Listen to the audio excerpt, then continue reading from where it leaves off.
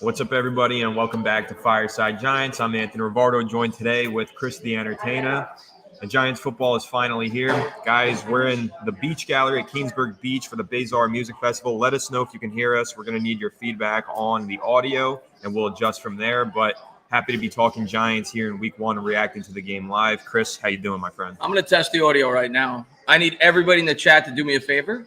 Week 1, New York Giants. I know you guys are as amped as I am. We've all been waiting since last September. I need everybody to get out of your seats, stretch, and stand up, New York Giants fans. Good to see everybody in the chat. We got some of our regulars. Taco, he's always in my streams, apparently in yours as well. James in the chat.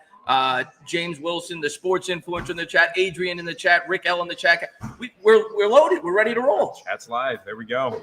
Now we're ready for Week 1. Can't wait. Obviously, Anthony, the big storyline coming into today, at least for me, Andrew Thomas is going to be out for the New York Giants, so James Hudson will be stepping in. That's right. You're always nervous when there's a swing tackle coming in, for any situation, but specifically the New York Giants. So that's what we'll have our eyes on the offensive end. You hope that doesn't completely disrupt the offense, having to start James Hudson at the left tackle. Yeah, that's what you'll hope. And the other storyline that I'm following is Jackson Dart apparently playing a package of snaps, according to Ian Rappaport and Mike Garafolo this morning. Russell Wilson is the starting quarterback, but Jackson Dart listed as QB2 and expected to play in a package today. I know you're not a big fan of this, and I'm kind of curious to hear your take on it. I don't love it. Now, at the end of the day, Brian Daboll gets paid to make the hard decisions. He's supposed to be the quarterback expert, so I'm going to put my trust in him. I'm going to hope he does the right thing. And I'm not going to, I'm probably nitpicking a little bit, but I don't love the idea of having a sub package for Jackson Dart where he's going to have 4 or 5 or 6 plays where he comes into the game. I feel like it disrupts the flow of the offense. Not to mention, as we just talked about, you want your quarterback, especially your rookie quarterback, to get off on the best foot possible. Is it ideal, Anthony, to throw Jackson Dart in a sub package situation with Andrew Thomas not playing on the left side as his blindside protector? So I don't love the idea of playing Jackson Dart in a sub package today. I would rather them wait, let him learn from the bench for the first 3, 4, 5 weeks, whatever it takes, before you insert him into the lineup. But that's just my opinion on it. No, I'm with you on that. I think it's a little bit of a funny choice, and I'm curious to see how it plays out. But one of the reasons that I don't like it is because we talked so much during the preseason about how the quarterbacks got into a good rhythm. Yeah. Mike Kafka did a great job letting Russell Wilson, Jackson Dart, all of these quarterbacks get into a rhythm. And I think it's going to be difficult for Russell Wilson to get into a rhythm and stay in a rhythm if 20 snaps in, all of a sudden he's pulled from the lineup and Jackson Dart is taking 5 snaps in a row. How are you going to stay in a rhythm if you're Russell Wilson in that case? Exactly. And it's not like it's a Taysom Hill, like I said on Twitter. It's not like a guy that you're bringing in for he doesn't have like a skill set where he's like, not that he can't run, but he's not a guy that you expect to be an elite runner. So I don't really see the positive of bringing him in for sub packages. I know that it opens up the RPO offense a little bit, and that's what people have said on Twitter. And I'm sure if there is a sub package, they'll utilize him for plays like that because we know that Russ can't run the same way that he used to. So Dart brings that element to the offense. Maybe it's on the goal line, so it brings a little bit more unpredictability for the offense, but I just don't love the idea, especially with Andrew Thomas not playing today, of inserting him into the lineup. Yeah, I'm with you. We got a few super chats coming in here. This one from Taco. Taco's the man. I got to give him a stand up. Stand up! Please, no block punts on the first drive. That'd be great, Taco. The other thing, being that we're talking about special teams, which I always like to dive into, Graham Gano, always a big key for the New York Giants. Got to hope that he's got his leg right. We saw in the preseason he was 3 of 3 from 50 yards or more. Yeah, he was great. I really wish Smith Marset made this team because I think he could be a big factor in the kick return, but I'm at least expecting to see Gunner returning kicks today. So we'll see with the new kickoff rules how big of a element that is for the New York Giants, because we know that's, especially if you watch the first couple of games this year in the regular season, it's going to be more of an important factor than it's been in recent years. Yeah, touchback now at the 30-yard line. Is 35. That right? 35. 35, wow. yeah. So definitely going to see some returns. We got a member joining for 64 months for Entertainah's channel here. Thank you, Hardwood. Let you take that yeah, one. of course. Hardwood, man. Thanks for being here, man. He says, if Eric Hardwood changed my channel name, I have the Giants upsetting the Commanders. Let's go, Giants.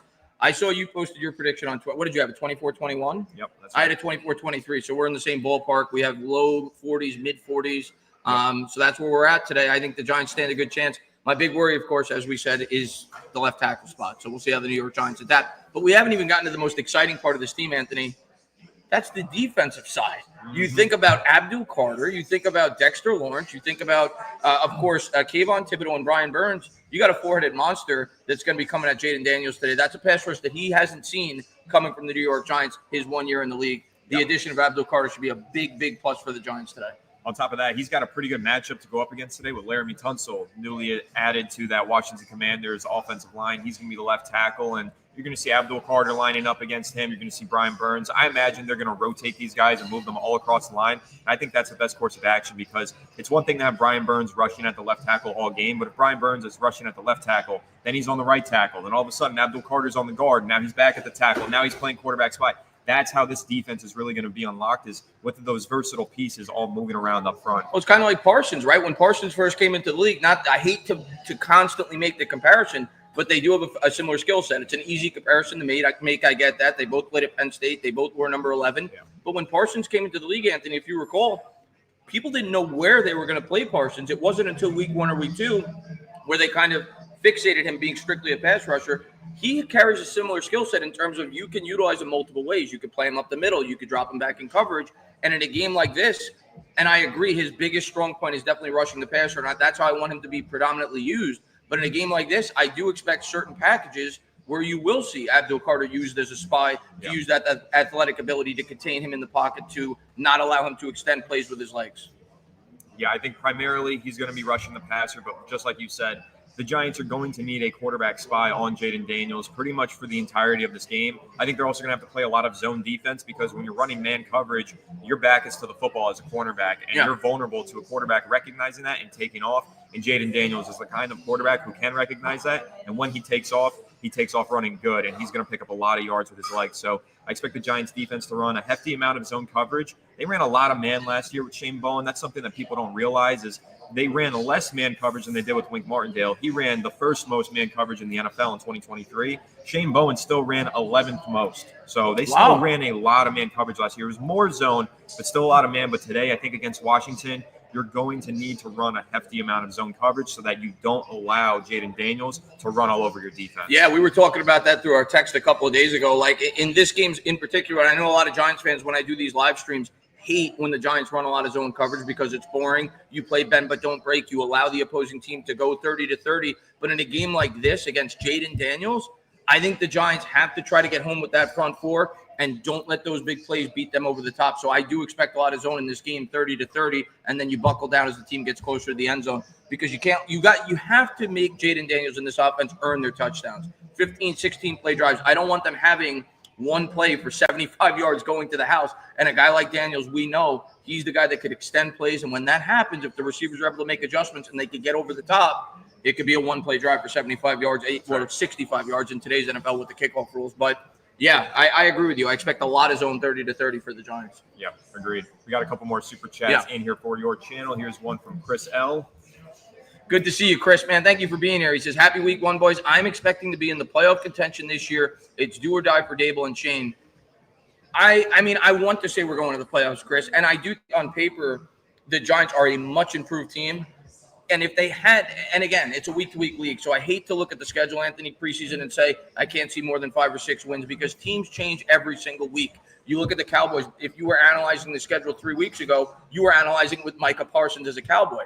That has since changed. So things change throughout the course of the year. I think this team is good enough to be competitive week in and week out against most of the opponents on our schedule. I'll say that. I'm not going to set playoff expectations, but I'm also not going to completely rule it out. It's the NFL at the end of the day, and I do think the Giants have enough talent on this roster to be competitive with some of the better teams in the league. So I don't think it's playoffs or bust for Shane and Dable to keep their job, but I think the Giants need to show some growth, and I think you need to see some promise out of Jackson Dart before the conclusion of the year.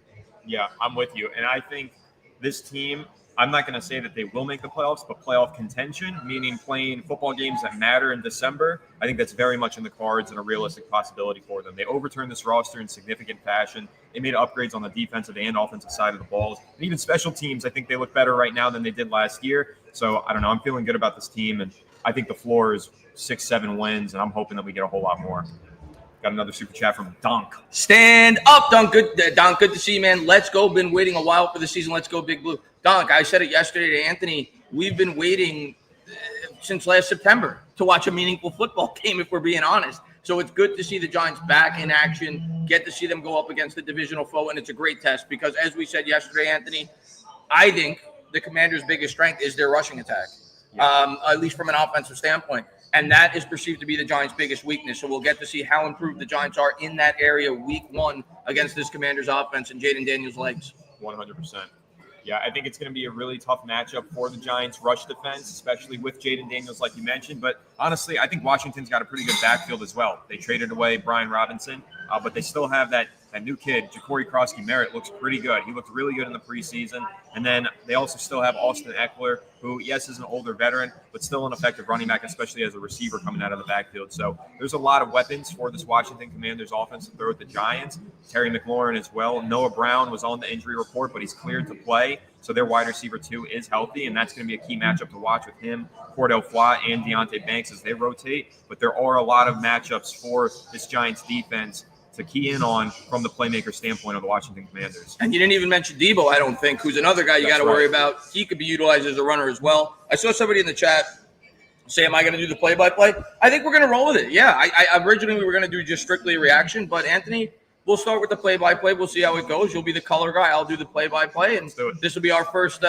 game together. I'm excited, man. I've never gotten to do one of these in person. Of course, me and Bad Dog, we do these every single week, and of course, I'll be back with Bad Dog next week, guys. Anthony reached out to me. We do, Anthony's a great guy. We do a Giants collective channel together. Reached out to me a couple of months ago, asked me to come down to Jersey, stream the game with him, do a pregame show, which obviously got destroyed due to the weather if you were watching the stream yesterday. But I wanted to come and hang out with Anthony, get to do one of these in person, and excited to do it, man. It's going to be a lot of fun getting to hang out with the chat, getting to hang out with you, watching some Giants football. No, it's been a really great experience, a lot of fun, and hopefully no tents fall on our head today. And we actually had 2 tents fall on our head yesterday, one on camera, and then we went to the music festival after, and we had like a hurricane drop on our head. We had the tent fall on our head there as well. So luckily, Anthony, I checked before we went live. There's no tents in this building, so I think we should be good to go as long as there's no leaks in the roof. Yeah, we should avoid any tents today.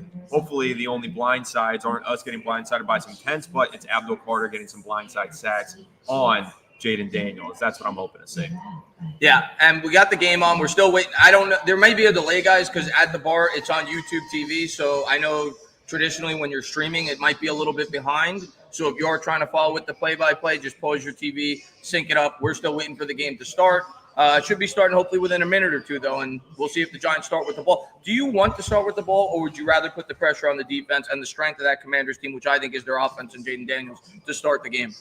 I think I would like to start on offense and just let Russell Wilson get out there and get a tempo. Just get the rhythm going and see if this offense can get a quick touchdown and build that momentum throughout the rest of the game, because I think that's something that can really change things for your team. If you, let's say defensively, you let up a touchdown on the first drive, whether it's Jaden Daniels on a 30-yard run, whatever, especially on the road, that can be a little bit demoralizing. That can stick with the defense and even affect the offense as they go out there and try and compete. But if the offense goes out there, they string together a 65-yard touchdown scoring drive, I think that would be huge. That would be really just bring the momentum to the offense and allow them to keep rolling and get them into a rhythm. So I hope that we start with the ball, and I hope that we score a quick touchdown. And as we talked about, the key to this game, at least for me, we didn't talk about it yet on the stream, with Andrew Thomas out, you have got to establish that ground attack early. Tyrone Tracy has to be a factor today for the New York Giants. I know a lot of people are excited about Scadaboo, but I think Tracy's the guy, especially early on in the season. I expect 15 to 20 carries for Tracy today. I think he's going to be a big part of the offensive game plan. I do too. And honestly, I think when they do get down into the red zone, we could see a big Cam Scadaboom. We could see Scadaboo get into the end zone if they're down. I already got my refill, Anthony. Great service here at the Beach Gallery. Everybody, if you're around in the New Jersey area, go check out the Beach Gallery here in Keensburg Beach. We got SPP Williams with a super chat. Thanks so much. Our friend from across the pond saying, you need an electric fan to replicate the wind rush. Yeah, the wind was pretty brutal yesterday. Maybe we get a big fan in here and just start throwing tents and items at us. Well, it's past 1 o'clock, so we do have the season kicking off here any minute now, and I got to tell you, I'm pumped. I can't wait. I can't wait, man. Can't wait to see how it plays out. I expect a competitive football game. Washington coming in as a 5.5-point favorite. I think it's going to be tight. I think Vegas got it right. I think it's going to be within 3 or 4 points either way. We got the Jets on one screen. I don't want to see the Jets, but that's actually an interesting storyline, though, Anthony. I'm not going to lie. Aaron Rodgers, New York Jets. So that'll be an interesting game to follow as well. I think Daniel Jones is also playing at the 1 o'clock hour, so I'm sure a lot of people will be in tune to that. See how he does in his debut start. I know you're not the biggest fan of him. I'm not watching that game. But we're getting ready to go. Giants Commanders in Landover, Maryland. Are we starting with the ball or what? Let's find out. Kickoff is any second now, it seems. I saw somebody in the chat say the defense is going to start with it, so it looks like we'll be kicking off. Again, guys, if you're just tuning into the stream, we're watching it on YouTube TV. If you're watching it on cable, for example, you may be a bit ahead of us. Make sure to pause your TV. Try to sync it up with the volume if you want no surprises. As Jaden Daniels warming up on the sideline, what an incredible rookie year he had last year. I think you can make an argument he had the greatest rookie year for the quarterback position in the history of the NFL. Absolutely, especially considering he took them all the way to the conference championship game. That's the furthest that a rookie quarterback has ever gone as a starter. Yeah, he's a special talent, and he's going to be a handful for the New York Giants defense today. We're getting set to go, Anthony. Let's rock and roll. I'm still getting used to these new kickoffs. Yeah, me too. But, hey, who's going to be returning the kick for the Giants? Or is it Washington starting? Yeah, Washington starting with the ball. There we go. So we'll see how Gano does. I think there's a strategy to these new kickoffs. You don't want to kick it into the end zone. You want to try to kick it at the 5 or 10 yard line to force them to return it. Otherwise, they get it at the 35. So you want to try to keep it short and get good coverage to maybe pin them inside the 25. We'll see how the Giants do. That is not Gano. That's Jamie Gillen kicking off. Jamie Gillen is starting with the kickoff. That's interesting. We didn't see this in preseason, did we? I don't think so. But pick is up. The season started. Kicks away by Gillen, and they're going to field it. I think they fielded that a yard deep, and they took it out. And the Giants are there to bring them down at the 19. Good start for the Giants on special teams.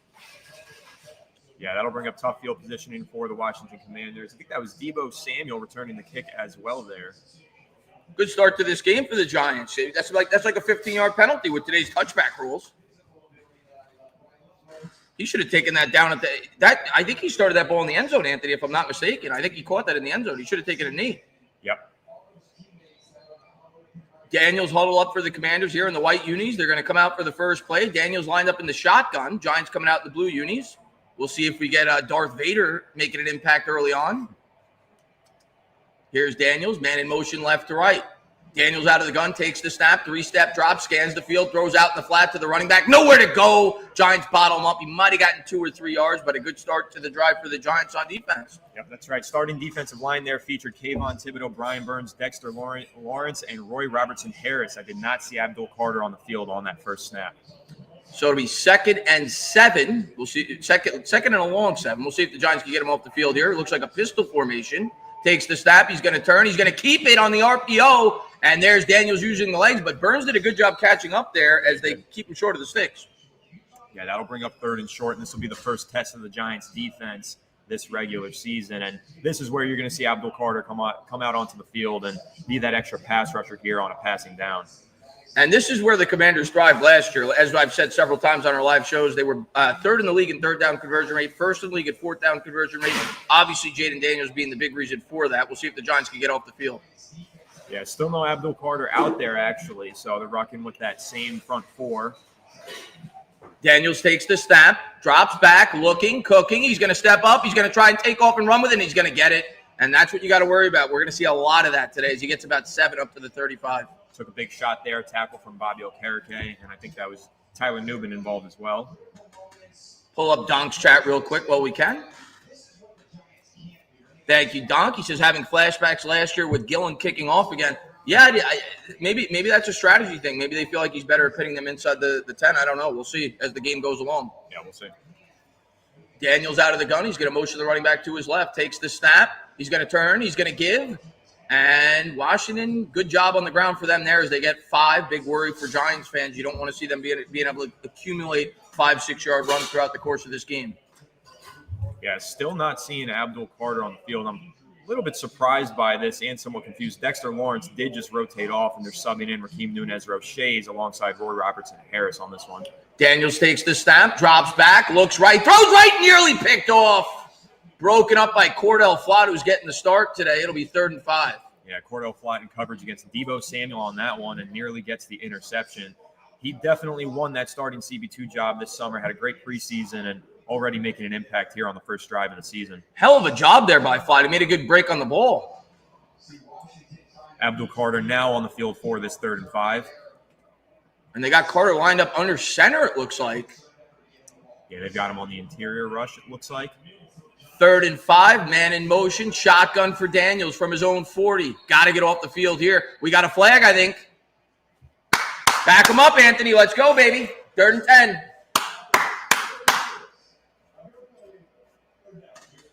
That'll bring up 3rd and 10. That's a huge penalty because that kind of takes Daniels' leg. I mean, you never take Daniels' legs out of the play, but when it's 3rd and 10, it's more likely he's going to have to throw the football. This is where the Giants need to live today. You got to get them in those 3rd and 6, 7, 8 situations. Now you can tee off with the pass rush. Daniels drops back.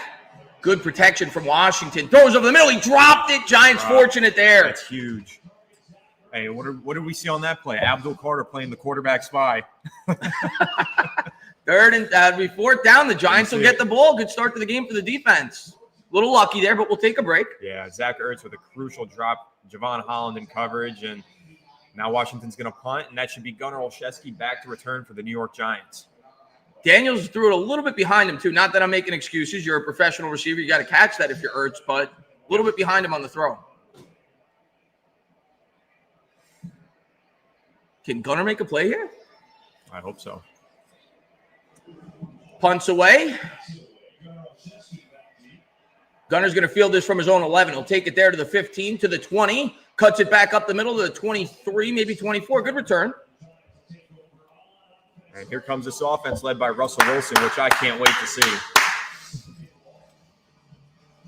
Nick says love drop. We all love drops, Nick. That we do. As long as it's not the Giants. We've become accustomed to a lot. We were talking about Evan Ingram before the stream. We've become accustomed to a lot of drops as Giants fans, whether it's him, Darius Slayton's had some crucial drops. But if it's on the other side, we'll take it, Anthony.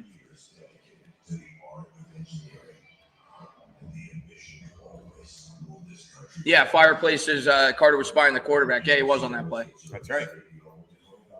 Those of you who tuned into the film breakdowns that we did this week on the channel, you saw me break down Abdul Carter, the way that he was a quarterback spy at Penn State, and how that's going to be the X factor to slowing down Jaden Daniels and making sure that he doesn't run all over your defense on 3rd and long situations. So those of you who tuned in, you knew that that was coming, and I'm happy to see practice go into play here for the first drive of the game and, see this 3rd down conversion failed by the Washington Commanders. I see a couple people asking about Bad Dog. Bad Dog streaming on his own channel today. Before the season started, this is just a 1-week thing. Trust me, we'll be back with Bad Dog for the final 16 weeks. Anthony asked me to come to an event in New Jersey to hang out, watch the game with him. We did a pregame show yesterday, and I love Anthony. We do a channel together and was excited to get to meet him in person and call the game with him week 1. But I'll be back on with Bad Dog next week. Anthony's doing a great job week 1. Yeah, 1 week thing, but a good 1 week and a good week 1, hopefully. Hopefully we get a win. Off to a good start so far. Just got to see that momentum build. Oh, we got a little love from you in the chat. Thanks, guys. I got to be a consultant for the Giants is what Christian's saying. Yeah, I'm the one who dialed up that 3rd and 10 defensive play call for the Giants. Got Pharaoh's in here with a nice super chat. Good to see Pharaoh, man. He says, looking good so far. Let's go, Giants. Let's go, Pharaoh. Good start to the game, man. Yes, sir. How's the volume coming in, by the way? I just want to make sure you guys can hear the stream well. Just let us know in the chat. How's the stream coming in? How's the volume coming in? Let's get some 7s in the chat. Let's get some. How about an 8? Let's go for 2. Yeah, why not? SDB Lion says, volume's good. Volume's good. Good. Yeah, we're in Jersey, Jacob. Tell them where we are, Anthony. Yeah, we're over here at the Beach Gallery in Keensburg Beach, New Jersey. They've got the Bazaar Music Festival going on at the beach over here this afternoon and evening. So if you're in the area, it's not too late. We've got the link down below in the description box. You can get some tickets, or if you want to come by and watch the game with us, we'll be here at the Beach Gallery for the entirety of the game. Everyone's saying careful with the TV and I think it'll be okay. It should be. It's kind of. Yeah. Sure. Thanks. So Russ coming out under center. We saw a lot of Jones out of the shotgun last year. Interesting. Giants will start under center first play, and they're going to try to establish that ground game. Washington knows it's coming, though, and they eat it up for a loss of 1. Yeah, that's an ugly rep there. Giants were in 12 personnel at 2 tight ends on the field. It looked like Greg Van Roten seemingly missed his assignment, and that's going to result in a tackle for loss there. Let's see how Russ can do. I want to see him make his first pass. Thanks so much. Thank you. So it'll be 2nd and 11 for the Giants after a loss of 1. What do you like here, Anthony? I like getting the ball into Malik Neighbors' hands early and often and set the tone and just getting feeding. Wilson out of the gun. He's got 3 wide to the right. Maybe it's 2. Yeah, it's 2. To the right. Wilson takes the snap, looks right, throws right, and he was looking for Neighbors. Double coverage, incomplete. Yeah, they had him bracketed there with a little bit of safety help over top. He had a nice release and had a step on his cornerback there, but safety help made that a little bit of a difficult throw and didn't look like it was catchable anyway from Russell Wilson. And if they're going to do that all day, Anthony, you got to try to get Slayton involved in this game. You got to try to get Wandell, Theo, some of the other weapons, ease some of the pressure off for Neighbors. Yeah, they're going to need a big play here. 11 personnel on this one. 3rd and 11. Here's Russ out of the gun. Neighbors out wide right. Man in motion's Wandell. I don't know why I'm looking at that TV. I should look at this one. And he's going to throw to Wandell, a designed bubble screen, as he'll pick up 3 or 4, and the Giants will settle for a punt. So not the best of drives to open up the season for the Giants. Yeah, I don't love that play call there on 3rd and 11. That's a little bit too conservative for my liking. I mean, I really like Wandell Robinson's ability to make plays in space and be a yards after catch weapon. But on 3rd and 11, I'd rather throw that thing near or behind the sticks and try and be a little bit more aggressive to pick up the first down, especially on your first drive of the season. And Giants are set to punt this away. So far, good start for the D. What we're accustomed to for the O on their first drive. Punts away by the Scottish Hammer. Good punt all the way back to the 20. Washington will field it there. There's a flag on the play. Back them up. That's the 2nd penalty on Washington. And that's a good – actually, it might be the 3rd. Is it the 2nd or the 3rd? I think it's the 2nd. I think it's the 2nd. Second. Ball starting in this one. That was a good tackle there from Dane Belton as well, who is the 3rd-string safety now on this Giants defense, but has become a crucial piece of their special teams department as well. So that'll back them up 10 yards. So good job there as they'll start inside, I think, their own 20 after the flag.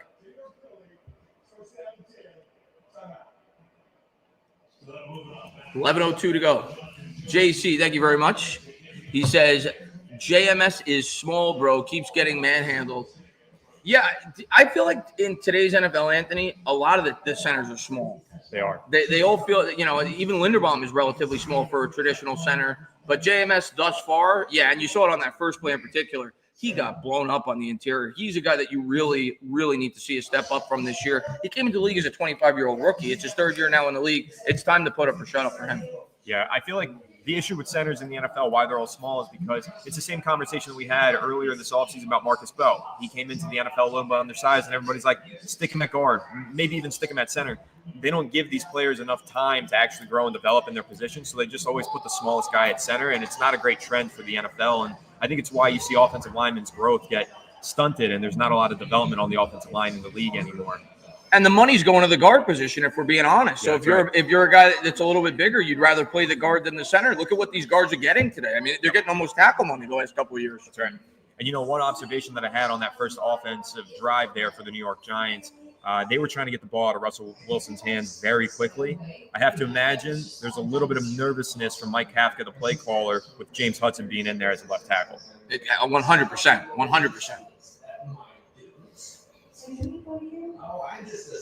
And Blue Collar says, hey, guys, you guys are about a full play. Yeah, I know, Blue Collar. Reason being is it's at the bar. It's YouTube TV, so it's not going to – if you're watching on cable, which I'm assuming you are, it's not going to be synced up. So if you guys could pause – if you have the ability to pause it to link up with us, that'd be great. But, yeah, there's nothing we could do about that. Yep. Kevin says we waited all offseason to see that offensive drive. O-line looking rough already. Not a great drive, Kevin. That's why you don't go. You don't buy too much into the preseason because regular season it's going to be a lot more challenging. But it's one drive. We'll see how the Giants adjust. And of course, you also got to factor in we don't have Andrew Thomas. We all know the offense is not going to look nearly the same without him in the lineup as we've seen the last couple of years. That's right. And, Stephen R.C. made a good point here, saying that those first plays are always scripted on the first drive of the game. That's right, but I really wasn't a fan of the script. I don't like the 3rd down bubble screen call. I didn't really love that forced slot fade to Malik Neighbors either. That almost felt like more of a Russell Wilson decision, though. I think he could have checked out of that one. It was pretty clear that there was going to be a safety over top on the double. Probably shouldn't have tried to hit that slot fade there. And they got quick pressure on both plays. The first 2 plays, instant pressure on the run play and instant pressure on the throw where you had to throw to Neighbors. So the offensive line needs to do a better job as well. Yeah, I'm with you. So 1st and 10 for the Commanders here, 11:02 to go. And they're backed up all the way to their own 11 after the penalty. So that's good for the Giants. We'll see if they get a stop. Man in motion. Daniels out of the gun, takes the snap. That was a crafty play there as they hand off on the draw play up the middle for 5. So Washington, it's early, but so far has had some moderate success on the ground. That's their second carry in a row where they got 5 yards on the ground. Yeah, that's been a trend so far, and so has this up-tempo offense been. They're not huddling up. They're just getting right to the line of scrimmage. So 2nd and a long 4. Daniels takes the snap, rolls out to the right, looking downfield under pressure, throws it deep, and he's got a man caught right around midfield. Great throw by Daniels. Yeah, that was a good throw on a rope downfield, too. I believe that's Noah Brown, number 19, but big gain there. I'm not sure who was in coverage. Looks like it was Cordell Flott in coverage. That was Moore on the catch. Yeah. So Commanders now got it at midfield as they're threatening 5 minutes into the first quarter. Man in motion. Daniels takes the snap. He's going to throw a wide receiver screen. They got lead blockers, and they'll pick up about 7. And Debo's a guy you got to worry about, especially in the short game. So it'll be 2nd and 3. Yeah, that's Deebo Samuel there getting loose on that screen. They're going to scheme him open plenty. Another thing that I'm observing from this Commanders offense, a lot of misdirection, a lot of motion and play action so far. It's definitely tricking the Giants defense a little bit. And one thing for the Giants defense, I've seen Abdul Carter in on this drive, have not seen Kayvon Thibodeau yet. In fact, the 2 edge rushers on that last play were Carter and Chauncey Golston. 2nd and 2. Daniels takes the snap, play action, looking deep, throws over the middle. He's got a man wide open. Down to the 23, and on Washington starting to carve us up. They're picking on Cordell Flott on this drive. I'm wondering how long it's going to last before they maybe give Deonte Banks some run here. That's too easy. That's too easy. Not good. And they're running some of that man coverage. I think they might need to make some sort of adjustment here. Daniels is carving them apart. That was Brown on the catch, a big gain there. So now the Commanders are ready right near the red zone as they have it at the 23, 8:57 to go here in the first quarter. Daniels out of the gun from the 23, man in motion, takes the snap, and he's going to keep it. He's got a couple of good blockers there up to the 15. They've gotten crafty with some of these run plays. That was a well-designed play as well. Yeah, this is a dangerous drive here from this Washington Commanders offense. Now they're in the red zone. And I'm definitely getting worried about the motions and how this is affecting the Giants defense. It looks like there's a lot of space for these runners, Daniels and the running backs included. This was supposed to be Bowen's bread and butter when we brought him in, right? He was known to be the red zone guy. Didn't show last year. Let's hope he gets better here. Pistol formation for Daniels from the 15. 4-man front for the Giants. Daniels takes the snap. He's going to hand off left guard, and they're going to pick up the first down. I think it was Eckler. Needed 2, got 3. They'll have it at the 12.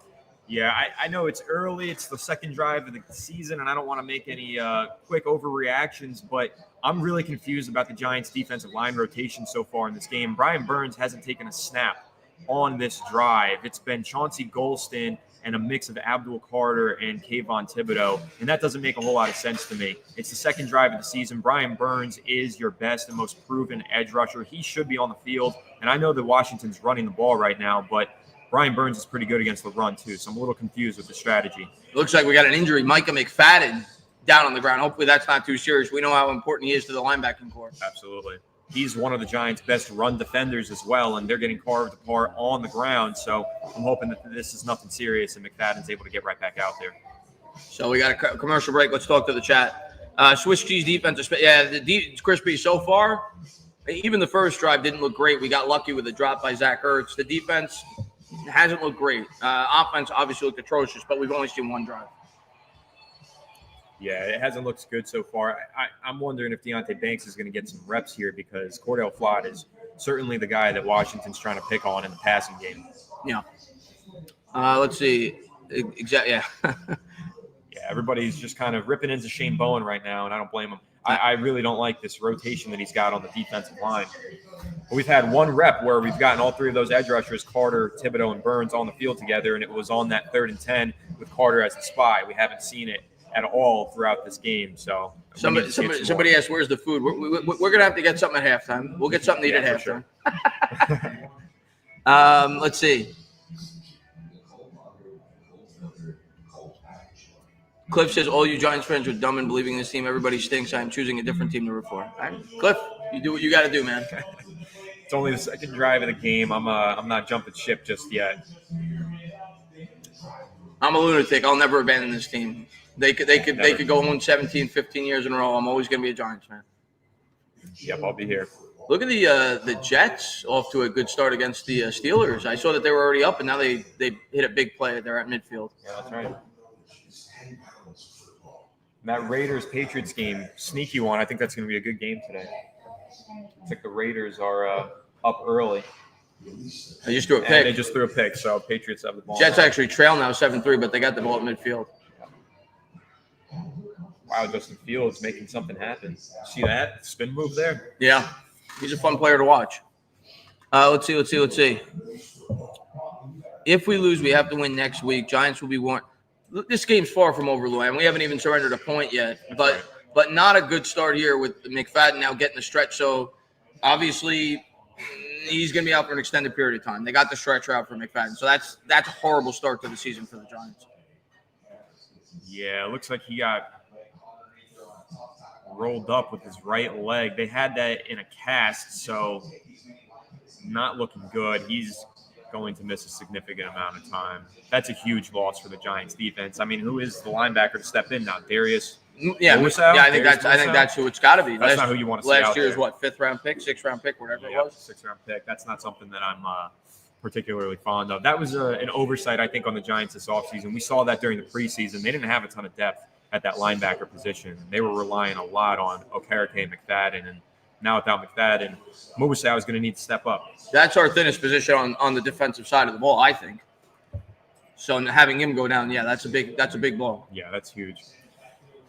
Especially now with the Commanders in the red zone. That's deflating to the Giants defense as well to see one of your best players go down while this Commanders team is driving.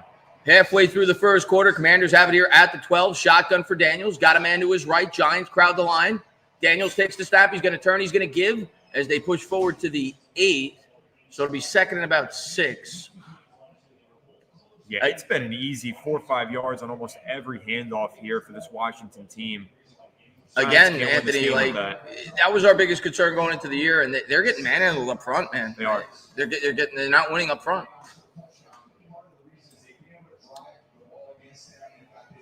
Second and 5 here from the 7.5. Defensive line features Carter and Burns now with Lawrence and Robertson Harris in the middle. Daniels, empty backfield, shotgun formation. Takes the snap, looks left, throws left, and that was a dart on the slant pattern. This time, Ertz makes sure to come up with it. Commanders go up 6-0. And they went right after Darius Mubasau there. He was in coverage against Zach Ertz, and we're already feeling the effects of Micah McFadden's injury. As soon as he was off the field, Washington dialed up a play to attack the second-year player, Darius Mubasau. Not the start we dreamt up as Giants fans before the year started. No, this offense is going to need to respond now. That was a tight window throw, too. A really good throw there from Jaden Daniels. But, once again, not what you want to see here. McFadden, huge loss for this defense. And the kick is good. 7-0 Commanders. Still early. But, like you said, we need a response here. You got to have a positive drive here if you're the Giants. No, you can't have a 3-and-out. Yeah, and Giants offense needs to sustain a drive and actually get some time of possession because right now they're getting murdered in that regard. They had 3 plays, 3-and-out, and that was a nice long drive that started all the way back at the Commanders' 11, an 89-yard drive for the touchdown. Not a good possession there for the Giants defense. Garrett Wilson with a long touchdown there for the Jets as the Jets take the lead. Very nice. 35-yard touchdown catch. We need one of those for the Giants. If I see Justin Fields throwing touchdowns, why can't Russell Wilson throw a touchdown? The Malik Neighbors, come on. There's a nice play design there, too, with the 2 deep crossers, put pressure on that middle high safety and create a one-on-one. So That's that Ohio State connection. Tano, we need the shades. I did not bring the shades. But I might have to break them out week 2 at this rate. That's all right. There's Drake May going for a little run. I think May's going to have a big year this year. The thing is, they don't have a great team around them, though, still. I do have some shades in that front pouch over there, actually. We got shades? We might have to break out not shades. Not that one, the side zip on the front. It should be, anyway. So what do we have going on around the league? Yeah, Jets do look better than us right now, which is embarrassing to say the least. Yeah. It's early, though. It's early. 7 minutes left still in the first quarter. We didn't start with the ball. They said McFadden fractured his leg. You think we got to break these out already? I think we wait. We wait till second quarter. We see how it goes. If the Giants score a touchdown on this drive, we break them out. If we need a boost, we'll put the shades on. We'll see how this drive goes. That's right.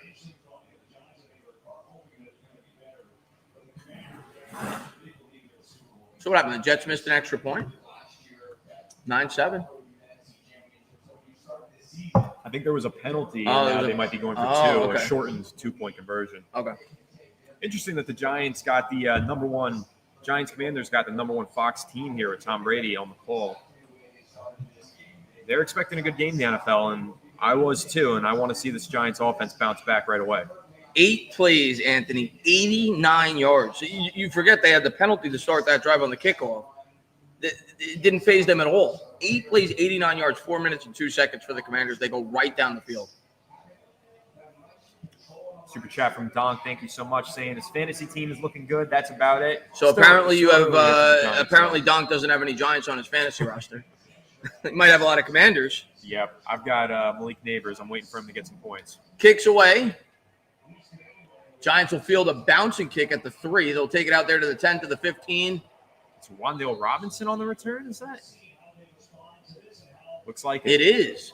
I'm sorry, I don't like to. By no means do I ever, Anthony, try to be a guy that comes across as smarter than an NFL coach, because I'm not. Okay, Brian Daboll knows a lot more about football and the team than we do.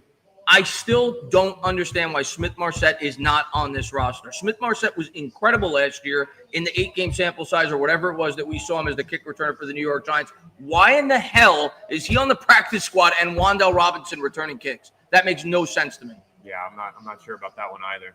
Giants will take the snap. Bootleg play action, incomplete. 2nd and 10.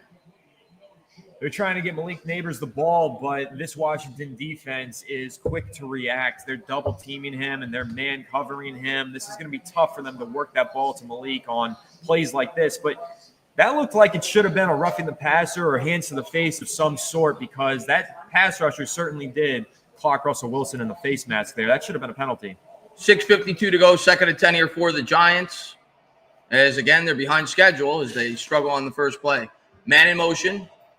He'll take the snap. He's going to turn. He's going to give. Tracy did a good job because, again, Anthony, the blocking wasn't great there. That was all Tyrone Tracy avoiding the penetration, and he picks up 6 yards. He turns nothing into something with that play. Yeah, that'll bring up 3rd and manageable for this Giants offense. This is where they really struggled last year, was on these 3rd downs, especially when it was 3rd and perceivably manageable. Not so much for the Giants offense last year, but the hope is, of course, with the upgrade at quarterback, that it'll be more manageable here. 3rd and 4 for the Giants at their own 20. This is a huge play. Huge play. Even if you don't score in this drive, Anthony, you have to at least get some momentum offensively. Yeah, can't go 3 and out back to back. I'd look for Wan'Dale out of the slot on this one. Here's Wilson out of the gun. Takes the snap, drops back, looks right, throws right, caught. Great play there by Wan'Dale Robinson. Good throw there by Russ as well. That was tight coverage. Yeah, and that's exactly what we talked about all offseason on Giants Collective, right? How getting the ball out on time on those 3rd and manageables, give the receivers a chance to make a play and fall forward for those first downs. That's exactly what you saw there from Russell Wilson. So on 3rd and 4 right there, that's being converted because of the upgrade at quarterback, which is encouraging to see early. And how about the heads-up play by Wan'Dale to know to reach out for the sticks to get that first down? Absolutely. Great play by Wan'Dale. 5:38 to go here. 1st and 10. Giants have it at the 33. Russ under center. Man in motion is Neighbors. We'll see if they can get him involved.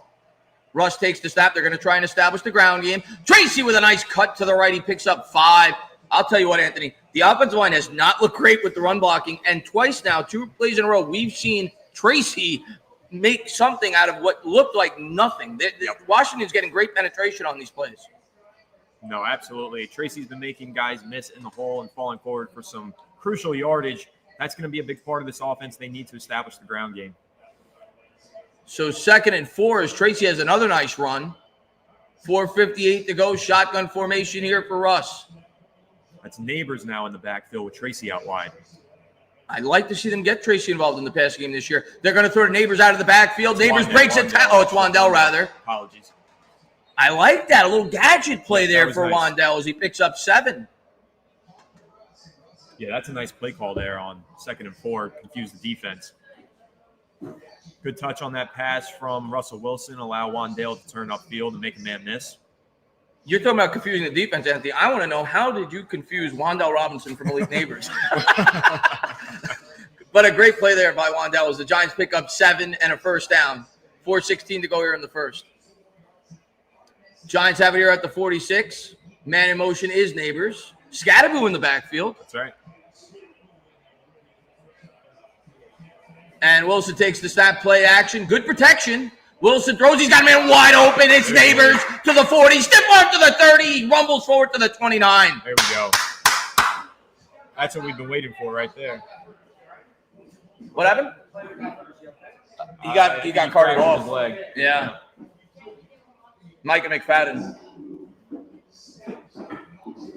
Been a lot of motion so far for this Giants offense, and right there, Malik Neighbors is the motion man. They get him single coverage, and he puts on a really nice route, completely turns around the cornerback, and great blitz pickup there from Cam Scatterboo. How about the rookie Cam Scatterboo with the block? Now Scatterboo's going out wide right, empty backfield from the 29. Rush out of the gun, 3 wide, make it 4. Takes the snap, looks right, throws right. It's a design play to Scatterboo. Scatterboo bounces off 19 defenders as he picks up 6. That's what I'm excited about with this guy. You know, we talked about before the game started, Anthony, Scatterboo's not a guy that's going to blow you away with his speed. He ran like a 4.65 40, but he's going to bring that to this New York Giants team. Power and violence. It's incredible contact balance there to fight for a couple of extra yardage there. Really nice play from Scatterboo. And, hey, that'll give your offense some momentum and some excitement. 2nd and 5 for the Giants. I'm sick of threes, Anthony. We need to score a touchdown on this drive. Wilson under center. Scatterboo in the backfield. Man in motion. It's Neighbors. Takes the snap. He's going to give to Scat. Scat gets devoured at the line. It'll be 3rd and 5. That's once again the right guard, Greg Van Roten, not able to make the play there and surrendering that tackle for a loss.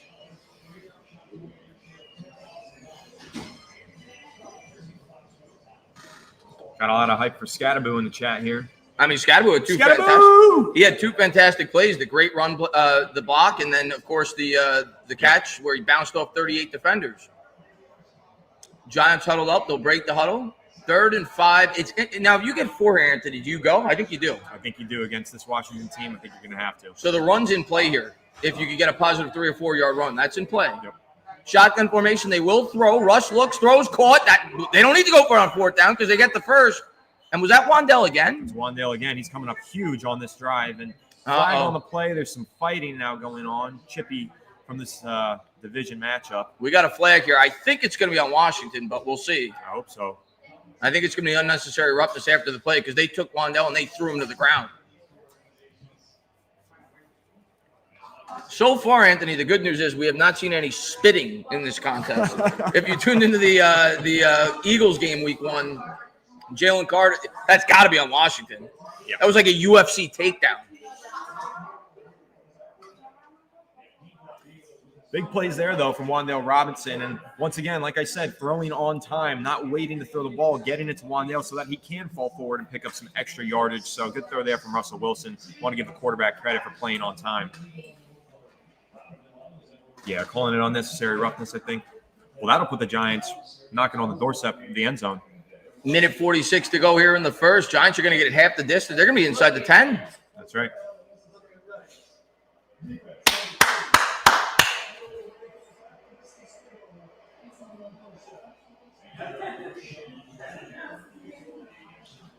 Yeah, I felt like I was watching a UFC match there. Barry said Wandell got suplexed. Yeah, I felt like I was. Takedown. So now you're in the. This is where Theo Johnson, I think, comes into play, right? Yeah, you want that big body in the red zone. Maybe even Fedoni. Maybe you bring him in. Fedoni's healthy and active today. Minute 46 to go here for the Giants. I think this is where you try and get it to Malik Neighbors. He's your red zone threat. You try and find a way to get him one-on-one and let him get a man-beating route in the end zone. Russ under center. He's got Tracy in the backfield. Man in motion is Neighbors in the slot now. As it's going to be a play action. It's a design play to Neighbors. Neighbors, yeah, Washington was ready for it as they devour Melissa too. Yeah, it was pretty clear man coverage there. I don't really love the call to throw the screen against a man. You know that he's going to have somebody on him, and there was no lead blocking out in front for him there. So I think they should have switched out of that one. Daniel Jones just threw a touchdown for the Indianapolis Colts. I don't want to hear that. 10-0 Colts early on, I think I saw. I don't want to hear any of that. Let's stay focused on the Giants. We'll stay focused on the Giants. Russell Wilson out of the gun from the 10. Shotgun empty backfield, 4 wide. Got to get that play off. Timeout. That's a bad timeout. It's first half, so I'm not going to go nuts. Second half, it's much more important to conserve the timeout, but you still don't like to see it. That's a bad waste of a timeout there. It is. And we saw a lot of that this summer at training camp. A lot of pre-snap penalties for this Giants team during those team drills in the training camp. Got to improve upon that. Got a nice super chat here from Heartstorm Media. Good to see Heartstorm. He says, love these two handsome paisanos. Miss you guys. Miss you too, man. Good to see you. Hope you're doing well. Heartstorm's a great guy. I've gotten to talk to him a few times off of YouTube. Great guy. Good to see him in the chat. Hope you're doing well, buddy. Thanks for tuning in, and thanks for the super chat. So Giants got it now. Second and goal at the 10. Everything's open here. You could try maybe a draw play. We haven't seen a screen pass yet. Not that you'd probably utilize it in this spot of the field, but we saw the screen pass just then to Malik Neighbors. Oh, that's Didn't right. go anywhere. Yeah, I'm thinking more of a running back screen, but you're right. Yeah, running back screen. That would be nice to see in this situation, I think. Maybe get Cam Scatterby on one, see if he can break some tackles and boom his way into the end zone. Tracy's the man in the backfield, though. Shotgun formation here for Russ. 3 wide, 2 to the left. Neighbors alone on the right. Now they're going to motion Wandell, who's been very involved. Rush takes the snap, and it's an RPO play. Wouldn't have amounted probably for more than a couple of yards, but Theo drops it. It looked like it was a little too far out of the reach of Theo, but either way, I think maybe they get 2 yards there because Washington had it well defended. I mean, Theo can break some tackles, so you make that catch, you fall forward for a few extras. He's got to catch that. He's got to catch that. Have to catch that. He's got to catch it. I mean, that, again, you're talking about 3rd and 10 or 3rd and 5. It's a big difference. Yeah, he's got it. Yeah, a completely different playbook. Yep. He's got to catch that. Yep. Crucial. 3rd and goal, Anthony. What do you got? Where are you going? I think you got to get this ball to Malik Neighbors somehow. Rush takes the snap, drops back, pressure, rolls out to the right. Rush is going to run with it. Rush to the 5. Rush dives forward to the 2. He fumbled it. He comes back up with it. Are you going for this? It's a tough decision, but I think I might against this Washington team. So this is basically a 2-point conversion. You got it at the 2-yard line, 4th and goal. I think you dial up your best play for Malik Neighbors, get him on a rub route maybe on the outside with a screen and a flat or a slant and flat. Russell Wilson looking like John Elway in the Super Bowl when he did the helicopter spin. Well, clear recovery there from Russell Wilson, so Giants will keep possession of the ball. I think you go for it. I think you do too, but it looks like the offense is coming. Oh, it's the end of the quarter. Okay. End of the quarter.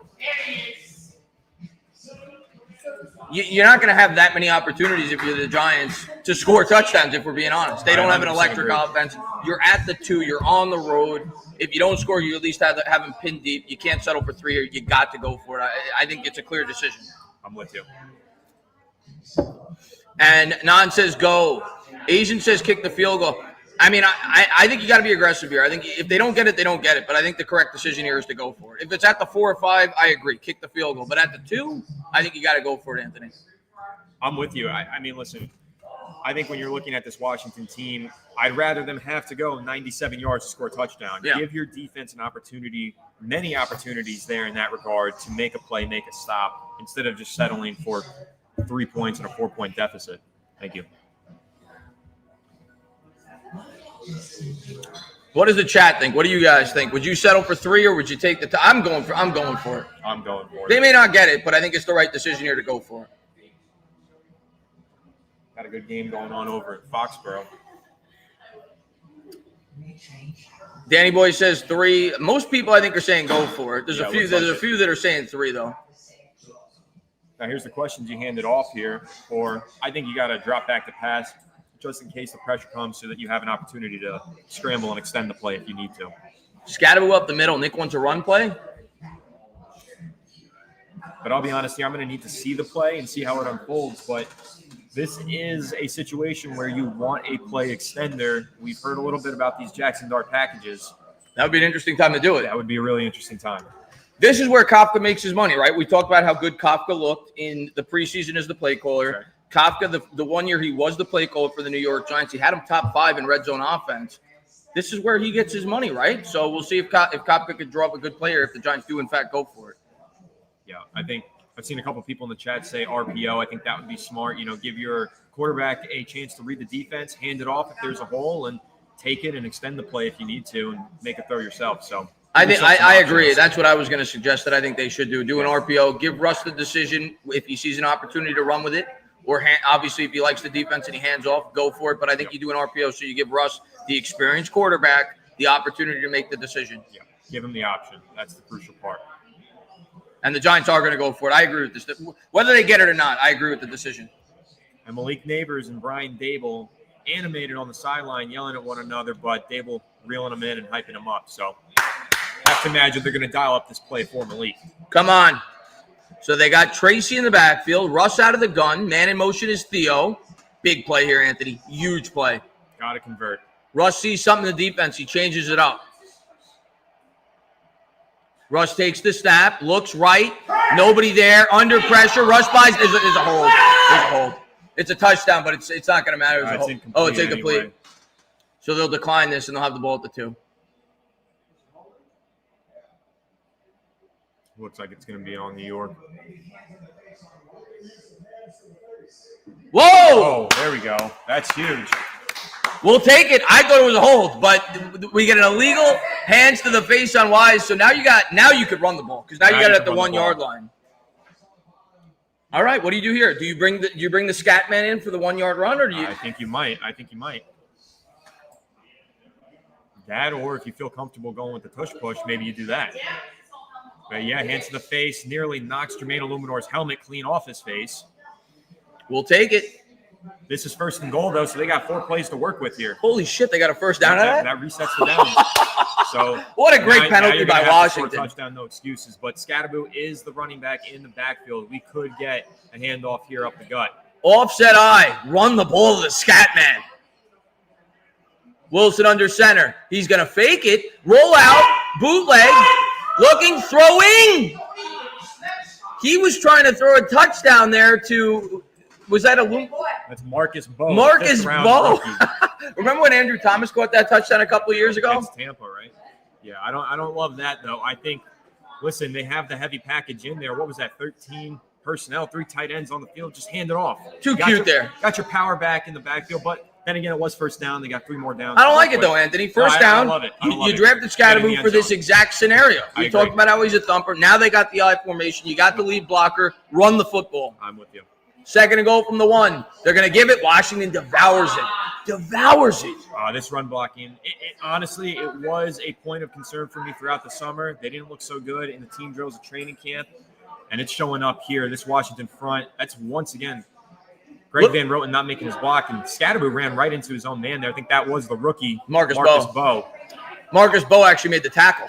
I mean, that was embarrassing. That was embarrassing. So Marcus Bowe gets credited with his first stat there as he gets a tackle on Scatterbo. 14-15 to go here in the 2nd quarter. It'll be 3rd and goal here from the 2.5. Now I think you got to throw. You've got to. You got to score here. Come on. Takes the snap, play action. Russ looking under pressure. Now I think you got to take the 3. I mean, we've looked pathetic for 4 straight plays. This is pathetic. This is embarrassing. And honestly, I get it. You want to put the power back in the backfield because that's what you drafted him for. Get the ball to your best playmaker, Malik Neighbors. The fact that he's only here on 3rd and 4th down, he should have been out here for all 4 of these downs. No heavy package. Just get the ball to Malik Neighbors. And Darius Slayton was open, the motion man there. Russell Wilson doing his best Daniel Jones impression and missing wide open receivers there for touchdowns. And now they're going to go ahead and kick. I agree at this point because, I mean, so you get a hands to the face penalty. You get a first and goal at the 1 gift, and you have to settle for 3. Why isn't the tush push in the Giants playbook, though? It's so effective for everybody. We're on the 1 yard line with 4 downs. Push the ball into the end zone. Kick's good, but that's a disappointing 3. So 7-3, Giants cut it to 4, but you got to score there. You got to get in the end zone. You have to. That could decide the game right there. I mean, that was a prime opportunity, and you're not going to get many of those. I mean, Washington gift wrapped that thing with the hands to the face penalty. That's inexcusable. Messiah says should have run. I definitely agree we should have run it on the first play. I don't know if it would have resulted in anything based off the way the offensive lines looked. Even like I said, even the positive runs we've had, the offensive line hasn't looked good. Tracy made something out of nothing. The offensive line so far, Anthony, has left a lot to be desired, both in pass protection and run blocking. Yeah, and I mean, you saw Malik Neighbors animated on the sideline, screaming at Brian Dable, "Get me the freaking ball! Get him the ball there!" You got 4 plays to score on. You got 8 plays to score. Down at the 3 yard line and then the 1 yard line, and Neighbors didn't get a single target down there. I mean, come on. Yeah. Throw him a goal line fade, give him a rub route, a slant to the inside, and fire it in there. He'll make the play. I think the one target he had was on the hands to the face penalty, so you got to get the ball to Malik Neighbors in the goal line. That was embarrassing. Should have given it to Scotty before. I certainly agree on the first play. You got to run the ball there. Got to get it to Neighbors. Or I just don't understand why isn't the tush push in our playbook? It works for everybody. Yeah. Theo Johnson is a big 6'6" monster. Have him go under center if you don't want the quarterback doing the tush push. It's what Mark Andrews and Baltimore Ravens do. Have the tight end take the tush. And Virtuoso says Russ can't go left. Weak side was wide open. Yeah, so no excuse on that play. I mean, I guess Slayton probably wasn't his first read, but he was wide open in the flat. He was wide open in the flat. He had one man to beat in man coverage there. I need to see Slayton get more involved, man. I think Slayton could have a big year for the Giants. They haven't targeted him yet in the whole entire first quarter. Yeah, Slayton had a really quiet summer too. Not a lot of action in the preseason. Didn't hear his name a lot even during training camp. So. No. Everybody, I see every once in a while because people are tuning. There's going to be bad dog. This week, Anthony asked me to come by. We're doing the stream together live, but no, it'll be entertaining bad dog for the next 16 weeks. But Anthony's doing a great job, and I'm having a great time doing it with him. We had a super chat roll in there right here from Christian saying no tush push, but we got linemen running routes. Right, exactly. I don't get it. That's getting too cute, Anthony, at that point. Way too cute. You're at the 1 yard line. If you're at the 5, you want to get cute on the first play, okay. You're at the 1 yard line. I don't need you running passing plays to Marcus Bowe. I'm sorry. So now they bring in Gano to do the kickoff, right? Yeah, what's the strategy here? Why are we kicking the why are we switching up the kickoff, man? I don't know. I don't understand. But Washington's going to field this at the 5. They'll take it, and they're tackled down at the 29. I hate to say this because it's early. It's only the start of the second quarter, but the Giants are being out-coached right now. That's my estimation of this game. I think defensively, they've made several lapses in terms of this defensive line rotation that's really confused me. And then with this decision to have Cordell Fly as the sole CB2 so far, and now those offensive play calls down there in the red zone were pitiful. So this is a coaching mishap here for the New York Giants in my eyes. So Washington will have it at their own 30 to start the drive after a pretty good return. 13:51 to go here in the second quarter. Washington leads by 4. Pistol formation. Daniels takes the snap. He turns, he gives. Giants do a good job that time on the run defense. They get maybe a yard and a half. It's probably the best we've seen thus far against the run for the Giants. Yep. One thing that I've noticed here for this Washington team is they run the ball. They've been running up the middle a lot, and they have been attacking Dexter Lawrence. I think they're trying to wear him down. I think they're trying to tire him out and keep pushing at him, knowing that he's that guy to beat. Play action for Daniels. Another drop. It was good coverage, though. Yeah, that's Drew Phillips in coverage on Deebo Samuel on that crossing route over the middle. That's going to bring up a crucial 3rd and 9. A 3-and-out here would be big for this Giants defense. Big. Try to get that momentum back. Because even though it's crazy, because even though we got points, Anthony, I feel so deflated after they sold out at the 1 yard agree. line. Need the defense to pick us up a bit here. Yeah, that ball was high and behind Deebo Samuel. That would have taken prime Deebo Samuel to make that catch, but Burger King Deebo Samuel is not coming down with that one. Burger King Deebo, I like that. 13:23 to go here in the second. 3rd and 9 from their own 32. Shotgun formation here for Daniels. Takes the snap, drops back, has time, launches it deep. He's got him. Oh, God, the Giants are lucky. Oh, McLaurin had him by 4 steps. Yeah, McLaurin was wide open. That was lucky. Oh, he burnt him. Yeah, that's Paulson and Deebo getting a little bit too aggressive, jumping on that double move. McLaurin with the sluggo, fakes a slant, bounces it up the sideline, and we're lucky Jaden Daniels does not miss many of those. No, even back to his LSU days. I mean, he was incredible that last year with the deep ball. 4th and 9, Commanders are going to have to punt. Oh, they almost blocked it. I think that was Abdul Carter, too. Giants are going to field this from the 5. Gunner takes it there. Oh! He got drilled. Oh, my God. Gunner just got lit up like a Christmas tree in September, and the Giants are going to start with it at the 15. I don't even want to mention this, but somebody over in Indianapolis is having the best game of their career, of course. You knew it was going to happen. When players leave the Giants, they become incredible. You knew it was going to happen. It was inevitable, Anthony. I can't take this. I can't take this. Evan Ingram got better. Saquon Barkley, of course. Like, you knew it was going to happen. It's the Giant way. Age 50 Pharaoh, thank you for the super chat saying we got lucky. Yeah, right there. That was some good luck. How many people are you broadcasting? We've got I think we got 1,600 1,600 people watching live right Get now. out of here. Yeah. You guys coming to my house next week? You're more than welcome. We'll give you a little area somewhere. We give you the link and you can watch along. We do this every week. Okay. Yeah, we have a nice football Sunday. My wife does it nice. We have football Sunday. We have Awesome. You're a Giant fan? I'm actually a Tennessee Titan fan. Tennessee I Titan go fan. back to the Houston Oilers. So Okay. Oh, I used nice. to get beat up in high school. We were 2-14. So, yeah. You guys had your run. I remember Yeah, it's okay. when you had Warren Moon. Hollywood. Yeah, oh yeah, no, we had a couple of guys. Yeah. My brother's coming. He's a Raider fan. Okay. So my wife is a Giant, as you see. Okay. So one of our best stories are when I think you guys were inside 5 years ago when you were chewing something.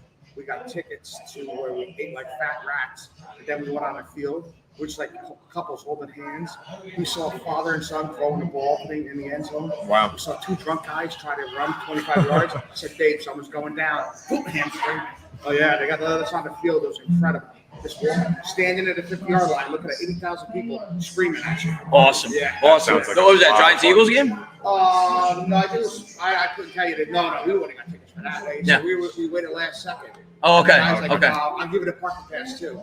So yeah, these were, I believe, like I said, the only thing that we didn't pay for was liquor, but everything you could possibly imagine. And a Giant player signed an autograph, old ex-Giant player that's signed an cool. autograph. That's real Awesome. Awesome. He's so professional. Oh, real quick, I'm a Wounded Warrior, so they always invite the Wounded Warriors to Veterans Day. Right. So last time I went, was on. Thank you for your service. Eli, Yeah. Eli. Talking to the equipment Anthony. manager. He's like, steaks. No, I'm Chris. I'm sorry. Oh, okay. Oh, you're talking I'm about Chris. Man, is Yeah, that Eli, Chris? yeah. So, talk. Yeah. We're back. We're back. We'll get back to it. We got a new subscriber. Giants trail here 7-3, but they got the ball back at their own 15. We'll see how Russ does here. Man in motion they motion neighbors a lot early on. Yeah. And- That's Singletary in the backfield, only able to pick up a couple of yards. So it'll be 2nd and 9 as the Giants continue to try to establish the run. Haven't been very successful in doing so thus far. Let's get the Q-Dog chat right there. Saying move my head. It's intentional. It's intentional. We don't want to get copyright striked. Oh, that's right. We got the TV back there. I It's on forgot. a slant. My head's in the way. We should. I didn't even think about that. Yeah, we'll be all right. 2nd and 9. Man in motion. Rush takes the snap out of the pistol. He's going to turn. He's going to give big hole for Singletary. Singletary. Oh, he got stood up. I thought he was going to barrel him over. It'll be 3rd and 2. That's where you'd like to see Scatterwood run somebody over there, huh? Yep. Yeah, maybe we should angle it. I don't want to get the copyright, but I don't know how to do that because I didn't even realize the TV was in the No, background. I've intentionally had my head over it. Oh, okay. It would have to show a whole screen. They're not going to detect it. We'll be fine. All right, we'll be good. We'll be good. I thought about it. I thought ahead. Don't worry, guys. 3rd and 1 here. Crucial play for the Giants. You got to convert. Have to convert. 3rd and 1 for the Giants here at their own 23. Man in motion. Empty backfield. Interesting that they're going with the empty backfield here. Russ takes the snap. A little sidearm. That was sloppy as hell, man. Giants are going to have to punt. I don't like that. I think you got to leave somebody in the backfield there with the way that this offensive line has looked. You got to be able to protect Russ a bit. Yeah, I don't know what we're doing here. This offense it's broken. Looks broken. And they're not getting Malik Neighbors the ball. He doesn't have a catch. catch? Get the ball to Malik Oh, no, Neighbors. he does. He had the screen pass. One catch. Yeah. They had the downfield target, but 4th and 1. Gillen set to punt it away. Not a good one. that's a bad punt. Commanders That's are going to fair great catch field it at the position. 42. Great field position for the Commanders. I mean, that's 3 offensive drives now. And Malik Neighbors has 1 catch for 25 yards. What are we doing? Pharaoh with the super chat. Thanks so much. Why are we doing these short pass plays? I thought we brought in the new quarterback. Pharaoh, I think some of it has to do with Andrew Thomas not being out there, for sure, which is why we said that they were going to have to establish the ground game, which they haven't been able to do successfully thus far. But, yeah, I agree. I want us to take more shots down the field. But the offensive line, to be fair, Anthony, has looked pitiful so far in both aspects, run and pass protection. Yeah, I see fans already calling for Jackson Dart here in the live chat and on social media, so we'll have to see. I know he's going to get his packages at some point today. I'm sticking with Russ. It's still early. It's only been a couple of drives, and to be honest, I don't think the play calling has done him any favors, but you're the veteran. You got to get to the line of scrimmage, see something in the coverage, and get the ball to Malik Neighbors. Yeah. You got to get the ball to your best playmaker. And Agitator says, well, the good news is I'm still handsome. Well, that is good news, Agitator, and I'm glad that you are handsome.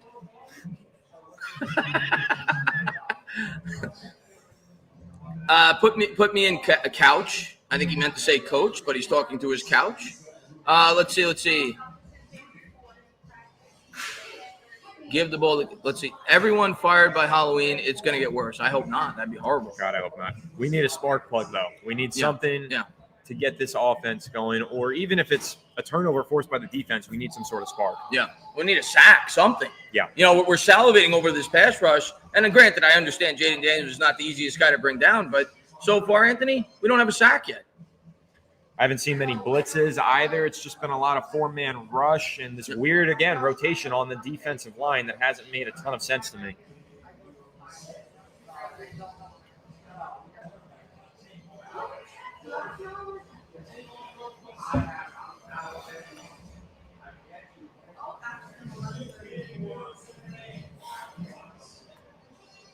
I guess Daniel Jones had another. I see somebody in the chat say, "Stand up, Daniel Jones fans." I guess he threw another touchdown. I'm honestly not surprised. I'm not. The Giants, haven't gotten the most out of their players. But play calling's got to do better. The offensive line's got to do a lot better. Pass rush got to get a lot better. Not a great start. Everything's got to be better. This team we're still in the game, though. It's still early. Sure. Still in the game. They haven't thrown the McLaurin yet, have they? I don't think. Well, they threw that deep shot, but went long, and he didn't catch it. But, I mean, he should have had a touchdown. He should have had a big one there. Yeah.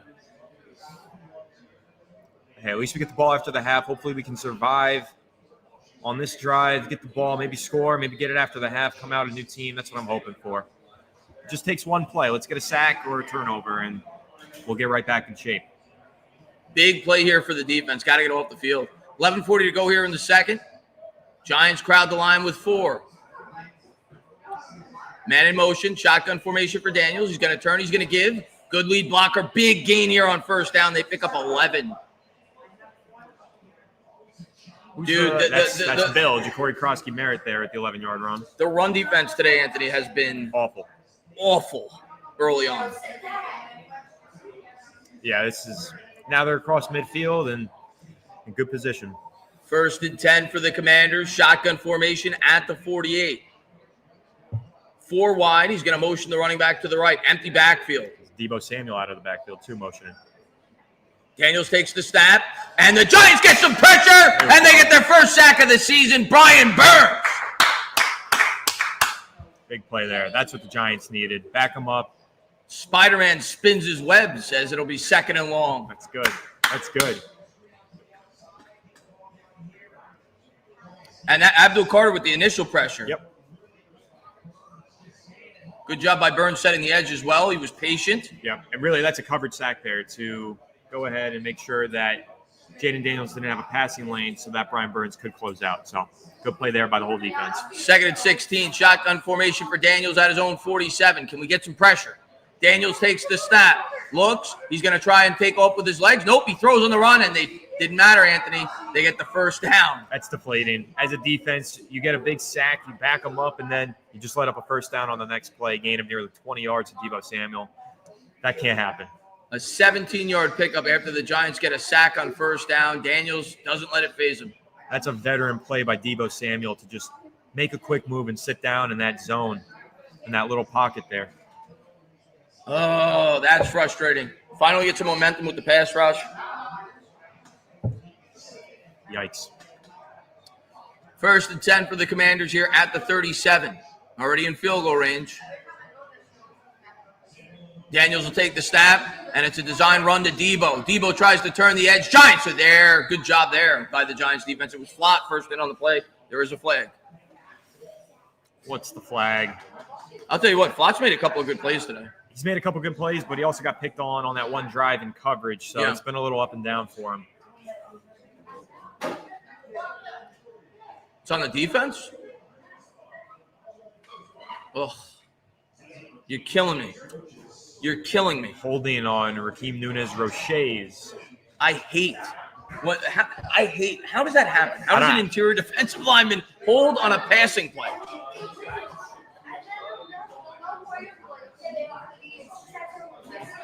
Well, we knew the interior defensive line was lacking talent, and it's been showing up all day long.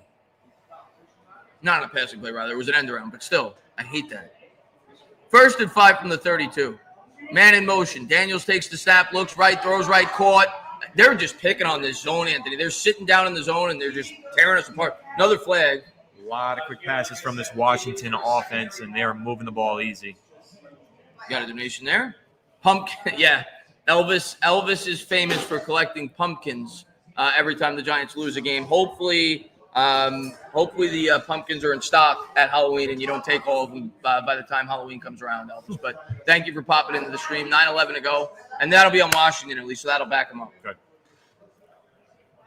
Yeah, it's tough here. You're kind of damned if you do, damned if you don't with this zone coverage. You don't want to leave Jaden Daniels out running in space against man coverage, but at the same time, this Cliff Kingsbury quick passing attack is just picking apart the zone coverage. Yeah. That's why I think, like I said, you need a good quarterback spy and some man coverage. That's going to be the way that they need to defend Jaden Daniels. Let's see if they make any sort of adjustment or if they keep sitting down in the zone. 1st and 15. We'll see if the Giants can make something happen here, Anthony. Big play coming up. You gotta hold them to 3 here. It's the second time you've had them 1st and long or 2nd and long in the last set of downs. Daniels out of the gun. Takes the snap, drops back, pressure from the Giants. There we go, baby. That's 2 for Brian Burns. Brian Burns at this point, Anthony, if you're doing the math, we're a quarter and a half into the season. He's on pace for about 45 sacks. He may break the sack record. That's a great quick rush win. Brian Burns, man, earning his paycheck so far today. That's a great pass rushing move there. That's against the rookie, I believe, Josh Connerly. Yeah, Josh Connerly Jr. there, the 1st-round pick for the Washington Commanders. That's a great matchup there for Brian Burns, and he's making them pay so far. 2nd and 19 for Daniels, out of the gun. Come on, get some pressure here. Daniels takes the snap, drops back. Not enough pressure there as he throws. He hits his man. Oh, he had all day to throw. Brings up 3rd and I'll call it 6 or 7 as he hits McLaurin. Yep. So that brings him right back in the field goal range at the very least.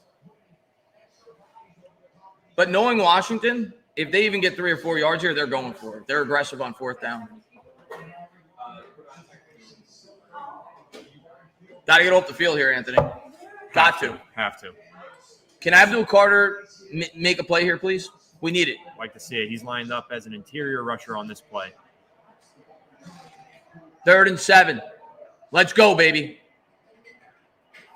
Empty backfield for Daniels. He'll take the snap. Giants do get some pressure, but Daniels avoids it. Rolls out to the right. There's a flag. There's a flag. There is a flag. Hope it's holding. Please, please.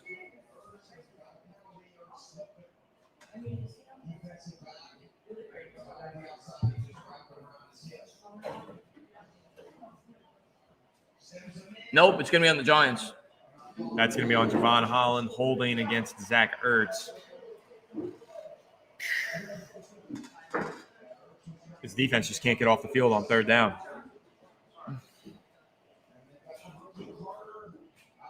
So now they're in the red zone. Killing me. They're killing me.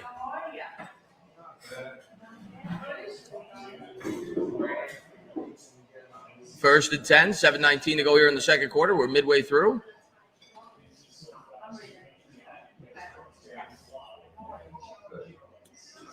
How about the red zone defense makes a stop for once? I'd like to see that happen.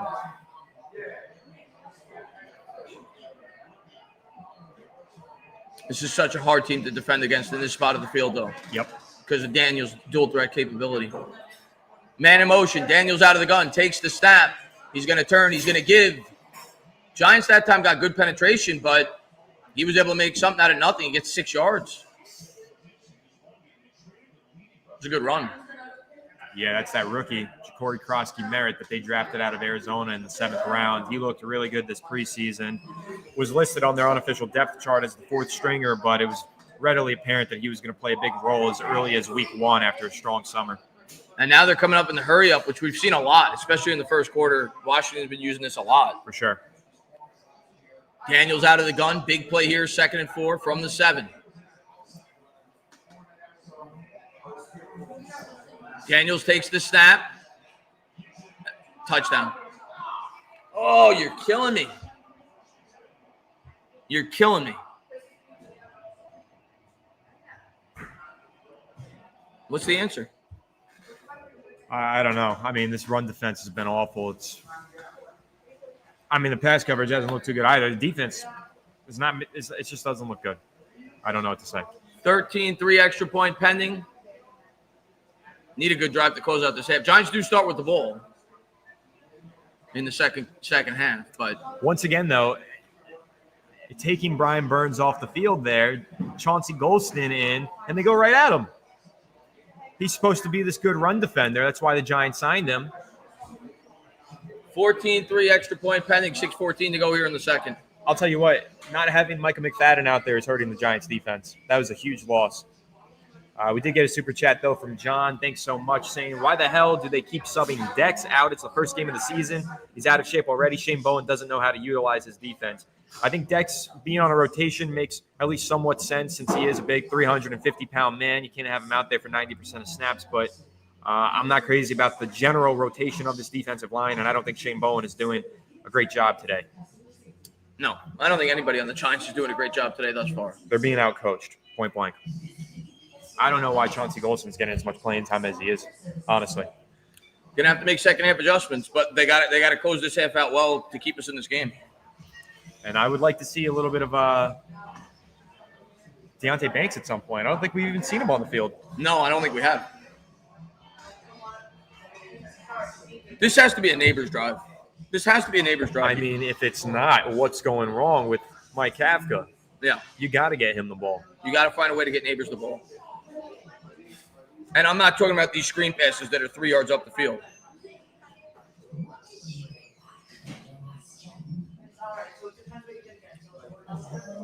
They can't bring in Jameis Danny Boys. Jameis is not active today. They only rostered 2 quarterbacks on the 53-man roster today. Yeah, the only way that Jameis gets in is if there's an injury to the first 2 quarterbacks, then the emergency 3rd quarterback is allowed to play. Which we pray does not happen. I mean, that would be the disaster of all disasters to kick off the season. But I don't know. How much longer does this offense remain stagnant before we do see Jackson Dart? I don't think you see him today. Unless it's like a specific play. I don't think they're going to rush him into action. I don't think you see him today.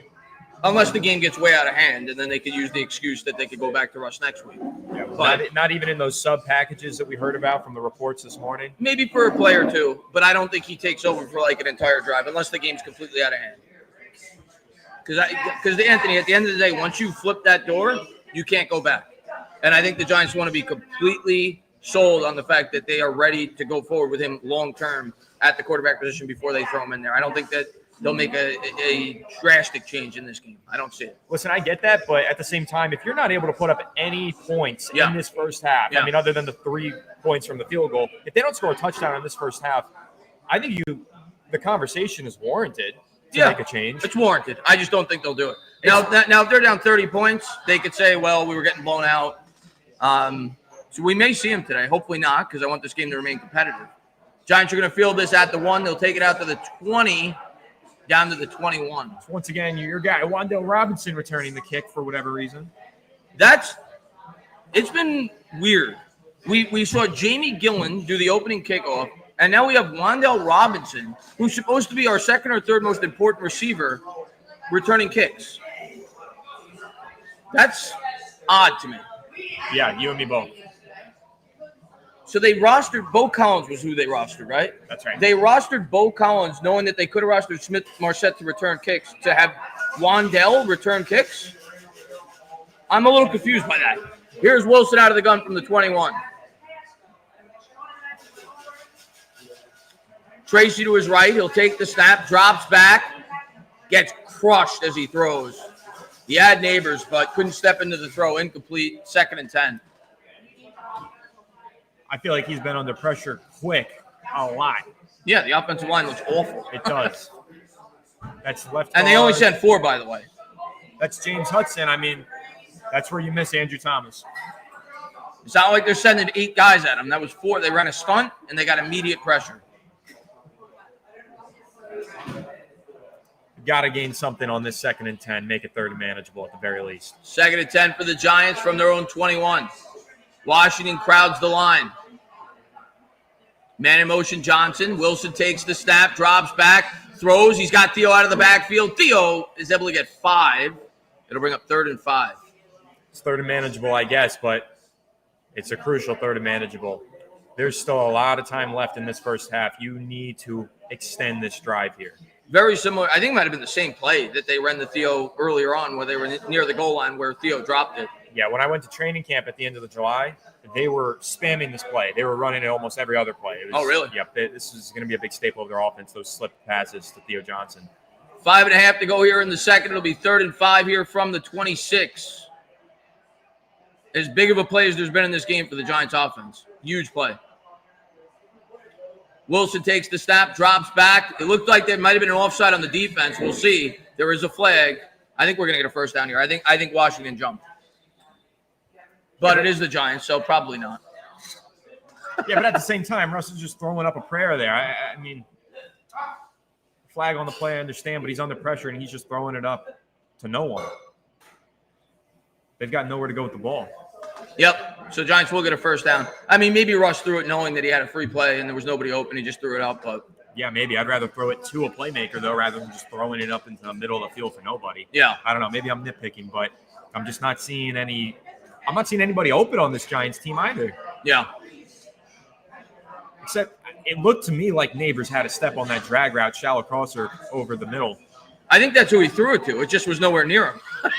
I mean, it was about 15 yards over his head. Yeah. So. So they actually don't get a first down. So it must have been closer to 6th and 5. It'll be 3rd and short. We'll see if they can get a push. There's stoppage in play. I heard a lot of whistles, Anthony. Yeah, that play's not going to count. It would have been a first down. What happened? Was there a timeout? Timeout Washington. Washington. Interesting. Yeah, listen, that would have been a first down, though. At least the Giants – this is my thing, though.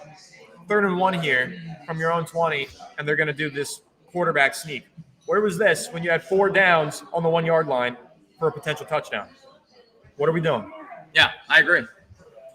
I'm starting to get pissed off. I can't lie. You want to get more pissed off? No. Okay, Don't then say it. I Do won't. not say Then it. I I already know what won't. you're I gonna won't say. say what Nikita Conan just said in the chat. Then I don't want to hear it. 19-10, the Jets lead first and goal for. I think it's the Steelers. Yeah, that game is the Jets Super Bowl. It's all downhill from there. 3rd and 1 for the Giants. Do they go back to the sneak? I think you do. I at this point, I don't trust the offense to get any kind of push if you run the ball. I think I would go right back to the sneak again. Well, Washington's loaded that defensive line. And they do. They go to the sneak, and Russ will get it with ease. He needed a yard. He got about 2.5. So why couldn't we do that on the 1 yard line? Can someone explain this to me? Kafka got way too cute on that. What are we doing? On the goal line? I mean, it was. That was a good job by the line that time. Listen, Kafka did a great job in the preseason, but this was his issue a couple of years ago when he had the play calling duty stripped. It was a general inconsistency in his play calling identity. 4:40 to go here in the second. Such a crucial drive for the Giants. You have to get some points here to close out the half. Man in motion is Neighbors again. We'll see if they can get him involved. They're going to run it with Tracy. This guy, I'm going to tell you what, Anthony. This guy is a damn good running back. He only got 3 yards there, but the offensive line is awful. He broke like 3 tackles to get that 3 yards. I'm a big fan of Tyrone Tracy. No, he's looked spectacular. There's been at least 3 plays today where he should have been tackled for a gain of none, maybe even a loss, and he's found a way to turn a negative into a positive. So it'll be 2nd and 7 as the Giants get 3 as they try to stay on script here on this drive. Wilson under center. He's got Tracy in the backfield. Takes the snap. Wilson, they're going to give it back to Tracy. I mean, he can only do so much because Washington is just getting – they're destroying us at the point of attack. This offensive line is weak. Yeah. 3rd and 8. Soft. Now you got another 3rd and long. Ay. Can we try to get Neighbors involved? He's got 2 targets this half, I think. Got to get it to him. Guy who went for 1,200 yards last year is not touching the ball. That's a problem. 3rd and 8 for Russ here at his own 34. Washington showing blitz. They come with 4. There's a flag on the play. And then we'll see who it's on. There's also an injury on the field. Washington Commanders player is down.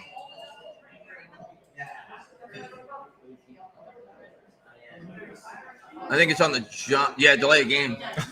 What a horrible flag that is. Delaying game on 3rd and 8. I mean, it has not been the ideal start for the Giants offense or defense.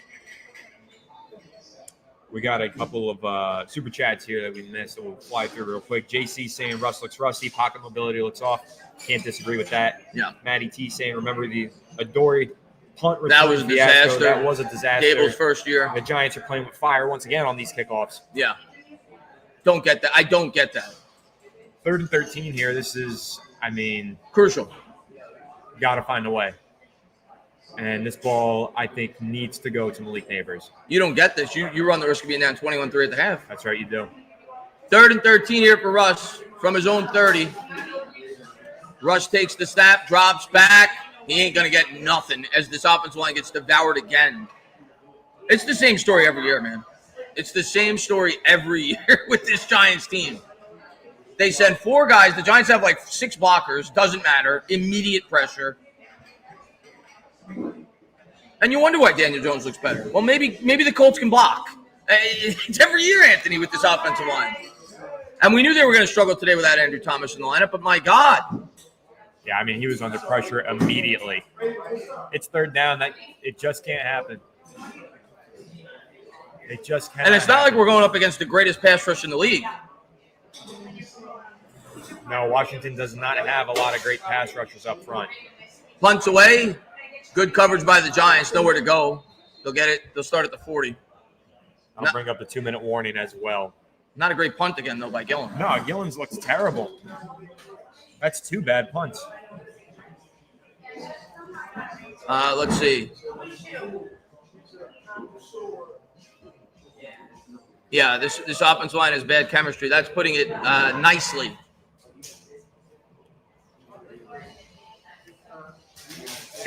Whenever Andrew Thomas goes down, it shows you every year, the last couple of years, how valuable he is to this offense. Not that the offense is great when he's in there, if we're being honest, in the last couple of years, but when he's not in there, it's not functional.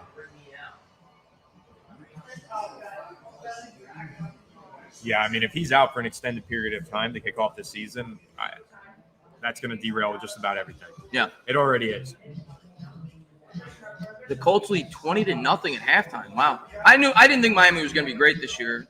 So I actually think I picked the Colts. I think you did. Yeah. I didn't think they'd be this bad. Yeah.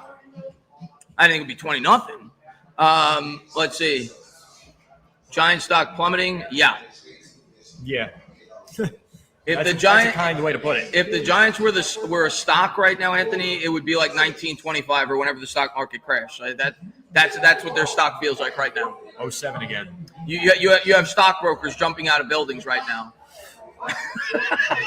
with this Giants team if they were a stock. Jay, I think we got a donation there. We got a few here. So we had one from James Wilson earlier saying the run blocking is dog emoji, poop emoji. But fits. Hey, that's what happens when you add 0 new starters. Didn't see this coming. And yeah, he's not wrong. They didn't add anything to the defensive line outside of Chauncey Golston, a backup rotational guy. No. JC saying Commanders got some big 300-pound stopping the run. Chris, I know you love those 300-pound men, but I don't love their not on Washington. Yeah. And then another one in here from Marcus saying Kafka needs to lose play calling already. I'm not going to say that. I'm going to let him get a chance to prove himself and fight back here. I don't want to flip-flop the play calling duties again like they did in 2023 because that's when things really spiraled out of control. But it's not looking good so far. Yeah, not promising. We got a couple more as well. Lazy Dan becoming a new member of your channel, Chris. How do you know it's mine? I don't even know. See this little logo here means it's for your channel. Oh, okay. Lazy Dan, man. Appreciate it, man. Stand up, new member. That's the other thing, Anthony. When I do these live streams, every time the Giants score a touchdown, I say stand up. Last year, I said stand up like 3 times for the entire year. And we haven't gotten to say it so far today, but at least I got to say it there with Lazy Dan. Thanks for popping in, man. John with a super chat saying, are the Giants seriously going to pray that Andrew Thomas can stay healthy through 17 games every season? The guy is really healthy. Just put in a Mo so he can develop. Well, he was out there as a receiver. I think next year in the draft, as we've talked about, they're going to draft the tackle very early. It's a strong tackle draft class next year as well. As he'll drop back to pass, looking down the field, throws. Oh! A bad throw again by Daniels that time. It was behind him through the hands of the receiver. It did hit Paulson and Debo in the hands, but he did not bring it in for an interception. I'll tell you what. That could have been a game changer. Jaden Daniels was lucky he didn't get his receiver killed on that play. Yeah. That was a hospital ball. 2nd and 10.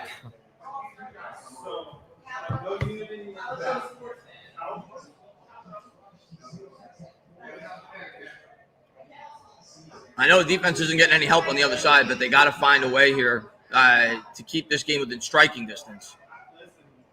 Daniels takes the snap out of the gun, drops back, throws, got a man wide open over the middle. They continue to pick on this zone. They'll pick up 11 and a first down. Yeah, and that ball was thrown well short of the sticks. Very slow closeout speed from Bobby Okereke, allowing the guy to just fall forward and gain a whole bunch of yards after the catch. So Commanders have this here at the Giants 49. Daniels drops back plenty of time this time. Looks like there was a hold, and there is a hold, but the Giants are going to get the sack anyway. Was that Burns again with the initial pressure? That's Kayvon Thibodeau in there. Thibodeau, I'm sorry. And then Abdul Carter cleaning it up. But we'll see what the flag is. That was a hold, clear hold. Thibodeau got held. I hope you're right. 51. 51. Yeah, he wasn't in on that play. I don't think. No, he was. He was he? On it. Okay. Oh, yeah, there's Carter. Yeah. There was 2 holds on that play, actually. It looked like Kayvon got held and Carter got held. Well, that's the impact of the defensive line. We just need to see it show up more. Yeah. Good to see Kayvon get in on the action. So the Giants have had their fair share of sacks now. That's our 3rd sack. Yeah, 2 from Burns, and then that one split between Thibodeau and Carter. 2nd and 20 here for the Commanders after a big loss. It'll be 2nd and 20. Come on, make a play. Daniels drops back as a design screen. Oh, my God. They get 10. All right. They get the penalty back, but that's going to bring up 3rd and long from the 50-yard line. All right, we could live with that. Got to get a play here, though. But also don't want to give up too much yardage here. 4th and short, they could go for it, or it'll be at least in field goal range. So, yeah, you got to hold them no more than 6 or 7 yards here. Yeah, an incompletion would be crucial. Or a sack. How about another one? Can we get another one? Now would be the time. We got to. Did the Giants call a timeout? I'm not sure.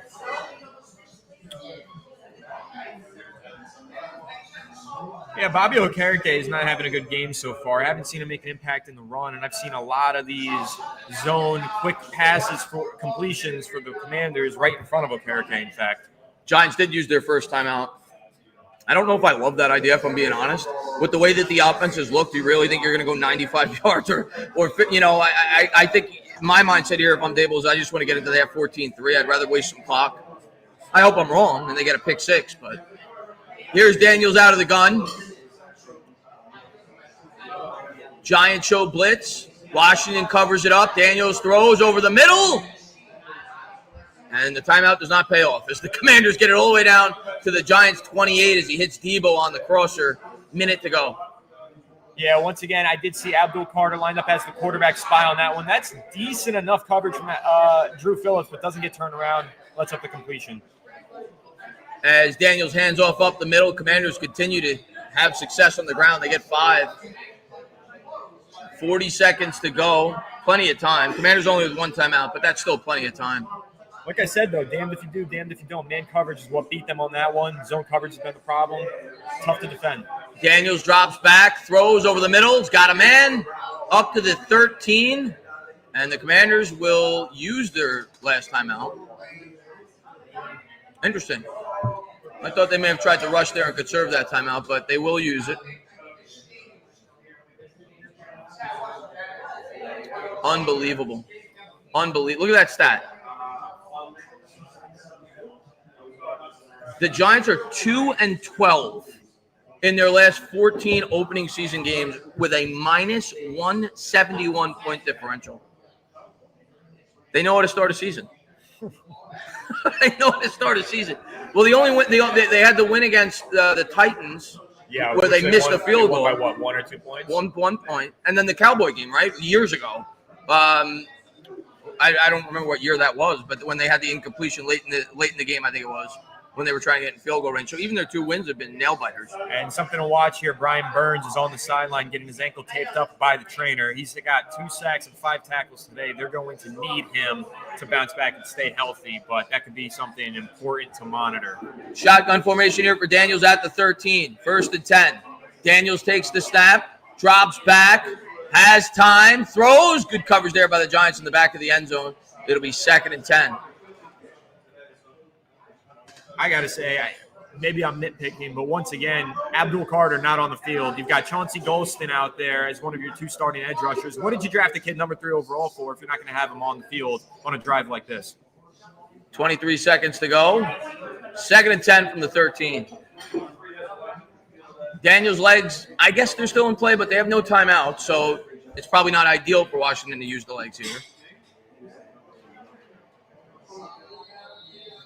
And it looks like the Giants will use their 2nd timeout.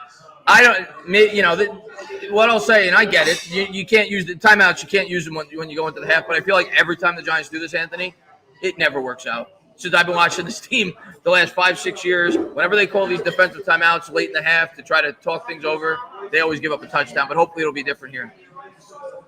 Daniel Jones, Indiana Jones. Oh, Anthony's not loving that. Neither are most Giants fans.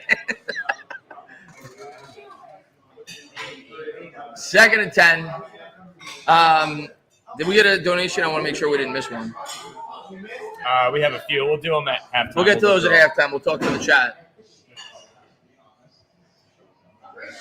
This TV is actually ahead of the others. But I'll watch the one with you, so I don't want to be out of sync. Daniels out of the gun, 5 wide, 3 to the left from the 13, and it's a design run.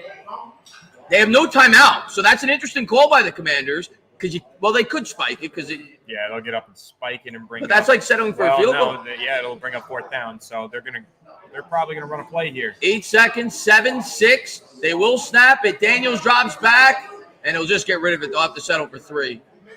3 seconds to go. I mean, at that point, that's a win if you're the Giants. But you hold them to 3 to go into the half. But you're down now 14 unless you block the kick.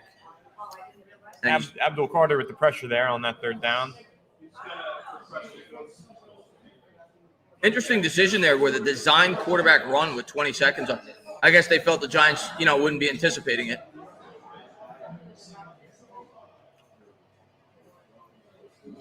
It's a flag on Washington, I think. Yeah, we got a flag on Washington. Might that run off the clock?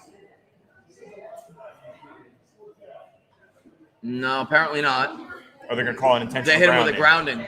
Well, that'll back them up. It's a good call. Threw it to nobody. Yeah. He was still in the pocket. No 10-second runoff on I think that's what Dable's asking. Yeah, let's get into the half 14-3. It looks like that might be happening. And that is what happened. So the Giants get a break there. Huge break. With the 10-second runoff as Jaden Daniels gets hit with an intentional grounding. So it takes 3 points off the board. I mean, it's a little bit of momentum, I guess. But the Giants trail by 11 as we go into the half. They will start with the ball. And we have to see Mike Kafka make some kind of adjustment. I know he's kind of hampered with the way this offensive line has looked, but you have to make some kind of adjustment and get this offense going in some way, shape, or form. Yeah, something's got to improve here. 2.9 yards per play, 79 total yards of offense is just completely unacceptable. Awful. Hi, guys. I'm George Huff with the mayor here. I just want to say welcome to town. Thanks. Right? Thank you. Thank you very much. Absolutely. That was the manager from where we are. I love this place, by the way. The mayor. You're right. You're of town. You're right on the. Oh, the mayor. The mayor. Oh, I misheard you. The mayor. Oh my God. The mayor. My apologies. We just met the mayor. We did. Mayor Kingsbury. Thank you so much. What is it? Yeah, Oh, it's beautiful. It's beautiful. I feel like a celebrity. We just met the mayor.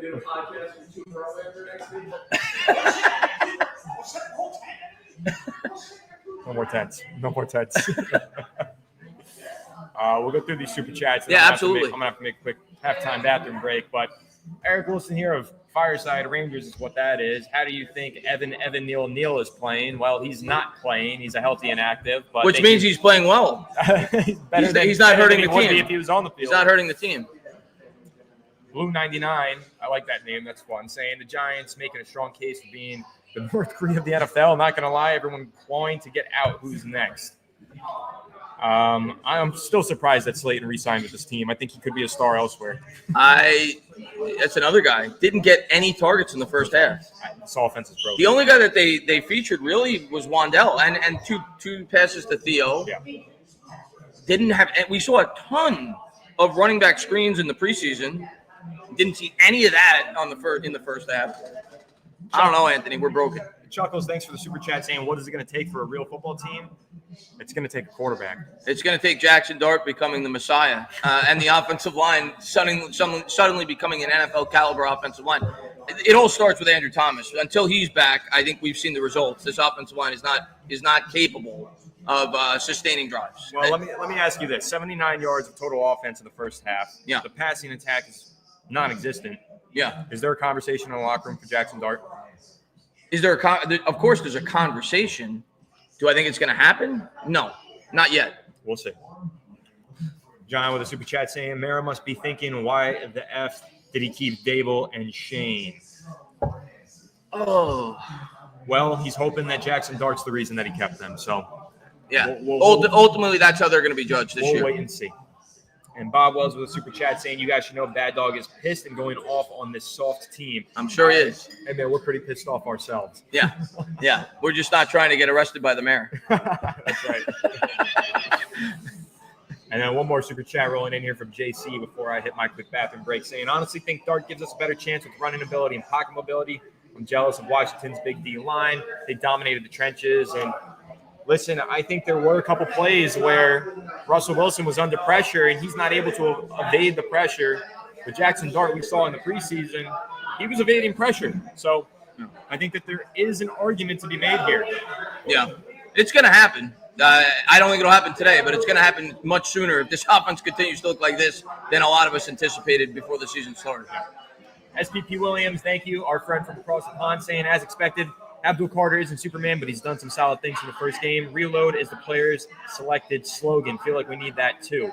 Well, yes, the Giants need to reload and figure out what's going wrong in this halftime interval and come out with hopefully a better pass rush. I mean, pass rush has gotten home a couple of times. I was going to say, offense really that needs to get I was going. going to say, if you want to look for a positive out of that first half, the pass rush overall looked pretty good. 3 sacks in the first half. Yeah, they pretty good. I mean, again, it was awful overall, but the pass rush, for the most part, created pressure. They still carved us up on 2nd and 3rd and long, though, after we got pressure. But there's a lot that, both sides got to get a lot better in the second half if we're going to win this game. But the offense, nothing. We had one decent drive, and we stalled that at the 1-yard line. All right, I'm going to hand it off to you. Quick run to the bathroom for me. He's going to go to the bathroom. I'm going to talk to the chat. Let's see. Thank you to everybody for being here, by the way. Burns on pace for 34 sacks this season. I think he's going to get there, Dubia, if I'm being honest. He might even get 50. Strider says, yeah, but then we give up first downs like crazy. The sacks mean nothing. Yeah, like I said. And Christian says, Chris downgraded the mayor. I thought he said manager. I misheard him. I felt embarrassed there for a second, but he laughed. He laughed off camera, so he got it.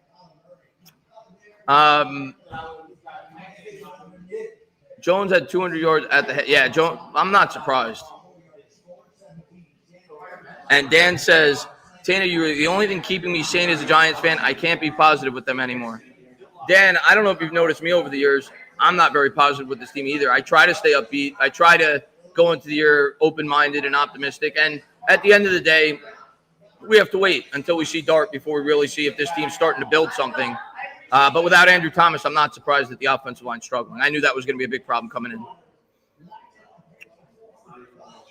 And Sean, thank you so much, man. He says, Scottish Hammer needs to go. Scottish Hammer looked really bad. He had one solid punt. I think his first punt was pretty good, but after that, his next 2 punts were god-awful. Q-Dog says, Tana, I'm still here. I believe they'll adjust in the second half. This is a carryover. I hope so, Q-Dog, man, because it's been more of the same thus far. Got to hope they come out and have a much better second half. I mean, if you recall, not that I'm calling for this, but if I'm not mistaken, that opening game when we beat the Titans, I think we had a really bad first half that year also a couple of years ago in 2022, and then we made adjustments and we found a way to squeeze out a win. So hopefully the Giants could wake up, make some adjustments on both sides of the ball, and get things going in the second half. We do start with the ball, so we'll see. We'll see. Got to get Neighbors involved, man. Got to get Neighbors involved. He has one catch for like negative -2 yards. Let's see. They might get 3 more points. If they do, we're going to get destroyed. Meanwhile, Daniel Jones is leading his new team to 20. I mean, I don't know why anybody would be surprised by that. People, not that I think Daniel Jones is an incredible quarterback, and it was certainly time to move on. But everybody that leaves the Giants gets better. There's a reason. The offensive line is god-awful, and we're continuing to see it now with Russell Wilson. Let's see. Joda says, got to get Neighbors the ball. Why take him with a top pick if you're not going to use him? Yeah, I agree with that.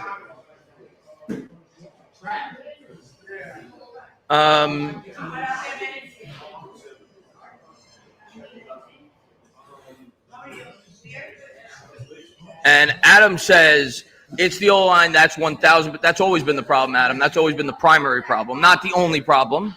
We clearly needed an upgrade at the quarterback. But that's always been the primary problem. And Joe says soft 2-eye zone is killing. Joe, no doubt about it. The zone is not working. I understand why they're doing it. You saw what happened when they played man on that one play where he missed McLaurin for the what would have been like a 70-yard touchdown. They obviously have deep play capabilities with Jaden Daniels in at quarterback and his ability to extend plays, and our secondary is not the best. So I understand why they're doing it, but yeah, they're carving us up with the zone. Oh, thank you so much. Thank you so much. Doom says, need more quick throws. Russ holding on too long. Yeah. Anthony, what do you have to say about that? I don't disagree. I mean, that was the number one thing we talked about this offseason was trying to get the ball out of Russell Wilson's hands quickly, get the rhythm going, the tempo. I mean, that was what was so great in the preseason was the tempo. The ball was coming out of the Giants quarterback's hands like lightning. Yeah. All 4 of them in the preseason. Yeah. And so far, we've seen Russ hold on to it. He's stood there in the face of pressure, tried to make men miss, but can't. And it's just, again, I hate to bring it up, but we've got a rookie who looks like he would be getting the ball out of his hands quickly. And it's only the first half. I have a lot of confidence in Russell Wilson. I did all summer, but I'm starting to get really nervous and wondering if the Giants will pull the plug on that experiment sooner rather than later. I want to see, Anthony, the way that they've been able to generate pressure against the Giants, I want to at least see them try to run some running back screens and to loosen up the defense. Yeah, I would love that. Try to get Tracy involved in the screen game or Scadabo, whoever it may be. Yeah, I would love to see Scadabo get one of those screens and barrel forward. To try to take advantage of their aggression on defense because they're pinning their ears back and they know that they're killing this up. You have to do something. I'd like to try to see them try to utilize that a little bit to start the second half. I'm with you. And we got another super chat here from Say Less NYC. The vibes are different. The vibes are different. That's why I never feed into Giants offseason hype. They've been doing this every year the last 10 years. But they really did feel different this offseason, didn't they? I mean, it's still only one half of the, as I was saying, not that I'm predicting a win. It's looking daunting right now.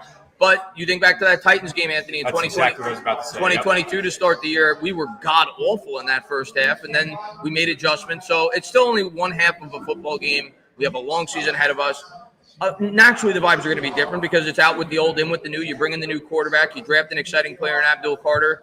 But at the end of the day, the Giants still have a lot of holes, specifically at the most important unit of a football team, and that's the offensive line. And without Andrew Thomas in there, we're getting exposed. Yeah, and that's exactly right, though. You think back to that 2022 season, really slow start in the first half versus the Titans. I would argue that was an even worse first half than the one we just saw. So if you want to hold on to any hope, no, at least Brian Dable has done this before in a season opener and come back. Hopefully the Giants can do that this time. But if there is one key difference, this Washington team is not that Titans team. This is a much better football team that the Giants are facing. Titans had a good team that year, though, at least going into the year. They had gone to I think they had 12 wins the prior year, if I'm not mistaken.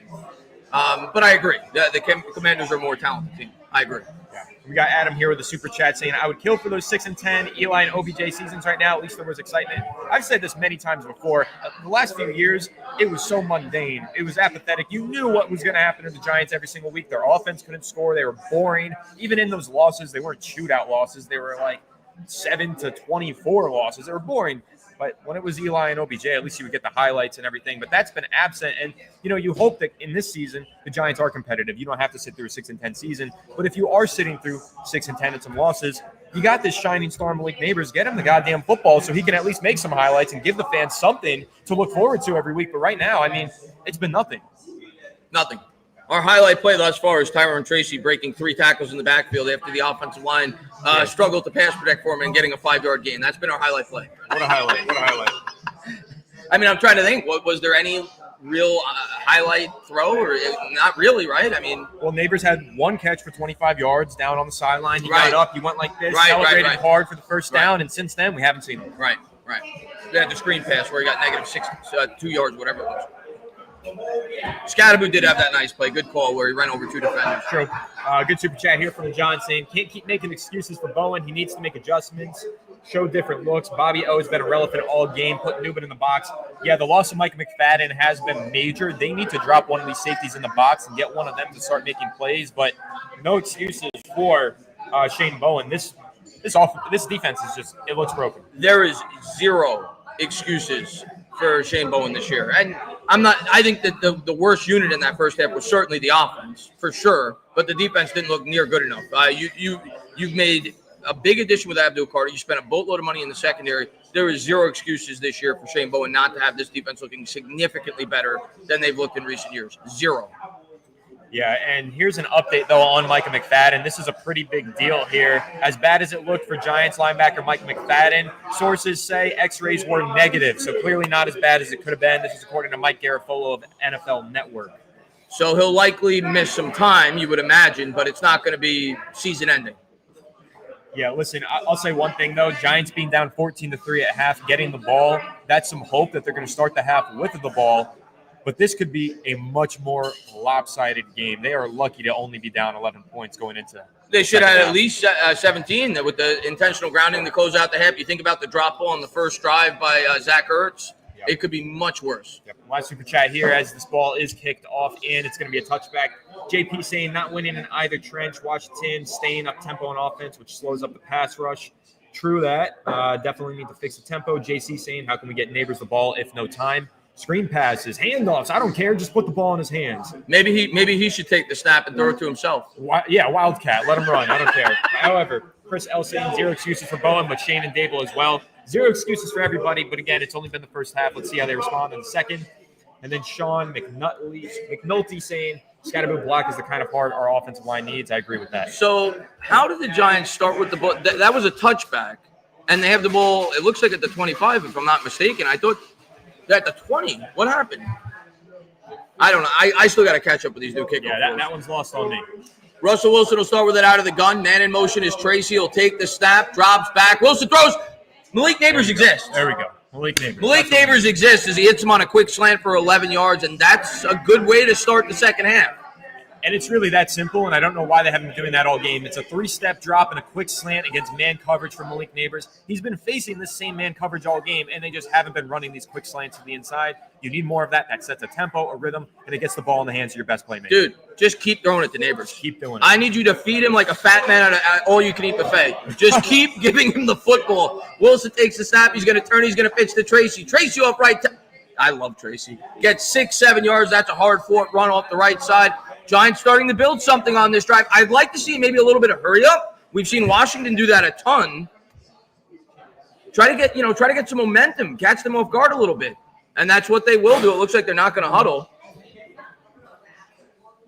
Yeah, no huddle offense here, which I like. I think this is what you need is a quick tempoed offense here for the Giants. 2nd and 4, and again, let's see if we can get the Neighbors the ball. Here's Wilson out of the gun from the 37. Takes the snap. They're going to run it again to Tracy. Washington is ready for it. It'll be 3rd and 4, no gain. Yeah, and this is the problem. They keep finding themselves in these 3rd and 4 situations because they keep handing it off on 2nd and short. They do it every single time it's been almost. So I would like to see them get a little bit more aggressive on those 2nd and manageable situations and not set yourself up with a do-or-die 3rd down. Keep giving the ball to Malik Neighbors. Find a way to get him the ball.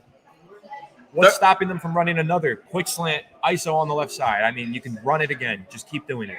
3rd and 4, monster player for the Giants. Everything in play, because I'll tell you what, Anthony, if they got it to 4th and 1, they're probably going for it. So they could run here. Wandell in motion. Wilson out of the gun. Wilson takes the snap, drops back, looks right. He's under pressure, and they're going to have to punt. I mean, that's the one thing that you couldn't have happen there is sack. The sack kills everything. It's like you said, you might go for it if it's 4th and 1, but taking the sack, I mean. Garbage.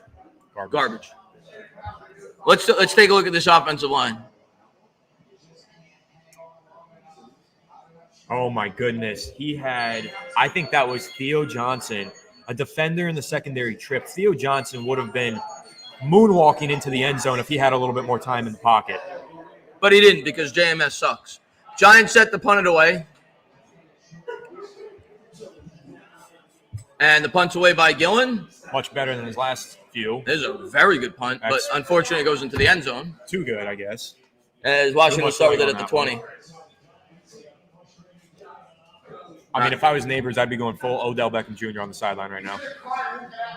Let's catch up with a couple of these donations. Yeah, we got Doom B here with a super chat saying, nice Marvel reference, saying Tom Brady is a Skrull and has taken the form of Daniel Jones.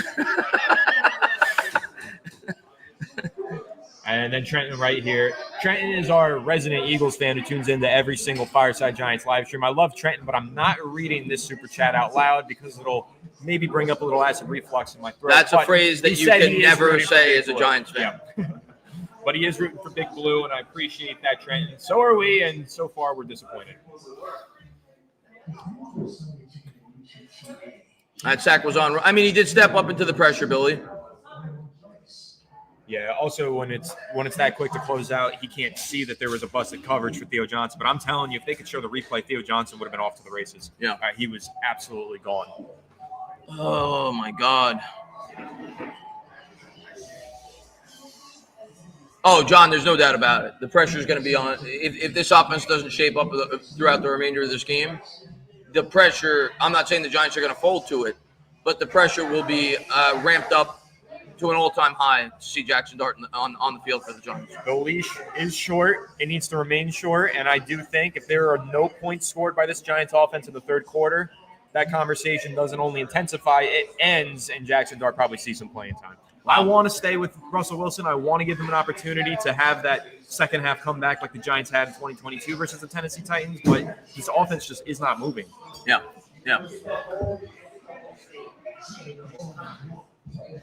I disagree, Meatballs. I don't think the offensive line is fine. Now Russ stepped up into that sack, but the offensive line is not fine. The offensive line does not look fine today. No, I mean, there's been a lot of quick beats. John Michael Schmitz. I mean, especially if you want to talk about the run game. Yeah. I mean, their run blocking has been an atrocity. Yeah. There's been no push. Any running yardage that they've gained so far has been Tyrone Tracy Jr. turning a negative into a positive. Oh.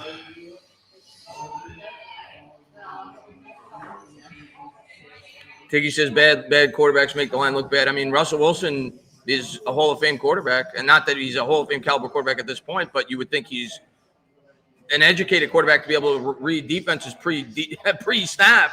I just think the offensive line for the Giants, especially with that Andrew Thomas, is See here bad. at the top of the screen, look, defender falls down. That's Theo Johnson would have just been gone. Touchdown.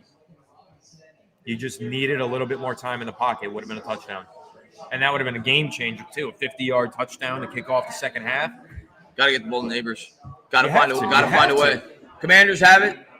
Play action, throws, caught. That's a gain of 9. Thank you. Have a good one. Thanks, everybody. I hope he didn't get mad at me for calling him the manager. Thanks. Nice to meet you. Nice meeting you guys.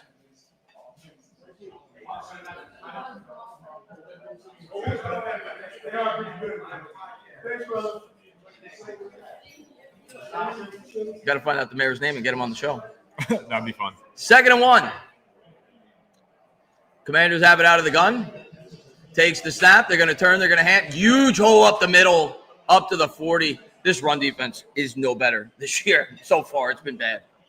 And that's what they hired Bowen for, and he has not lived up. I'll tell you, though, that Ja'Cory Krosky-Merritt looks really good. I'm happy that I drafted him in a couple of my leagues. He does. Look at that hole, though. I mean, it's just massive. Have we seen a hole like that all game for the Giants? No. And then you've got Bobby Okereke diving and missing tackles.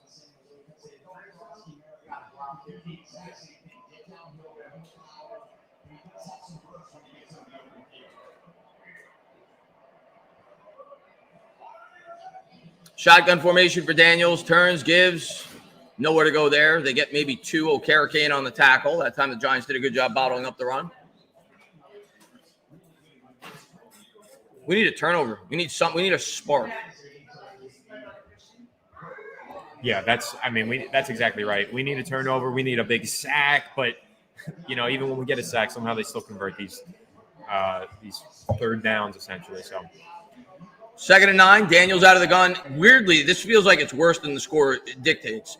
The Giants are still not out of the game, but they need a big play. Daniels drops back. Steps up, tries to buy time with the legs. Good block there to set up the – that might be a hold, though. We'll see.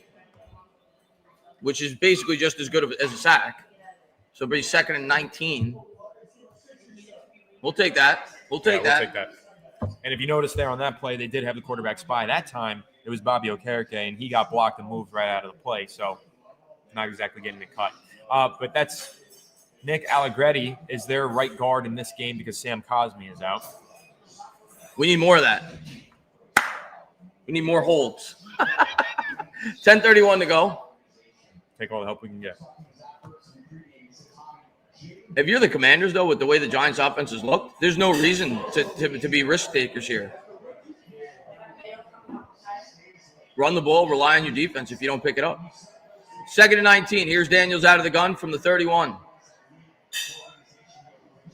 Daniels takes the snap. It'll be a quick throw. We need to see more of that with our offense. Picks up about 8, maybe 9. It'll bring up 3rd and we'll call it 10. Have to get off the field here, that's for sure. Oh, no doubt about it. 3rd and 11. This has been pathetic.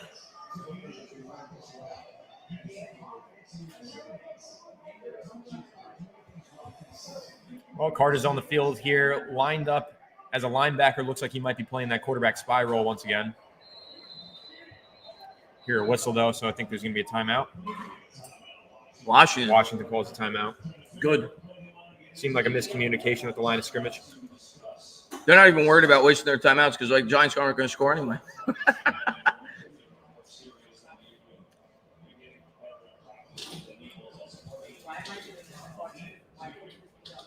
We're just one big play away, though, from being right back in this game. As bad as we've looked. That's right. I mean, but you got to get off the field here, and then your offense has to make that big play. And so far, the offense hasn't been able to do anything. So that's a fact. Is that Tommy DeVito getting a Progressive commercial? I think it was. It's the biggest Giants highlight of the day. 14-3 Commanders here at their own 40, 3rd and 11. Daniels out of the gun, empty backfield, steps up, throws. Good coverage, but a great catch by Ertz if he held on to it. Oh, my goodness. I mean, that's one hell of a catch. Did he get the first down? It looked like it. He bobbled it. Oh, I don't know about that. Incomplete. They got to take a look at that. The Giants have thrown the challenge flag. I think this is going to get overturned. Yeah, it should. That ball hits the ground. Yeah, clearly touched the ground. So Giants are going to get the ball back. I'm going to tell you what. I need to see Marset elevated from the practice squad. Week 2. I can't have Wan'Dale Robinson returning kicks. Like, we were all under the assumption that Gunner was going to be the kick returner when he made the roster.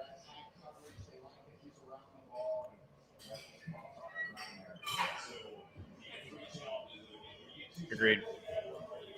No, I mean, all 3 phases of the game have looked suspect, to say the least, for the Giants, special teams included. So now we're going to get the ball. 9:16 to go here in the 3rd. This is a good point, though, here from Jeffrey Wheeler. We haven't seen one moon ball. We heard all this talk about Russell Wilson taking these deep shots. Oh, he's taken one. Yeah. Had a chance to with Theo Johnson on that last drive, but took the sack instead. Oh, let's see if they can spring a punt return here. They need something. Whatever it is, trick play, something. Maybe we block a punt. I mean, wouldn't that be nice? They do have Abdul Carter playing special teams in an effort to block a punt. Carter hasn't been involved enough defensively, in my opinion.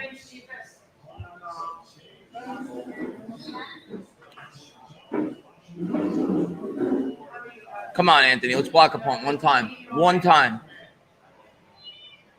They run into the kicker. I saw the play in advance. I hope they don't throw that flag. Oh! Oh, no. Is that a block? Is that a blocked punt? It might have been because we literally tackled the punter. Well, that's what I'm hoping, because otherwise that'd be a penalty. I think that was a blocked punt by Abdul Carter. It must have been, right? Let's take a look at the replay. Well, I don't see a flag on the field, so they must have. Yeah, he got it. Abdul Carter. Now, they still got it in typical Giants fashion. Wow. We block a punt and it still goes 30 yards. But but the Giants do get it at their own 30. So it's decent field position as Abdul Carter makes his first highly impactful play of the game. That's huge. As he gets his hands on the punt. If that was any other team, that we run that back into the end zone, the Washington still gets 30 yards out of it. But we do, on the stat sheet, get a block punt. Hey, but that's huge because that changes the field position entirely. I mean, we're talking about where they were punting from. We easily could have been on our own 5-yard line. From our own 5-yard line, and now we've got good field position. Yeah. Tina got somebody kicked out of the bar. What'd you do? Did I? I may have. I don't know.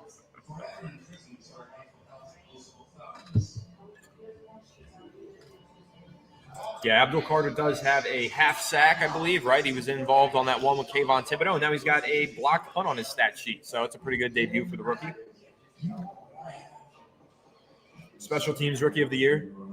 He might be. He's got a block punt. That's not an award. Maybe that should be an award for the NFL. He's had a couple of good. They overlook special teams. He's had a couple of good pressures, but it hasn't made a super impactful play. That's the first big one. I was talking to you about this, man. I don't know about this Him movie. I keep seeing trailers for it. I'm a big fan of Jordan Peele, and I actually don't think he's directing this. I think he's producing it. I'm a big fan of Get Out. I'm a big fan of Us. This Him movie, I don't know, man. I hope it's a pleasant surprise, but the trailers look highly questionable. Yeah, I'm with you. I'm a little 50-50 on it. I also think because we're such football fans, it's probably under a little bit more of a microscope for us, right? That's probably true. Probably true. I'll probably go see it, though. Oh, I'll definitely see it. Let's see. Pass rush gets better, and the O-line gets tired. Abdul ain't done yet. Oh, Abdul Carter's he's still got something to say in this game. He's still going to make a play.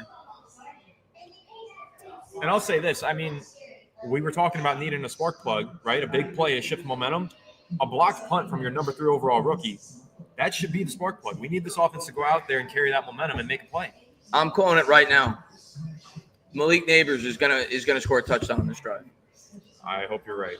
Malik Neighbors is going to score a touchdown on this drive. First play, they're going to throw it deep to Neighbors. I mean, now's the time to take a shot, isn't it? Get the ball to Neighbors. Please. Well, if you've noticed, they've been moving him inside the slot a lot. They've had him, covered by other receivers as well. Just put him on the left side, make him the X, and let him run these slants. Like, that's what I want to see. Just get him in isolation, one-on-one coverage. Now, Jackson Dart here is on the sideline, but he does have his helmet halfway on his head. That is something to keep an eye on. Maybe they use him in one of those packages on this drive. 1st and 10, and the Giants are going to hand off on the first play. Singletary had nowhere to go. 2nd and 10. The run blocking is atrocious. It's actually really hard to watch. Awful. Honestly, they need to, in my opinion, I wouldn't say completely abandon the run game, but utilize the screen game as more of a run game. Quick passes to your receivers, and that's how you'll pick up some of those chunk yardage plays. I'm surprised they haven't. I mean, they were very successful doing that in the preseason. They haven't even seen them attempt the running back screen. Wilson takes the snap out of the gun, throws to Neighbors. Underthrew it. He underthrew it. Neighbors had a step. Neighbors had a step. That's a horrible throw by Russell Wilson. That's a horrible throw by Russell. Cardinal rule, you have to throw it towards the sideline. He threw it on the end. That was a horrible throw by Russell Wilson. Terrible. He left it short inside. I mean, it's awful. How do you expect Neighbors to fight back to that ball? That's a horrible throw by Russell Wilson. I'm going to tell you what. Russell Wilson looks cooked on some of these throws. That was not a good throw by Russell Wilson. 3rd and 10 for Russ. Neighbors in motion. Russ takes the snap, drops back. There is pressure. He'll dump it down, and it's dropped by Theo. He wasn't going to get it anyway, but Giants are going to have to punt, and I'm going to call it. Malik Neighbors is going to score a touchdown in the next drive. I'm going to keep saying it until it happens. I might be saying it until week 7 at this rate, but I'm going to keep saying it until it happens. Giants are going to have to punt. And I think we have a donation. Theo Johnson with two drops in this game. Can't catch the ball. JC saying we need bigger guys for defensive line. All we have is Dexter. The interior of the defensive line is cooked outside of Dexter Lawrence. They got nobody. Yeah. MJ saying McFadden X-rays are negative. Yes, that's right, and that's huge for this Giants defense. I'm hoping that he's back ASAP.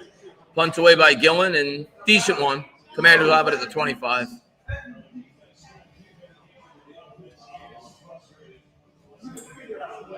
Looks like the same offense from last year.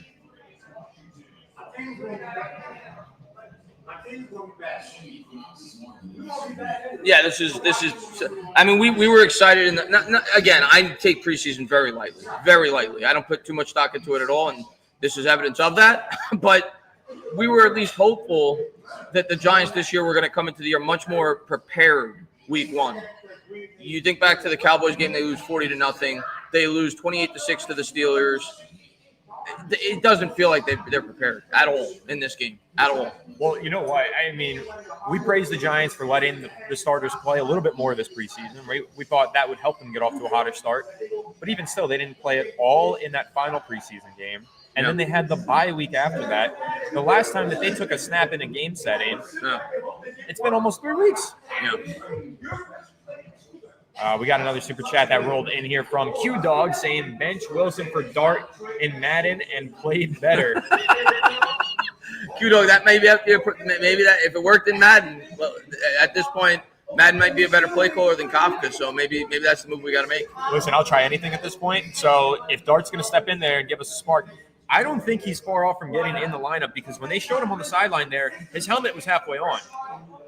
I don't think it'll happen today, but if this offense looks this piss poor week 2, I could see it happening very soon. If they are only down by 11 points going into that fourth quarter, but they still haven't scored a touchdown, if this score remains in that fourth quarter, you give the ball to Jackson Dart, in my opinion. Give him a shot? I think so. Why not? You're still in the game, but clearly what you're doing isn't working. Yeah. Put somebody in there who could potentially change the course of the game. Yeah. Oh, wow. Thank you so much. Thank you. No, you're not bothering me. Not bothered at all. You're giving me tacos. Okay.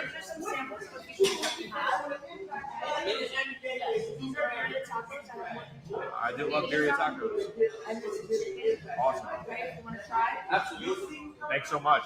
Show the chat these tacos. They look fantastic. Look how good these look. Over here at the Beach Gallery in Keensburg Beach, New Jersey, guys. Come check it out.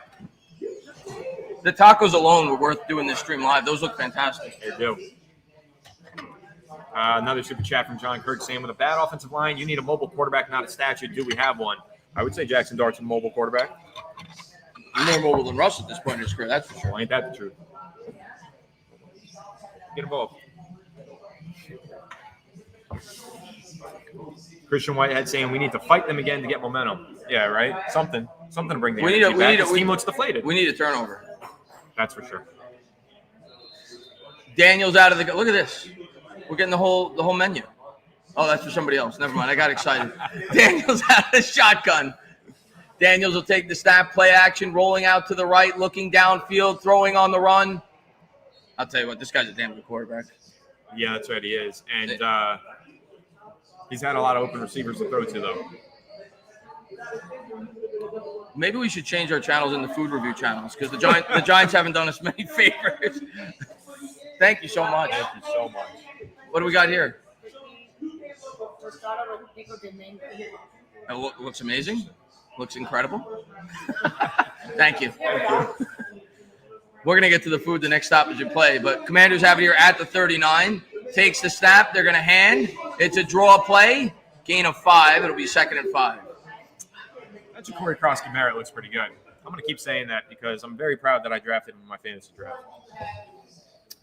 And I'm going to continue to tell you, let's see how he looks when he plays a real run defense. 2nd and 5. Commanders have a 14-3 lead. They have it as they approach midfield. They got DJ Davidson in there. I need an interception. We need some sort of a turnover. I don't think they're going to throw. I would keep running the ball. Daniels out of the gun. They will throw. It's a screen, though. Incomplete. That was a well-designed good pressure play. coming in there. You saw Tyler Nubin blitzing off the edge to disrupt that passing lane. Nice play by the second-year safety. I agree, but part of me thinks like we only got pressure because they wanted us to because it was a screen pass. But I agree. Got in the lane, though. Got in the passing lane. Yeah, 3rd and 5. Up, so. We got to make a play here. I honestly don't know why the Commanders are throwing. You're up 14-3. The Giants haven't been able to show anything on offense. Why even take a risk? You've been able to run the ball at will.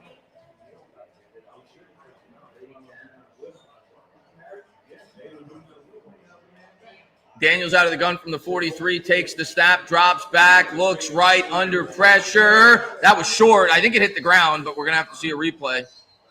That looked like it hit the ground, and it did. Yep, they called it incomplete. So the Giants will get the ball.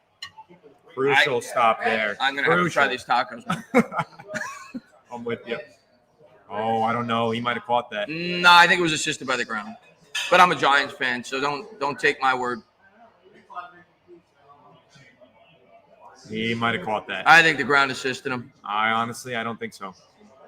I think they're going to overturn that. Don't you do it. Don't you do it. Yeah. Challenge flag is on the field. I think they're going to overturn that. Is it? I got to see another angle because it's got to be indisputable. Yep.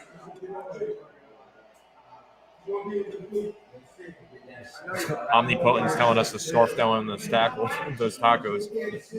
What did he say? He said, "Manja, scarf down those tacos." We're gonna next commercial break. I'm gonna scarf down a taco. I probably should get a napkin though.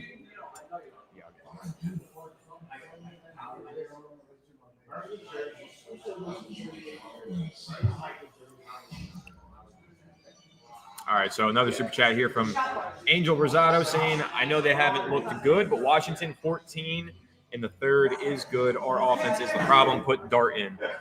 This taco looks phenomenal. It does. There is an argument for Dart. Pharaoh saying, "Sign Christian Wilkins, Odell Beckham Jr., and any available offensive lineman free agents. Look at other practice squad players we need in the team." Problem is the Giants don't have any money.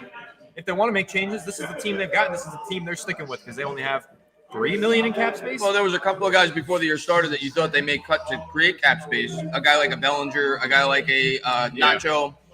Giants ended up not doing that. But, yeah, like you said, they're strapped for cash. There's no real money to spend on it. Yeah, they got Bellinger doing F-all on the field today. Really making use of that wage. I'm going to get a napkin, but these tacos are phenomenal.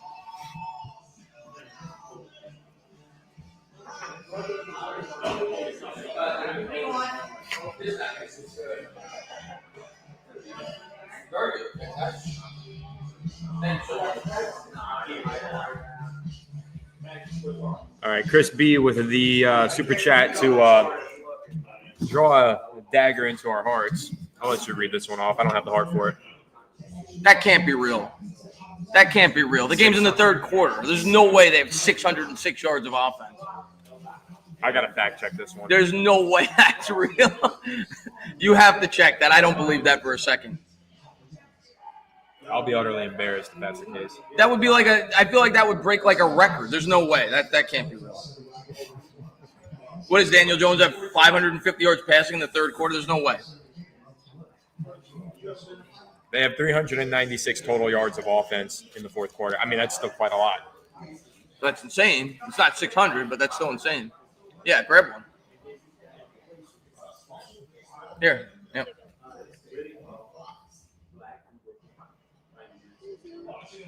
Give me Daniel Jones' stat line, Anthony. Let's get more depressed as Giants fans. I don't think I want to. I'm too afraid to look. I don't think that's indisputable, though, Anthony. I think if it was initially called a catch, they uphold it. Yeah, they didn't overturn it. Okay. Daniel Jones, 21 of 28, 257 yards, 1 touchdown. What's his ground game like? 6 carries, 25 yards, and a touchdown. Daniel Jones all of a sudden becoming a Pro Bowler the second he leaves the Giants. As that punt goes into the end zone, and the Giants will start with it at the 20. Pharaoh sent us a super chat saying Commanders don't even look good in this game. Imagine next week against Dallas. I don't want to imagine next week against Dallas. I don't want to imagine anything. I just want to see the Giants turn this shit around right now. This food is almost worth watching the Giants get bullied, but it's not. But it's very good. The tacos are fantastic. WJ saying, seeing this is depressing. Why do we look like this? I wish I had the answer for you, but it is depressing. You are I have right the about answer. that. Our offensive line is piss poor, and Russell Wilson is, like 900 years old. And Russell Wilson coming out in the shotgun formation, immediate pressure again. He tries to spin out of it. He gets slaughtered as he throws it. Incomplete. 2nd and 10.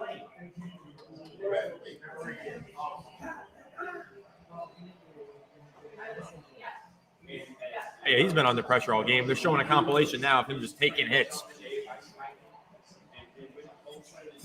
I will say, though, a lot of the pressure feels like it's come from the interior. It doesn't even feel like it's James Hudson is the guy who's killing us. Not that he's been great. Which is even worse, by the way. Yeah, that is worse. There's a handoff off the left side, nowhere to go. It'll be 3rd and 12 as the interior continues to get bullied up front.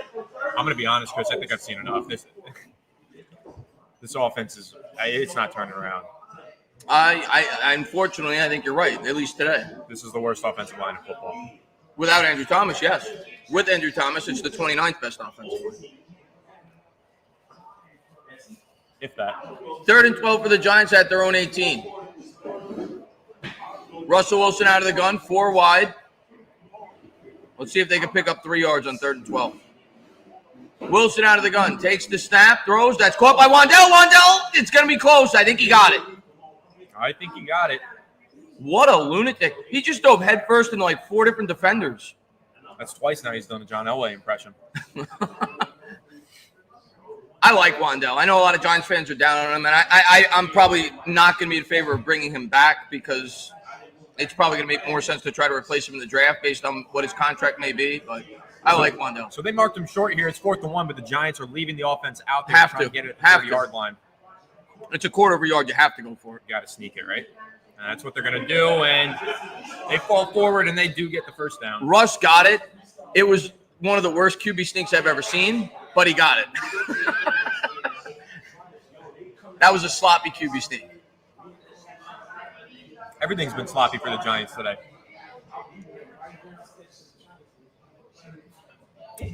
You know who was the best QB sneak ever? Tom Brady, always. He always got it. Was 99% of the time he knew he was going to get it. Other than Jalen Hurts, of course. Wandale Robinson's been the Giants' best player on offense today. Not even close. Not even close. Got press coverage on the outside from Malik Neighbors one-on-one. Wilson under center from the 30. Play action. Look at this pressure. Wilson has to take off and run with it. He picks up 7. There's no way Russell Wilson is playing today and saying to himself, I kind of made a mistake coming to the New York Giants. This pressure's insane. Every play. They're in his lap every time he drops back. That's the issue, too, because Russ isn't playing particularly great, but it's hard to blame him with everything going on around him with this pressure. 2nd and 4 from the 37. Russ takes the snap. Hand up to Tracy. Tracy tries to turn the corner, and I think he got it. I think he's going to be short about a yard. They're going to mark him. He got It's it. a first down. First down, Giants. At least they're moving on this drive. Let's get that super chat by JC. Looks like, yeah, because they're going up against this offensive line. Can they get something going here, Anthony? Can they get a touchdown? Maybe. Can I get to say stand up once today? I haven't gotten to say it yet.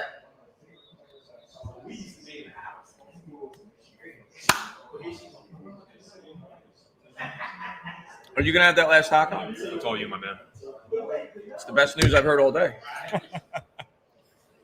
Well, now what? Did you have this one or did you have the other?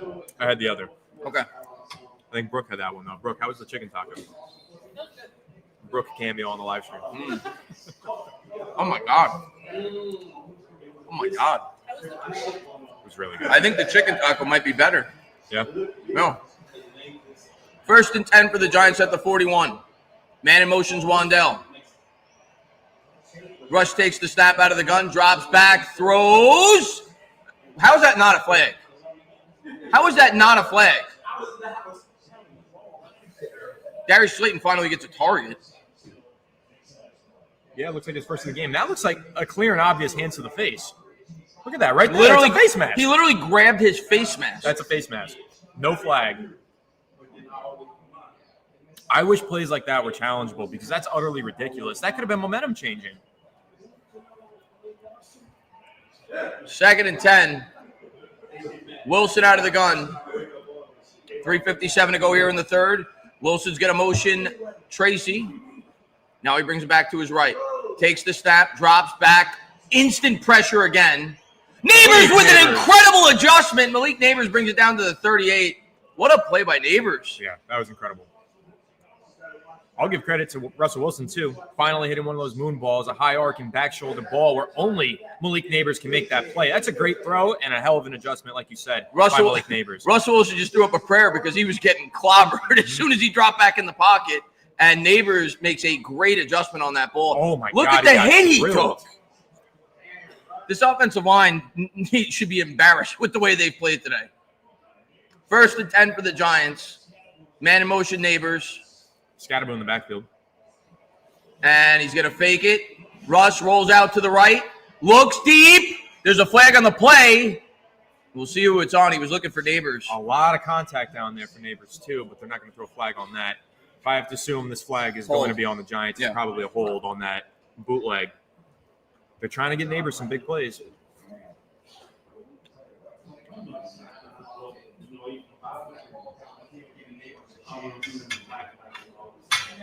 $3:07 to go here in the 3rd.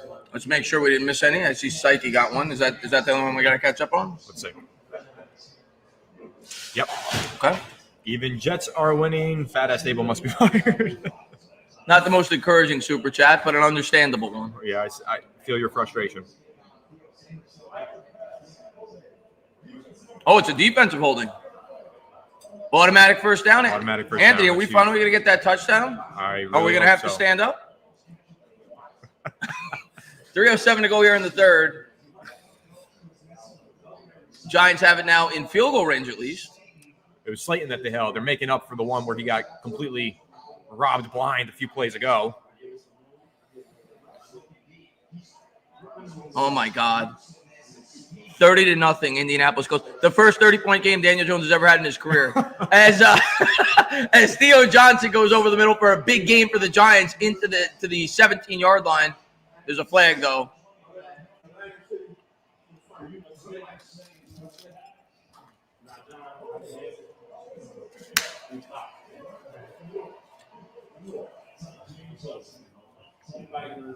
That's a big penalty. James Hudson gets hit with a hold. Just when the Giants have a big play, Anthony, Hudson gets hit with a hold. And he did. He dragged him to the ground. So now you have 1st and 20. I mean, to me, Anthony, this is the ideal time to run a screen pass. I agree with you. You haven't really used it yet. Run the screen here to Scatterboom. From the 44. Wilson out of the gun. He's going deep. Oh, Neighbors made a great play at the ball, but was unable to come down with it. Tight coverage. Russ gave him a chance. Amos in on the coverage.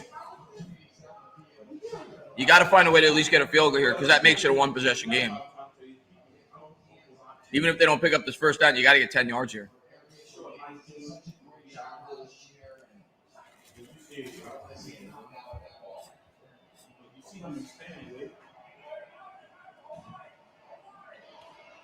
We all want to touch that, Anthony, but you got to get 10 here. You got to give a chance to make it a one-possession game. 2nd and 20. Wilson drops back. Wilson flicks it forward as he hits Theo for about, 6, 7? I think that's Scatterbo with the catch. Oh, I'm sorry, Scatterbo, my mistake. That was a nifty play by Wilson. I don't think it's 4-down territory. Thank you. I heard the broadcaster say that. I think if you get 5 yards, Anthony, you kick the field goal to make it a one-possession game. I think it definitely is a tough decision. It depends on where you're at. But if it's 4th and 13, I think you punt. If it's – I disagree. I think if you get 5 or 6 yards, you kick the field goal. Here's Wilson out of the gun, drops back, under pressure, rolls out. That's batted. Now, how far is that field goal? That would be a 55, 56-yard attempt. Is that in Gano's range? He hit, 57, I think, in the preseason, didn't he? So you got to try it. You got to try it. You're not going to get many opportunities at points. We've seen the way the offenses look. You got to try the field goal. It's unbelievable how that drive stalled out there. They had all that momentum going. You having that? Oh, no, that's yours. I'm sorry. Yeah, go for that. Of course you're having that. You took a bite already. All right, so they are setting up a long field goal here for Graham Gano. Oh, my God.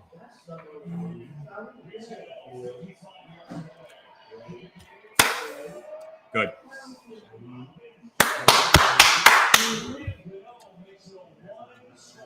Well, that'll Sorry make it a about that. one-score game. Shouldn't have taken a bite of that before the field goal. I couldn't help myself. But Gano gets it to go from 56 yards, Anthony. Was that 56 or 57? It was from deep. That was a huge kick. Nearly 60 yards out. It still gives the Giants a chance. And I think I'm going with the fourth quarter shades. 55 yards out is what they called it. We'll see if the shades could get us going in the fourth quarter. I'm going to be honest, Anthony. If the Giants come back and win this game, I'm going to have to bring these shades back home with me. I'm a very superstitious person. 1:43 to go here in the third. Commanders 14, Giants 6. Well, they're going to need a big fourth quarter. Russell Wilson's definitely going to finish out this game, and he's going to need to make some plays here.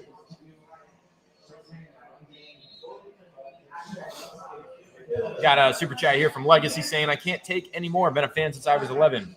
I've been a fan since I was born, and I can't take any more either. I want to get back to the days of winning football.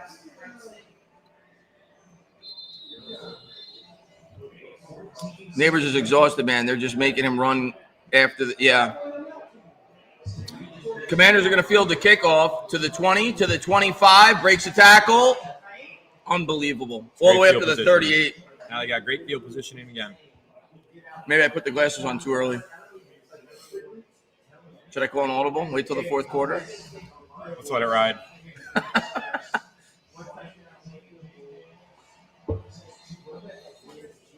You know, all things considered, yeah, this Washington offense held 14 points through almost 3 quarters here. No, you got to give the defense some credit. Has it been perfect? No. Has there been instances where we've given up, 3rd and 15s or 2nd and 15s? Yes, but overall, the defense has done their job. Run defense, not very good though.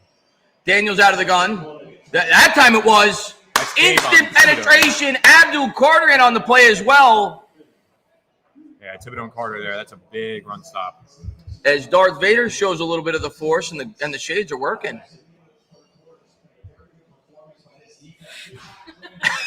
Second and 15. You know I'm going to shower with these things on if the Giants come back and win this game. 2nd and 14 for the Commanders at the 35. Daniels out of the gun, man in motion.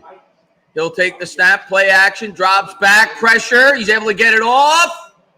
Come on with the flags. I think it's going to be a holding in the secondary.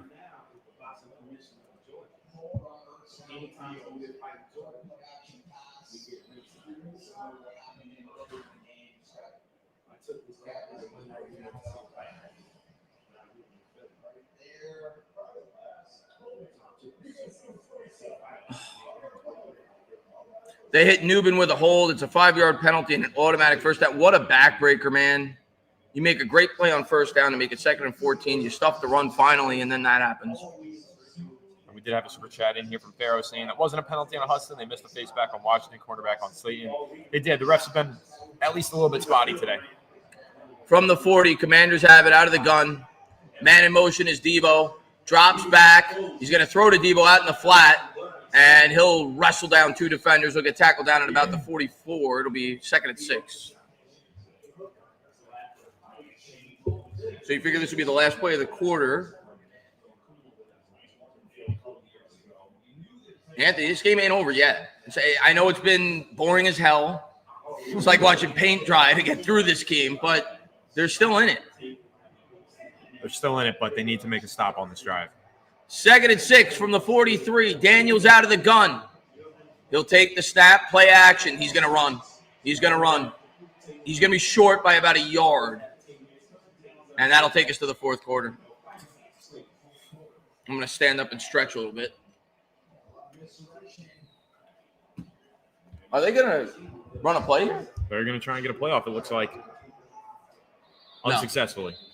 So 3rd and 1 as we head to the fourth quarter. You figure it's 4-down territory for Washington. We know they're aggressive on 4th down. Giants are going to need a sack on this next play is what they're going to need. Oh, if you're Washington, why even throw? Run the ball. But we head to the fourth quarter. How's the chat doing? Well, shout out to the 3,000 people watching us live here across all 3,000? God. Did I read that number right? 3,000 in total across YouTube God. and I had to take my shades off to see that number. Thank you to everybody for being here. We appreciate it. Unfortunately, the Giants have 6 points. 6 points. So if you divide 3,000 by 6, that's not. Maybe I don't know. I'm just trying to come up with a math problem to get more points on the board. I'm gonna say this though: if you look across out here and see this view of that New York City skyline, that's pretty spectacular. It's beautiful. It looks a lot better than our offense. Second prettiest thing I've seen today. All right, what do we got? We got to catch up on anything? Let's talk to the chat. Might as well bring in Dart, Logan says. I mean, I think Anthony's in agreement with you. I don't know. I mean, Russ was moving the ball there for a little while, but this offensive line isn't allowing him to sustain a drive. I mean, the way I'm looking at this offensive line, Anthony, I for me personally, and I'm more of a conservative guy, I don't want to rush Dart in. I have to wait till Andrew Thomas is out on the field before I throw Dart in there. Because this offensive line looks pitiful. I know we all want to see Dart, and I do too. I'm excited to see the kid play. Andrew Thomas has to be out there before I throw Dart in the line. Well, I agree with you that this offensive line is not good enough for any quarterback, let alone your rookie quarterback. So why throw him in there before Thomas is ready to go? That's my outlook on it. I am surprised that we haven't seen him at least for some packages like we heard that we might. Yeah. Just to spark plug something, because there's been no spark on offense. Yeah.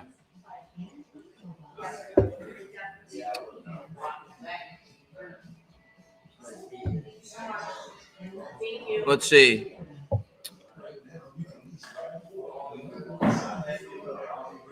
Jameis is not active. He is the third string quarterback, so he can only play if Russ and Dart both get hurt as the emergency third stringer. Yeah.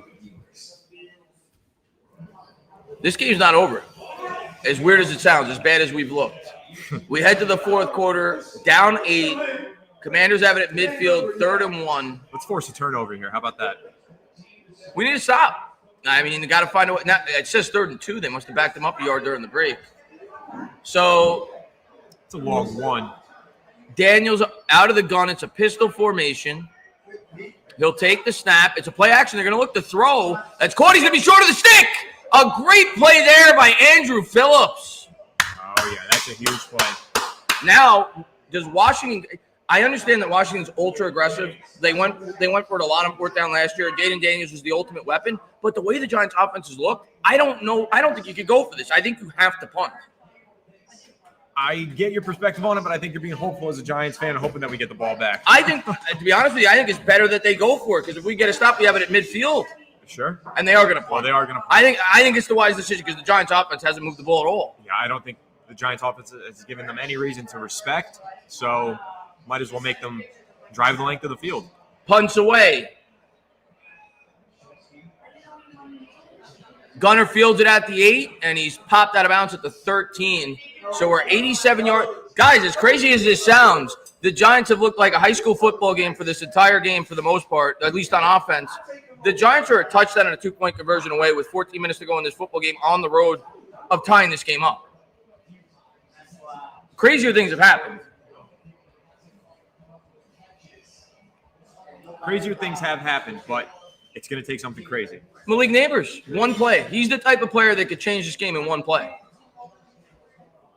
Well, he's got 9 targets for 4 catches, 54 yards. Not the day you dreamed of for Malik to kick off this season, but there's still a whole quarter left to play here practically, and they're going to have to find a way to let him turn loose. Russell Wilson under center. Tracy in the backfield from the 12. Drops back to pass. Has some time. Going to Neighbors. What a catch. And a great catch by Malik Neighbors as he was able to bring it down. Of course, there's a flag. We could never get too excited.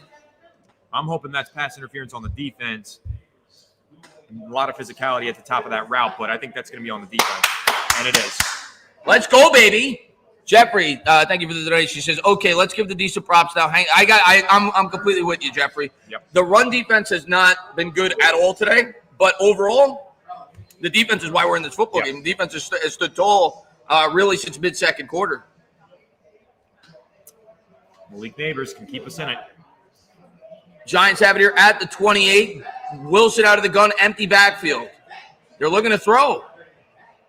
They've been aggressive here on this drive so far. Wilson takes the snap, drops back, instant pressure. Wilson's going to take off and run with it. Wilson to the 40, slides down at the 42. Just like that, we got 32 yards on this drive or whatever. I think we started at the 12, 30 yards on this drive. What is going on here? Well, the momentum is definitely flipping, but I'm not going to get my hopes up. We've had a couple of these drives that started positively and then fizzled out. So I got my hopes up. I got my hopes up.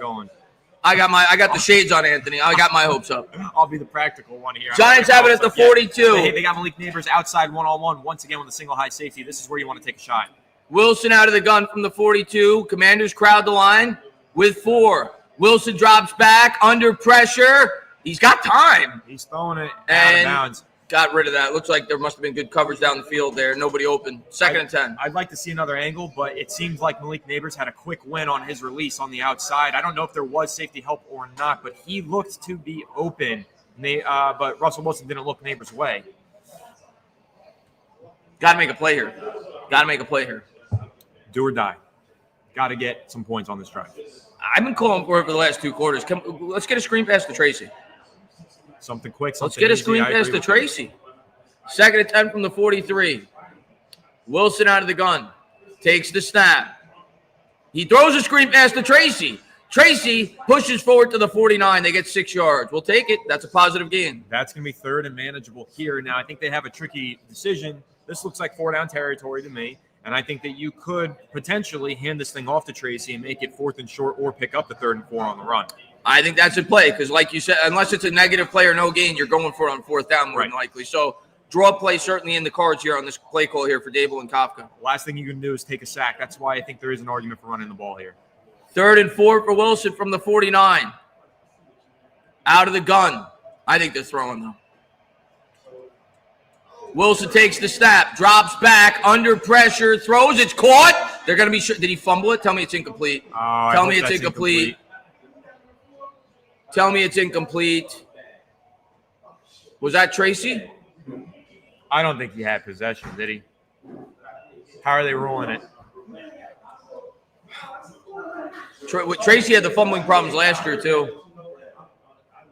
I don't think he fully possessed that. This feels like the type of play, Anthony. Whatever they initially rule, they're going to keep. So, you know what I'm saying? I do think they ruled it incomplete. So then I think it'll stay incomplete. That's crucial, though. A catch there would have made it. Now you got to punt. A quarterback sneak away. You got to punt, and they will. Had they gained a couple of yards there, I think you go for it. But 4th and 4, I think you got to punt. And this is a big punt by Gillen. You have to pin them deep here. It can't be a touchback. You have to pin them inside the 10-yard line here. Deflating once again. Like I said, I didn't want to get my hopes up because I felt. Oh, you're definitely the smarter one. I never debated that. Gillen set to punt it away. Punts away. And he flies it into the end zone again. Oh, my God. Special teams has been bad for the Giants today, man. Oh, my God. That's a horrible punt. Glasses off. Yeah, Michael just said it. Take your glasses off, bro. We're going to take them off. They're not helping. We tried.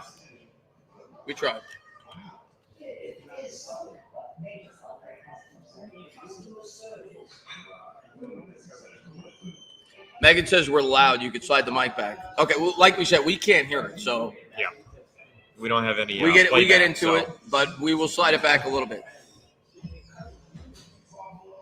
Marcus, man, he says Gillen has to go. Gillen's been underwhelming. I actually thought Gillen got a lot better. His first year, I couldn't stand him. I thought he got a lot better the last couple of years, but he's been bad today. The Jets on a crucial 4th and goal at the 2-yard line in their game, down 5 with 7 minutes to go. Yeah, a lot more exciting games going on than the one we're calling. Isn't that right? You don't think 20 total points with 10 minutes to go is exciting? Can't say I do.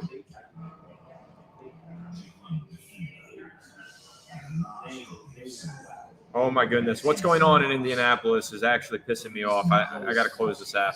What happened? This guy's got 3 touchdowns. Yeah, of course he does. I told you he was going to be much better with the Colts. The Giants are like a disease. Tua Tagovailoa is 14-23, 114 yards, 1 touchdown, 2 picks. Ugh. He's not very good. Achane has 7 carries for 55 yards. Maybe hand the ball off a little bit more. I think that's what they should do. Can we make a play? I mean, we know the offense ain't going to bail us out. Can we get a pick 6? Bengals, Browns, 17-16 with 5 minutes to go. Browns have the ball. Browns driving could beat the Bengals. A lot of interesting games going on around the league right now. And the Jets are going to walk it in for the score. They take the lead. Justin Fields. So 7 minutes to go, and the Jets lead the Steelers at home. Oh, my goodness. At least one of the New York teams could score a freaking touchdown. Yeah, we're all excited as Giants fans putting up 30 points in the preseason every game. Well, the Jets did it when it mattered. They put up 32 points against the Steelers week 1. That's a good Steelers defense, too. Got to get a stop here, man. It's been all punts for the Washington Commanders offense so far this half, but we need a turnover is how I think. Daniels out of the gun from the 20. Drops back. Plenty of time. He's going to run with it. And eventually, Anthony, if we're being honest, this defense is going to fold. Of course, they've been out there all game. They're tired. They're facing a great offense. I mean, no quarterback spy on that play either by the looks of it. Let me see the replay. They blocked O'Carrick. So they get a 15-yard gain there at the 35 now.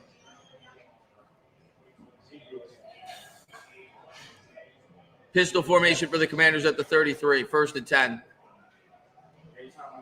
Daniels takes the snap. He's going to hand up the middle. They'll get 2, maybe 3.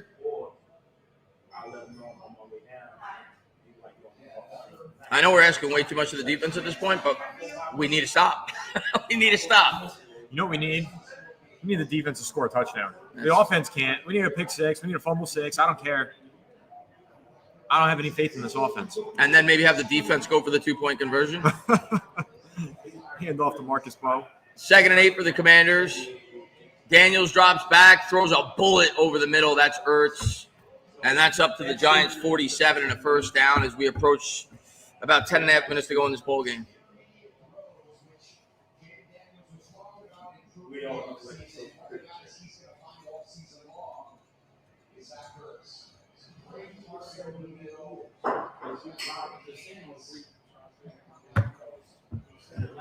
This looks like the same team from last year.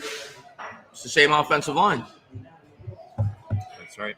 Shotgun formation here for Jaden Daniels from the 46.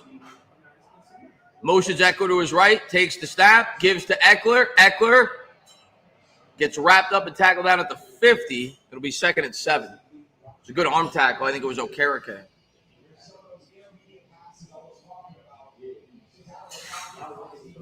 That Jaden Daniels is pretty good, huh? He's the best quarterback in the NFC, I think.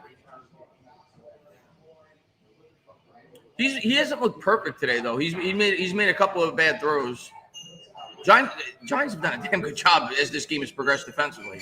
It's the offense that, obviously not too good. 2nd and 7 here from the 50. Daniels takes the snap. Too much time. He got all day. He can read a book. There's a hold. Maybe that's why he was able to read the book. I hope so. I hope it's a hold. Incomplete. And if it is a hold, it'll be 2nd and 17. Jaden's sitting back there reading Shawshank Redemption on this afternoon. Jaden Daniels just finished the entire first chapter of Lord of the Rings. He was up to the 2 towers. He just finished the Fellowship. He had 3 hours. I felt like we watched the whole NFL game on that play, watching Jaden Daniels scan the defense. But there you go. Brian Burns draws the hold. So it'll be 2nd and 17.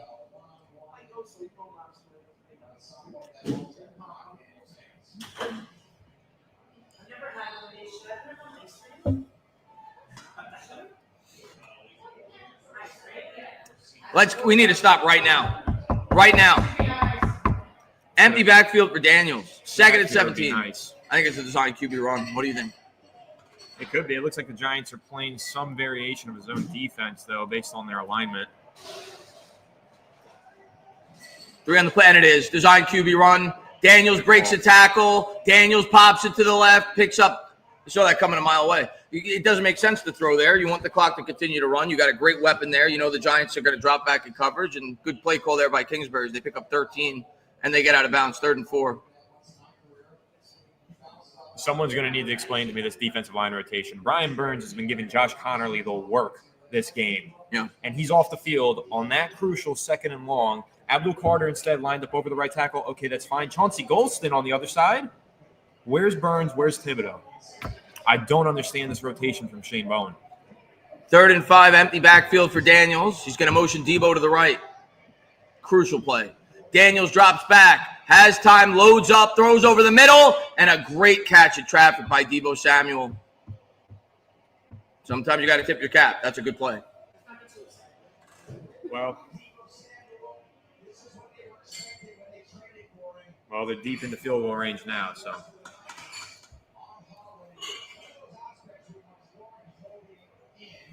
Commanders have it at the 30.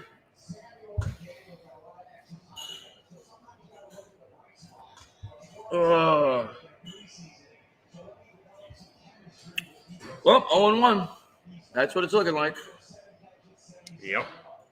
A touchdownless 0-1 is what it's looking like.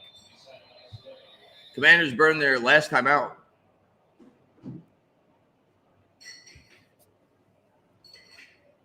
We're going to need to force a turnover, or I think we're going to sink.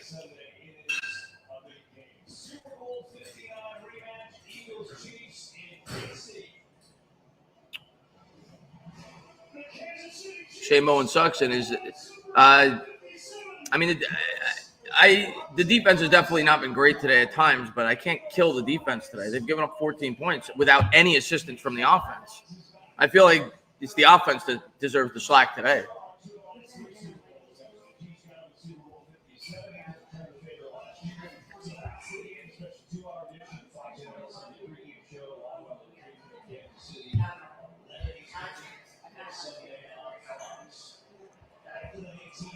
First and 10 for the Commanders at the 30.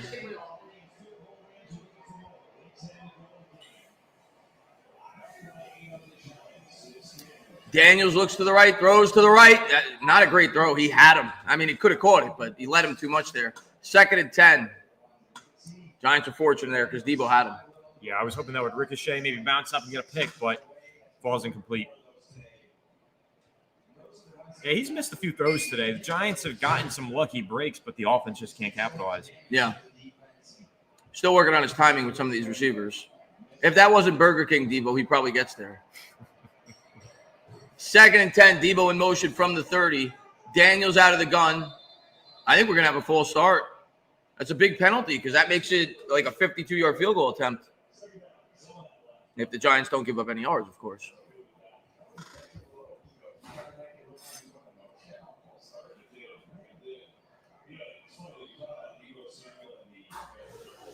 How about we get one more? Give me a hold.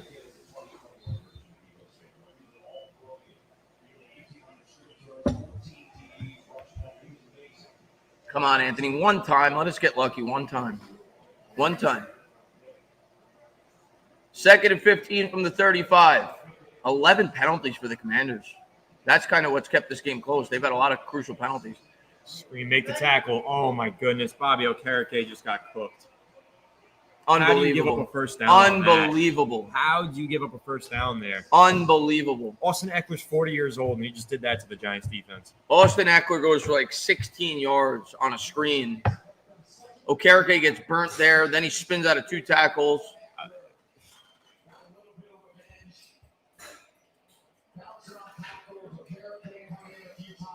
Three tackles. Unbelievable. 3 missed tackles, and you give up a 17-yard gain there. First and 10, 7 minutes to go here in the fourth. Things not looking great if you're a Giants fan. And not looking any better as they pitch it to Debo off the edge, breaks a tackle to the 5 into the end zone for a touchdown. Listen, the defense can only hold for so long. Yeah, I'm not putting this on the defense. The offense has done nothing all game. Eventually, the defense is going to wear down.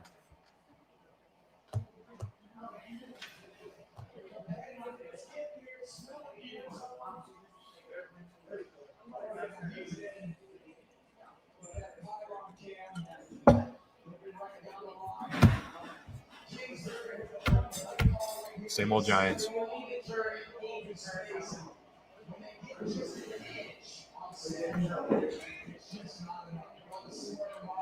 Snap, hold, kick is good, 21-6.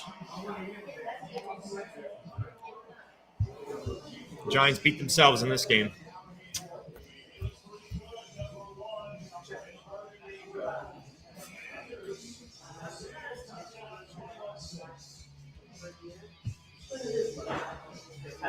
We have 6 points. 6. I don't care how good, and the defense hasn't been perfect, Anthony. The run defense has not been very good at all, to be honest with you. I think the Commanders have done themselves a disservice getting away from the run. But I have concerns on that side of the ball, but we have 6 points. This game falls on the offense. 100% it does. And I understand that Russell Wilson's probably not the top guy to blame for the offense's failures, but I don't know. Going into week 2, I do think there's a conversation. I think the conversation, yes. I don't think it'll happen yet, but I think there's a conversation.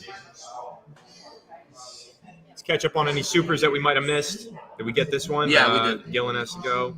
What about this one? Angel saying we playing backups on big plays, coaching loss. I agree with you. I don't understand this defensive line rotation. We've got major opportunities to get a stop on this defense, and Abdul Carter's not on the field. Brian Burns isn't on the field. Chauncey Golston's out there. What are we doing?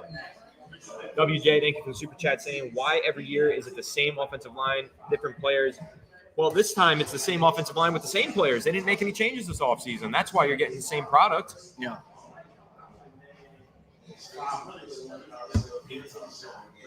It is what it is. We're used to it.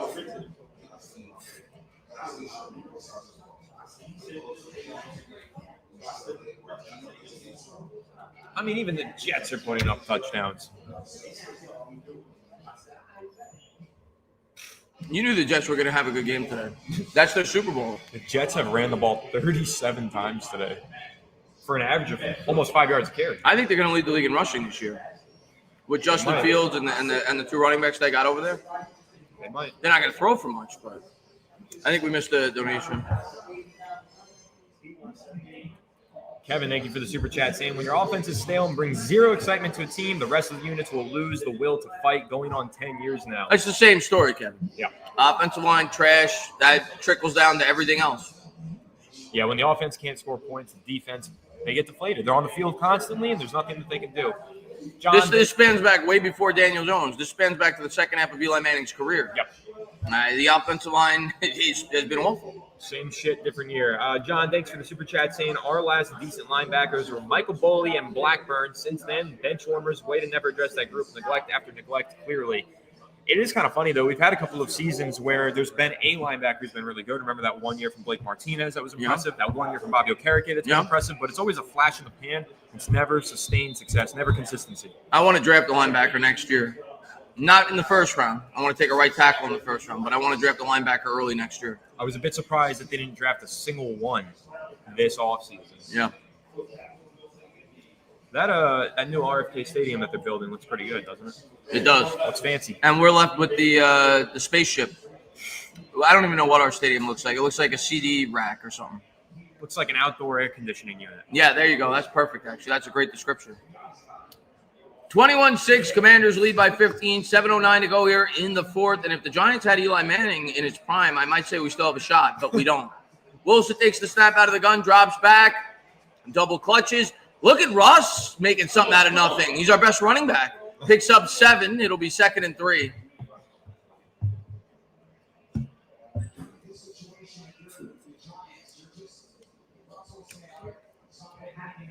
This stat line, though, is just – we've seen this for the last 6 years. 14 to 29, 129 yards, no scores. Looks like Daniel Jones played today, if you just look at the box score. 2nd and 3. Here's Wilson. Wilson's going to turn. He's going to hand. Tracy tries to do everything he possibly can because there's no push. He gets about 1.5 yards. It'll be 3rd and short. I mean, at this point, Anthony, do you really even have time to run the ball? I mean, no, I don't get it. You need 2 scores. You have an offense that looks like they're playing in the 1938 era. You got to throw the ball. Look at the rushing yard difference. Giants with 70, 154 given up on the ground to the Washington Commanders. Well, that was the big concern on defense, and that should not make you happy if you're a Giants fan seeing that number. 3rd and 2. Wilson drops back. There's a flag on the play. Wandell throws it deep. Oh, I thought he caught it. A great effort by Wandell. Should have caught it. Yeah. Hit him in the hands. That was a great throw. That was a great throw. And it's on the Giants anyway, so it wouldn't have mattered. I wonder if they accept this or decline it, because the Giants are going to go for it. If they decline it, it would be short. I think I would accept this. I think if I'm the Commanders. Well, they had 2 yards to go, right, or 1 yard to go. Legal formation. We've seen that a lot from the Giants this summer. Oh, I guess they can't decline that, right, because it's a pre-snap penalty. But I think that's the right call. Yeah, Jermaine Illuminor was lined up too far back off the offensive line, or off the line of scrimmage. 3rd and 6, 5:56 to go here in the 4th. 2 plays to get 6 yards. Or we start 0-1.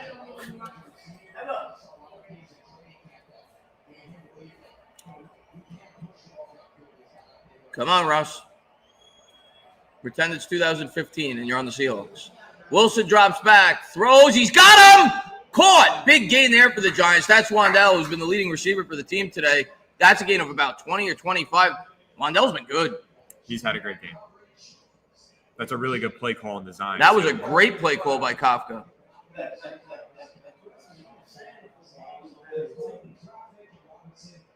Yeah, Wandell's been the guy for the Giants offense today. 1st and 10 from the 41. Field goal's not an option. Wilson drops back, rolls out to the right, looking downfield.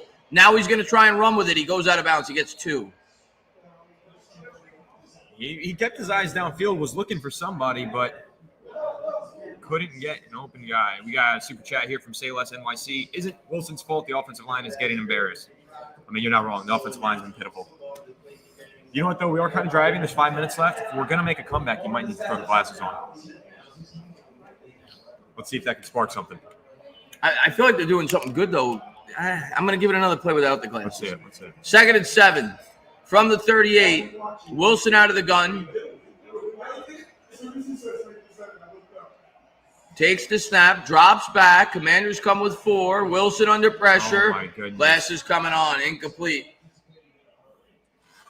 3rd and 7. We resort to desperation at this point. Sunglasses inside a bar at 2 p.m. or 3 p.m. or whatever it is. Almost 4 o'clock. Almost 4 o'clock.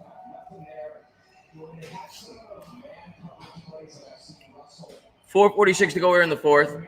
Commanders lead by 15.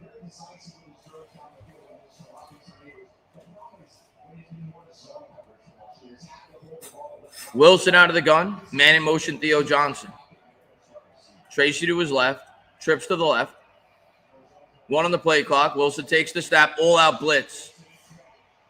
Look at this. What a great play by Russell Wilson. Is Tyrone Tracy able to spin out of a tackle and get 5? It'll bring up 4th and 2. That was the 8-man all-out blitz. If you play John Madden, they sent everybody on that play. They did, but also you've got Malik Neighbors running routes where he's not even going to get the ball. He hasn't touched the ball in too long. I'm frustrated. They got to find a way to get the ball into the hands of the best playmaker. He hasn't gotten the ball enough today. 4th and 2. The Giants are down by 15 points with 4 minutes to go, and they're huddling up. Interesting strategy. Russell Wilson out of the gun. Very interesting strategy to waste 30 seconds when there's 4 minutes left and you need 15 points.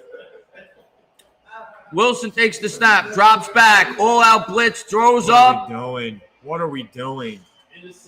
Intercepted. Flag on the play. Hopefully it's coming back. Flag on the play. Hopefully it's coming back. I'm not going to bank on that, though. I'm going to enjoy this delicious fried whatever it is.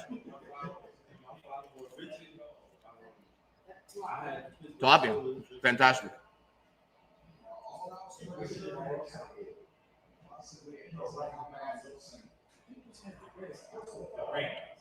Glasses come back on.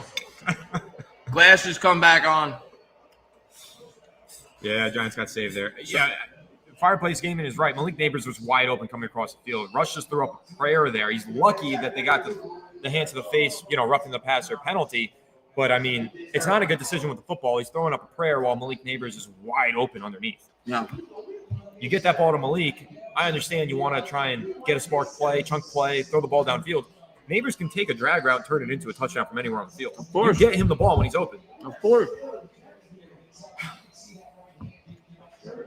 Yeah, he got drilled there, though. I think that was Bobby Wagner with the penalty. He also sold it, too. Russell Wilson throwing his arms back. So they have it at the 18, Anthony. I mean, they're in the red zone, but they have to score. And that's been the challenge. Wilson out of the gun. Takes the snap. Commanders come with 4. Wilson steps up. Wilson goes down. He got a yard, but the clock continues to tick. No time to huddle up here. They got to go. They got to score before the 2-minute warning. For sure. Then you got 4 stoppages in play. You don't have to do the onside kick. You could, but you don't have to.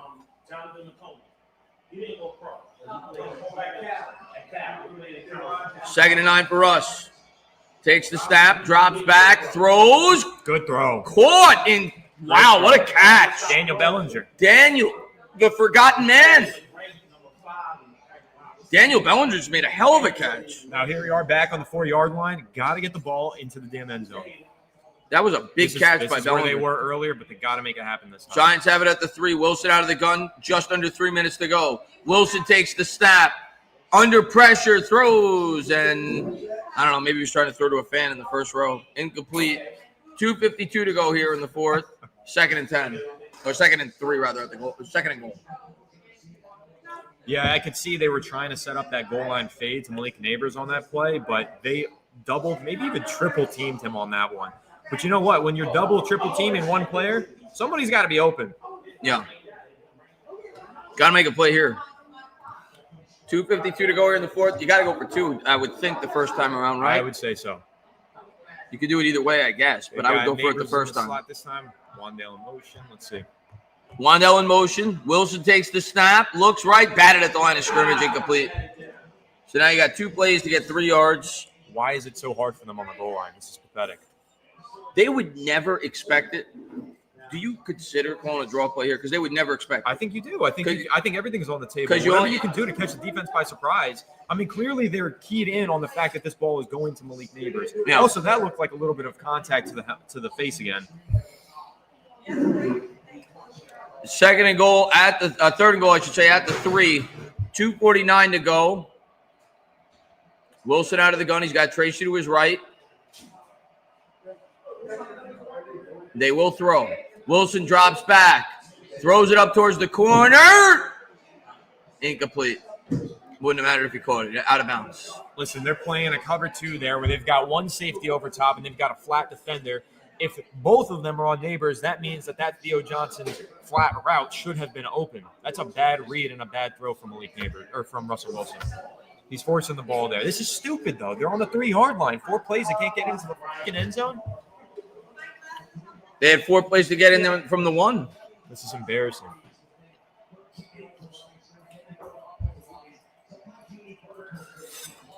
Fourth and goal. Wilson out of the gun.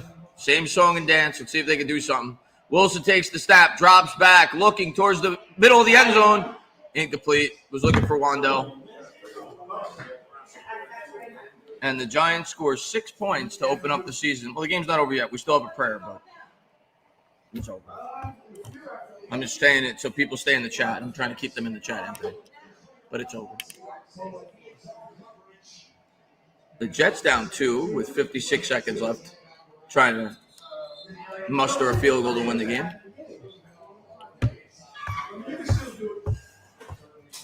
Let's see. D says 0-17 loading. I hope not. They look pretty bad today. I'm not taking it off the table. It's a tough schedule, so.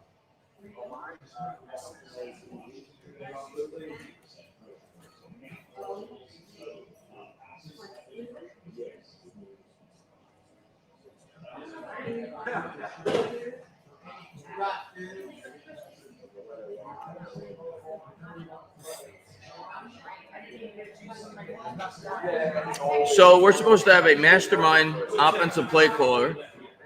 2 of them, apparently. And we scored 6 points. And we had the ball on the 1-yard line, first to goal. We couldn't score a touchdown. Then we had the ball on the 3-yard line, first to goal, and we couldn't score a touchdown. I don't know what to tell you. And the mastermind quarterback guru, we see Daniel Jones go somewhere else, and he has a great game today. I don't know what to tell you. 21-6, 2:35 to go here in the fourth. 2nd down. Did they throw, by the way, on that first play? Oh, no, the Giants used a timeout. I'm sorry. Make sure you get that donation real quick. Malik Neighbors covering his face with a towel on the sideline, screaming into it. That's how I feel. Big super chat here from Ray W. Thank you so much. Saying, I tried to warn everyone, hope is a dangerous thing. Even your Tom Cruise shades couldn't save us, Chris. Ray, I tried my best. You know how much I love Tom Cruise. I tried my best to bring out the shades and pretend that I was Top Gun Maverick to get it done, but it didn't work. Thanks for the super chat, Ray. Ray's awesome. Always in all my streams. Appreciate you for being here, buddy. 2nd and 8 for the Commanders. Huge movie guy, too. Always like talking movies with Ray. Shotgun formation for Daniels from the 5. Man in motion is Ertz. Daniels takes the snap. He's going to hand, and look at that hole. That I just felt like I saw one of the 7 wonders of the world because that was as big as the Grand Canyon. As he picks up like 40 yards. We don't even need to fly to Arizona. We can just see the Grand Canyon every time we watch the Giants play football. 1st and 10 as the Commanders have it at midfield.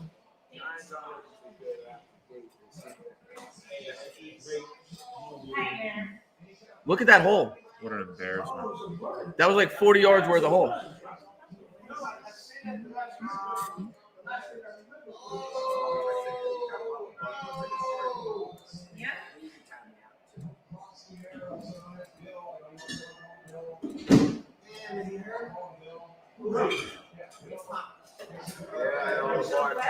Ricky said Nevada. Well, doesn't the Grand Canyon, not that this is a geographical channel, but doesn't it extend through multiple states? I think it's in Nevada, Arizona. It might even span it, just go into Utah. Maybe I'm wrong on that, though. 1st and 10. Commanders have it pistol formation at the 47. He's going to hand. They'll pop it to the outside. Stiff arm. Tackle down at the 40. What are we doing? Oh, the stiff arm was ridiculous. Christian says time to start food reviewing. Yeah, we may have to start doing that instead. 21-6. I just want to make sure we don't miss any of these donations. Yeah, they're rolling in. Got a few. Joby's actually one of my neighbors. He says, Tana ate more tacos than the Giants scored. I might have. It was close. Joe. No offense to you, but to you two, but Bowen deserves to get fired. That's not offense to me at all. I'm not against Bowen getting fired. I'll say I think Shane Bowen didn't do a great job. I have a lot of criticism for him with the way that he handled the defensive line rotation, and the run defense was just atrocious from start to finish. But this game is to blame all on the offense. This is the offense's fault. We have 6 points. Washington's 21 points. We have 6 points. We have 6 points, and we couldn't get a yard out from the 1 yard line. And then the 3, we couldn't get a single yard. I got Malik Neighbors on the sideline doing breathing exercises, having a panic attack. I don't blame him. Commanders have it from the 40. Daniels will take and hand. And the Giants will only be able to stop the clock. That's the last time, and then the 2-minute warning. So at best, we'll have a minute left if we could get off the field. Super chat here from Toasty. Thank you. With a horrible statistic that the Giants haven't scored a Week 1 touchdown since 2022. Well, that adds up because we scored 0 points against the Cowboys Week 1. And last I checked, if you score 0 points, that doesn't equate to a touchdown. And last year, we scored 6 points against the Vikings. And this year? We scored the Commanders. So it's getting, at least it's not getting worse. It's not getting worse. Better. Well, no, I mean, we lost 28-6 last year or whatever it was against we might not lose 28-6 this year. We might.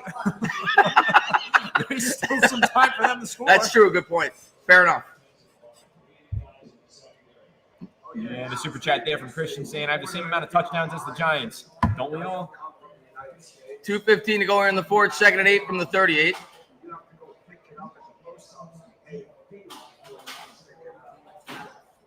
Jets lose 34-32. Daniels will take in hand, and that'll do it. There's your first down, 3 QB kneels, and we call it a day. I'm going to go to the bathroom because I've had about 3 beers, and somehow I've held that in for 3.5 hours without having to go. And kudos. I'll be back to talk about this disaster of a football team. I don't even know what to say.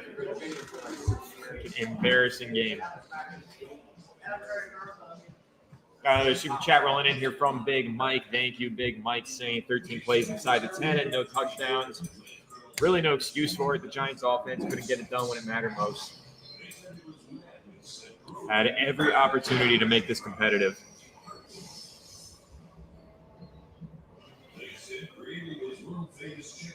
A lot of people in the chat calling for Jackson Dart to start next week. I don't think it's out of the realm of possibility.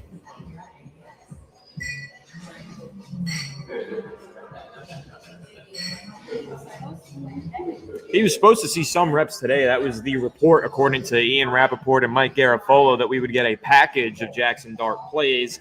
He never even sniffed at the field. Instead, they just had Russell Wilson out there throwing ducks and taking sacks.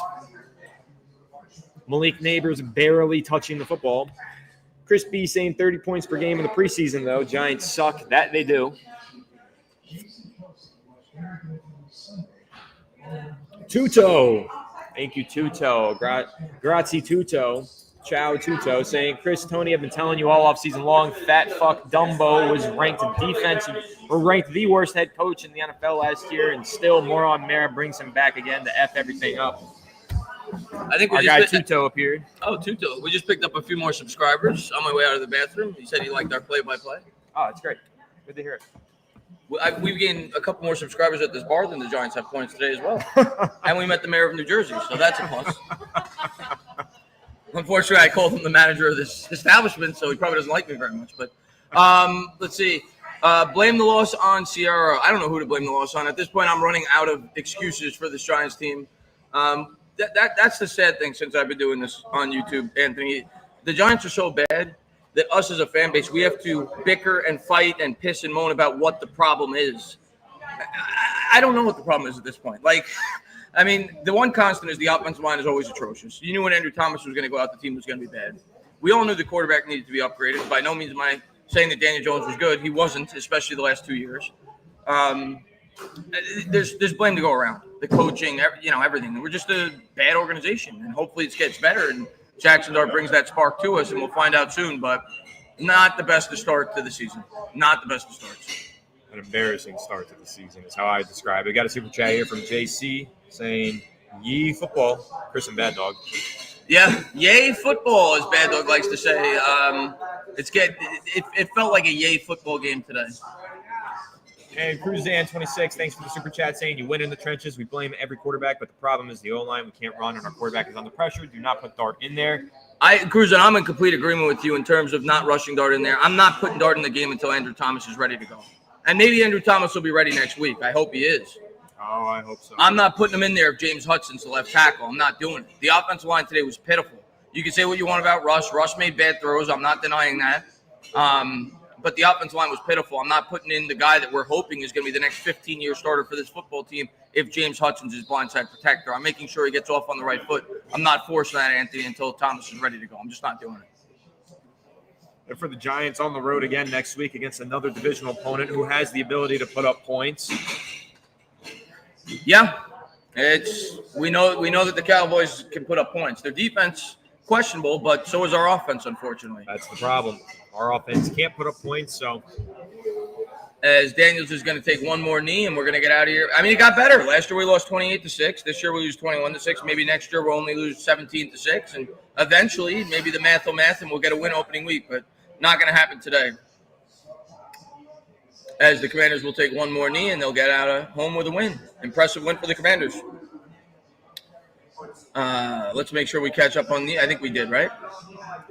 We got two more coming in. Tuto. Grazie, Tuto, saying, Chris, Tony, I don't think would be a good idea to bring Dart in second week action with bad offensive line. Wilson didn't do anything wrong. He hasn't had a chance. Listen, I don't disagree. I don't think it would be a great idea to throw Dart in there with this offensive line.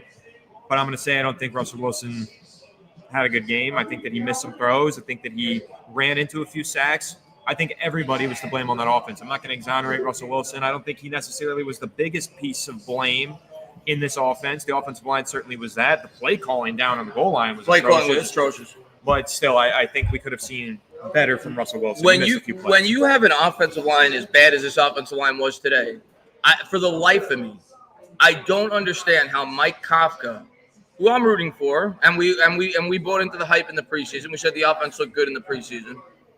I don't understand for the life of me, without Andrew Thomas in the lineup, when you're on the goal line, first and goal at the 1, you call a trick play where you throw the ball to your rookie tackle, your rookie fifth-round pick tackle.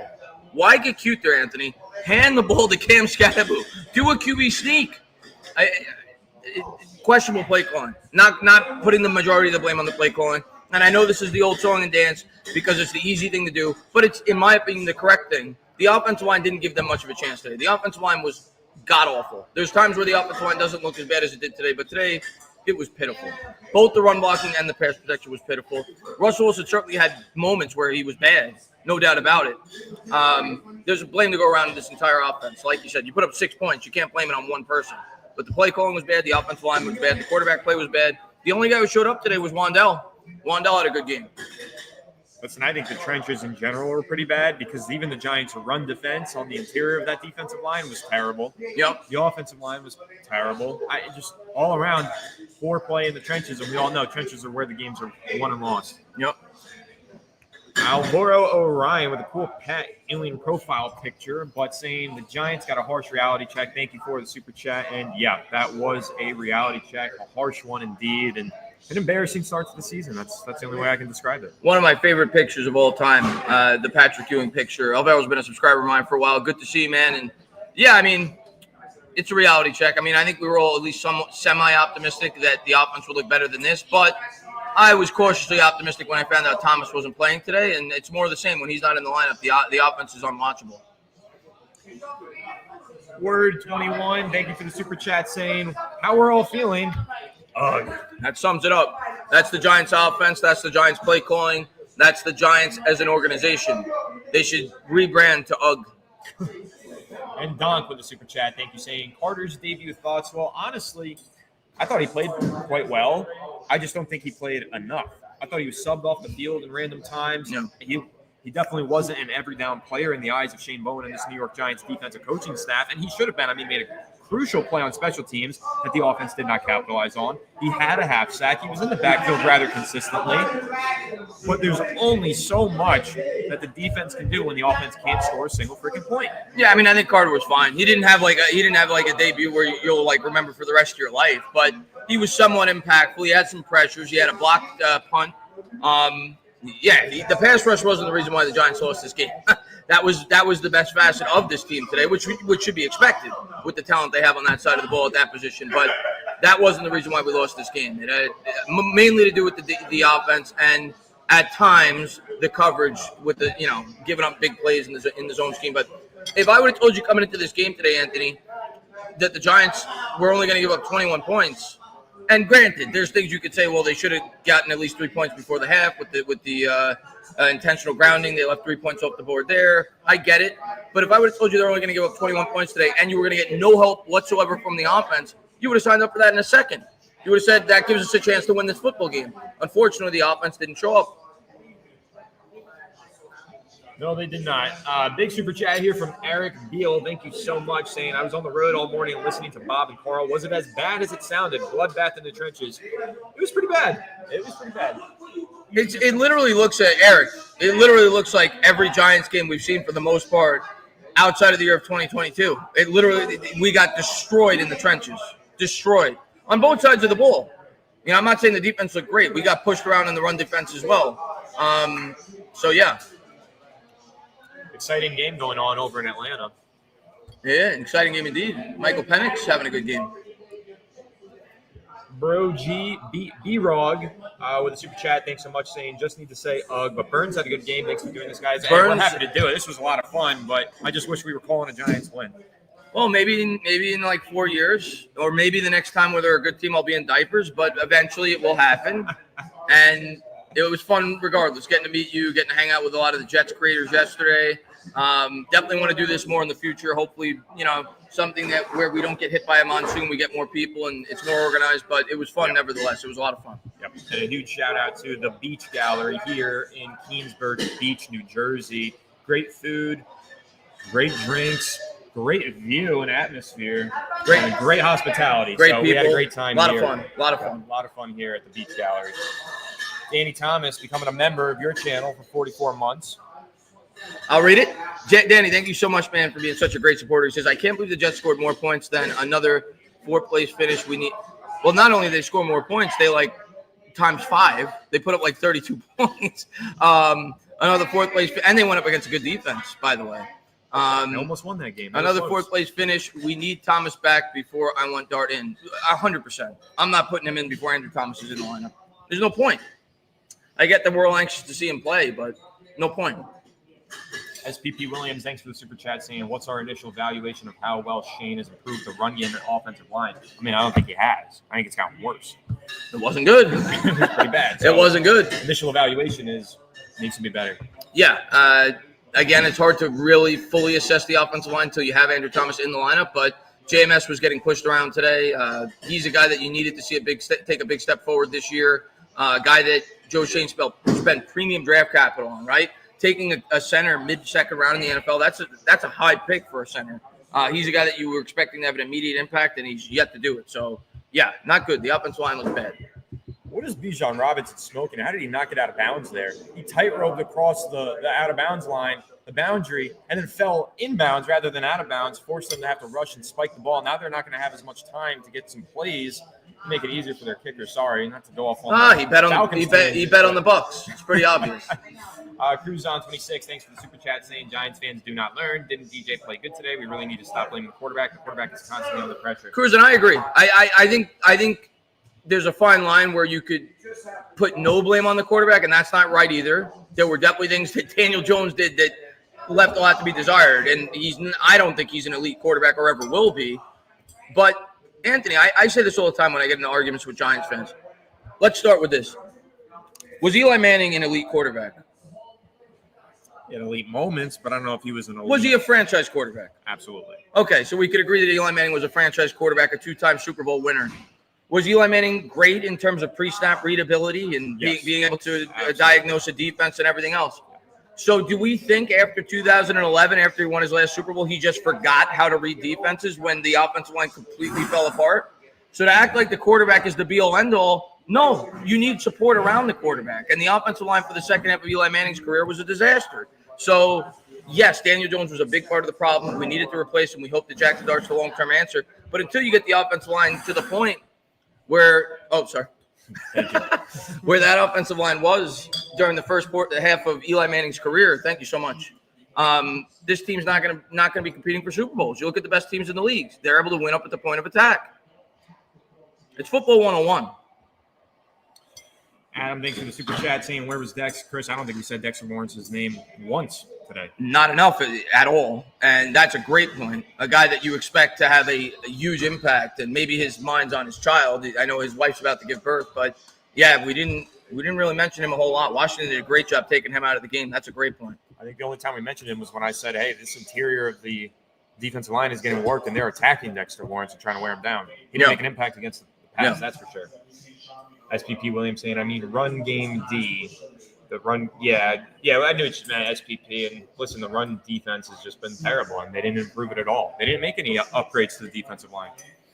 Yeah, I was surprised. Thank you so much. Thanks so much. I was surprised, to be honest with you, that they didn't put more of a focal point on the. I know that we took. To be fair, they did draft an interior defensive lineman in the third round who was a healthy scratch today, so they did draft one, but. I thought that they would have put more of an emphasis on that this offseason, and that's something that they're going to need to continue to do until such time they get that right, because we got run over again today. And the linebacking core, too, without McFadden, that was a big loss today.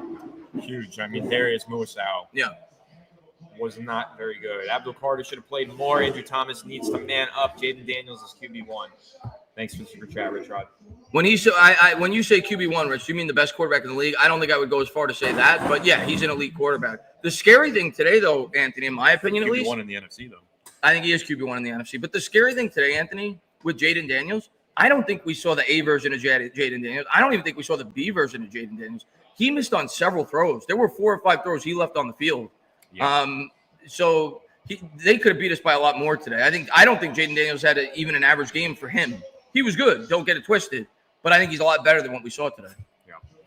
That should have been a touchdown. Yeah. That's an exciting finish to that game. Much more exciting than anything we just watched for the last 4 hours watching the Giants. Ryan, thanks for the super chat saying, is Dex playing injured? No, he was load managed all summer. He should be totally healthy. Barely practiced. I think they just took him out of the game today. I think they had a good game plan and they executed. That's what Washington did. Blake D said, great prep for Dable, trending up. Super chat. Thanks for that. Trending down, I think. I don't know. This is just. I won't fully judge Dable until I get to see Jackson Dart in the lineup with Andrew Thomas. I'm going to give him his quarterback, and we'll see what he does this year. But, yes, of course, the offense looked awful today, and that's supposed to be his strength. So he deserves a lot of blame. SPP Williams, thanks for the super chat saying, if Anthony wore 3, we would have won. I do not have a 3 jersey. No Russell Wilson jersey in my closet. If anybody is in, I actually went to Dick's Sporting Goods because I was looking to buy new Giants gear for the year. and I saw that they were selling Russell Wilson jerseys, and I wouldn't advise that you do that. I don't think he's going to be the quarterback for this team very long. They were also selling Darren Waller jerseys. I think they were handing those out for free, but avoid the number 3 jersey at all costs. Well, I've said this before. I know it's a different circumstance. Russell Wilson is not Nathan Peterman, but in 2018, the Buffalo Bills coaching staff, Brian Dable included, fell in love with Josh Allen over the summer, and by week 2, he was starting football games for Buffalo. Yeah. They have fallen in love with Jackson Dart. He's going to start soon. He could be in there next week. That's the only reason I'm bringing it up is because we saw it in 2018. Now, I'm not going to predict that that's going to happen. I think it's too soon to pull the plug on Russell Wilson. I don't think we really got to see what he's capable of today, but I don't think it's going to take long, especially if this is what the offense looks like going into – if this happens again next week. I have resigned to the fact – because ideally for me, wow, we just missed a field goal, huh? From like 40 yards. Yeah, young white coup. I have resigned to the fact because after we drafted Dart, for me, ideally, especially after we drafted Russell Wilson, it was okay. The plan has to be to hold off until the bye week and just have him sit and learn and grow under Russell Wilson and not rush him in there before he's ready. I've resigned to the fact that that's not going to happen. The Giants are not going to be able to wait till the bye week to throw him in. That being said, Anthony, they cannot throw him in there until Andrew Thomas is 100% good, in my opinion. That's setting him up for disaster. And I would probably want Thomas to play a game or two before I throw Jackson Dart in there, to be honest with you, because it's probably going to take him a game or two to get back on track. So I'm still trending more towards week 5 or 6 before I'd like to see Dart. But I understand the anticipation and why fans want to see him in there as soon as possible. I get it. All right, but let's say the Giants offense does not score a touchdown next week. But there's going to be pressure. There's no doubt about it. Home opener week 3. It could happen. If you're asking me, do I think it's ideal? No. I would rather Andrew Thomas be in the lineup for a few weeks before I make the move. Fair enough. But it very well could happen. I'm not ruling that out. What I read today, though, is that Andrew Thomas probably misses the first 2 games, probably back for week 3. So if you can get Andrew Thomas in the lineup week 3, Russ doesn't score a touchdown through the first 2 weeks of the season. It very well could happen. I think you turn it very well could. It's definitely home opener on primetime against the Chiefs. That's the best way to get him going. I think it's definitely gonna happen a lot sooner than a lot of us thought it was. And a lot of that has to do with Dart. Dart looked very impressive in the preseason. Yep. So kudos to him. Yep. Another super chat here from Goblins Are Real. Chris, we've been through a lot of these together at this point, but I'm getting real sick of it. I hope Dart is the next pro. Otherwise, this is going to be a long season. Drink up, gentlemen. Cheers to that. Well, Goblins, for me, I mean, obviously every year I want to see this team win the Super Bowl, but realistically speaking, if the Giants leave the year saying this guy could end up being our franchise quarterback, I think that's a successful year. If you leave the year saying to yourself, wow, Jackson Dart showed a lot of promise, and with another year, with more improvements around this roster, beefing up the offensive line, getting him another weapon, this guy could become the long-term answer. I'd be thrilled with that. Even if the team wins 5 or 6 games this year, if he progresses throughout the course of the year and you feel you have confidence in him, that to me is what this year is all about. Finding out whether or not he could be the guy long-term, or at least whether or not he's trending that way. So I don't fully disagree, but I'll say this. No excuses for a 6-win season or a 4-win season or 3. I got to see some competition from the Giants this year. Well, they can't look like they did today. I completely agree with that. SPP Williams, thank you for the super chat. One of our most loyal Fireside Giants viewers saying, love you guys. You did work today. Well, we love you too. Thank you, SPP. Thank you, Williams. Appreciate you for being here. All the way from what time is it in? He's in the UK, right? That'd be 9:30. 9:30. All right. That's not too late. I'm not going to give you too much credit, SPP Williams. I'm just kidding. Thank you for being here, man. We appreciate it. John with the super chat, thank you, saying, I get your arguments that offense was horrid today, but to me, this falls on entire coaching staff for being unprepared and making 0 adjustments. Absolutely. They come into week 1 unprepared every single year under Brian Dable. John, I'm not going to deny that, man. I think there was a lot of questionable – John, and at the end of the day, I'm a fan. We're all fans. We're not inside that building. I always try to give them the benefit of the doubt. But there was a lot of questionable things that we haven't even talked about yet in this postgame, right? And we said it throughout the stream. Why in the world is Wan'Dale Robinson returning kicks? I don't really. Why is Wan'Dale Robinson? It's week 1. You've had all offseason to prepare for this, and you have your number 2 wide receiver, or number 3 if you think Slayton's the 2, lining up to return kicks. You had a guy in the roster last year with Smith Marset, Anthony, that was one of the better kick returners in the league for the half season that we saw. You have him on the practice squad, and you have Wan'Dale Robinson returning kicks. What's with the Scottish Hammer with the opening kickoff? What are we doing? Like, there was a lot of things, not just the obvious, like some of the offensive play calling, the defensive play calling, defending the run. A lot of things that left me scratching my head today with some of the things that we saw from the Giants. SPV Williams with another super chat saying 4 years and Shane's biggest run defense move was Leonard Williams, right? Yeah, I mean, they haven't done anything to upgrade the run defense. I guess the signing of Bobby Okereke, and that worked for 1 year, but since then it's been. Well, he didn't. Shane didn't bring in Leonard Williams. Dave Gettleman brought in Leonard Williams. Shane actually traded Leonard Williams away. But yeah, the run defense he's been a big part of why the run defense, I think, has fallen off since we traded Leonard Williams, to be honest with you. Yep. He's been great for Seattle. Yeah. Say less NYC, thanks for the super chat saying every first round pick needs to be on the offensive line. I think you can place some early bets if you want that the Giants are going to pick an offensive lineman first round. I would be stunned.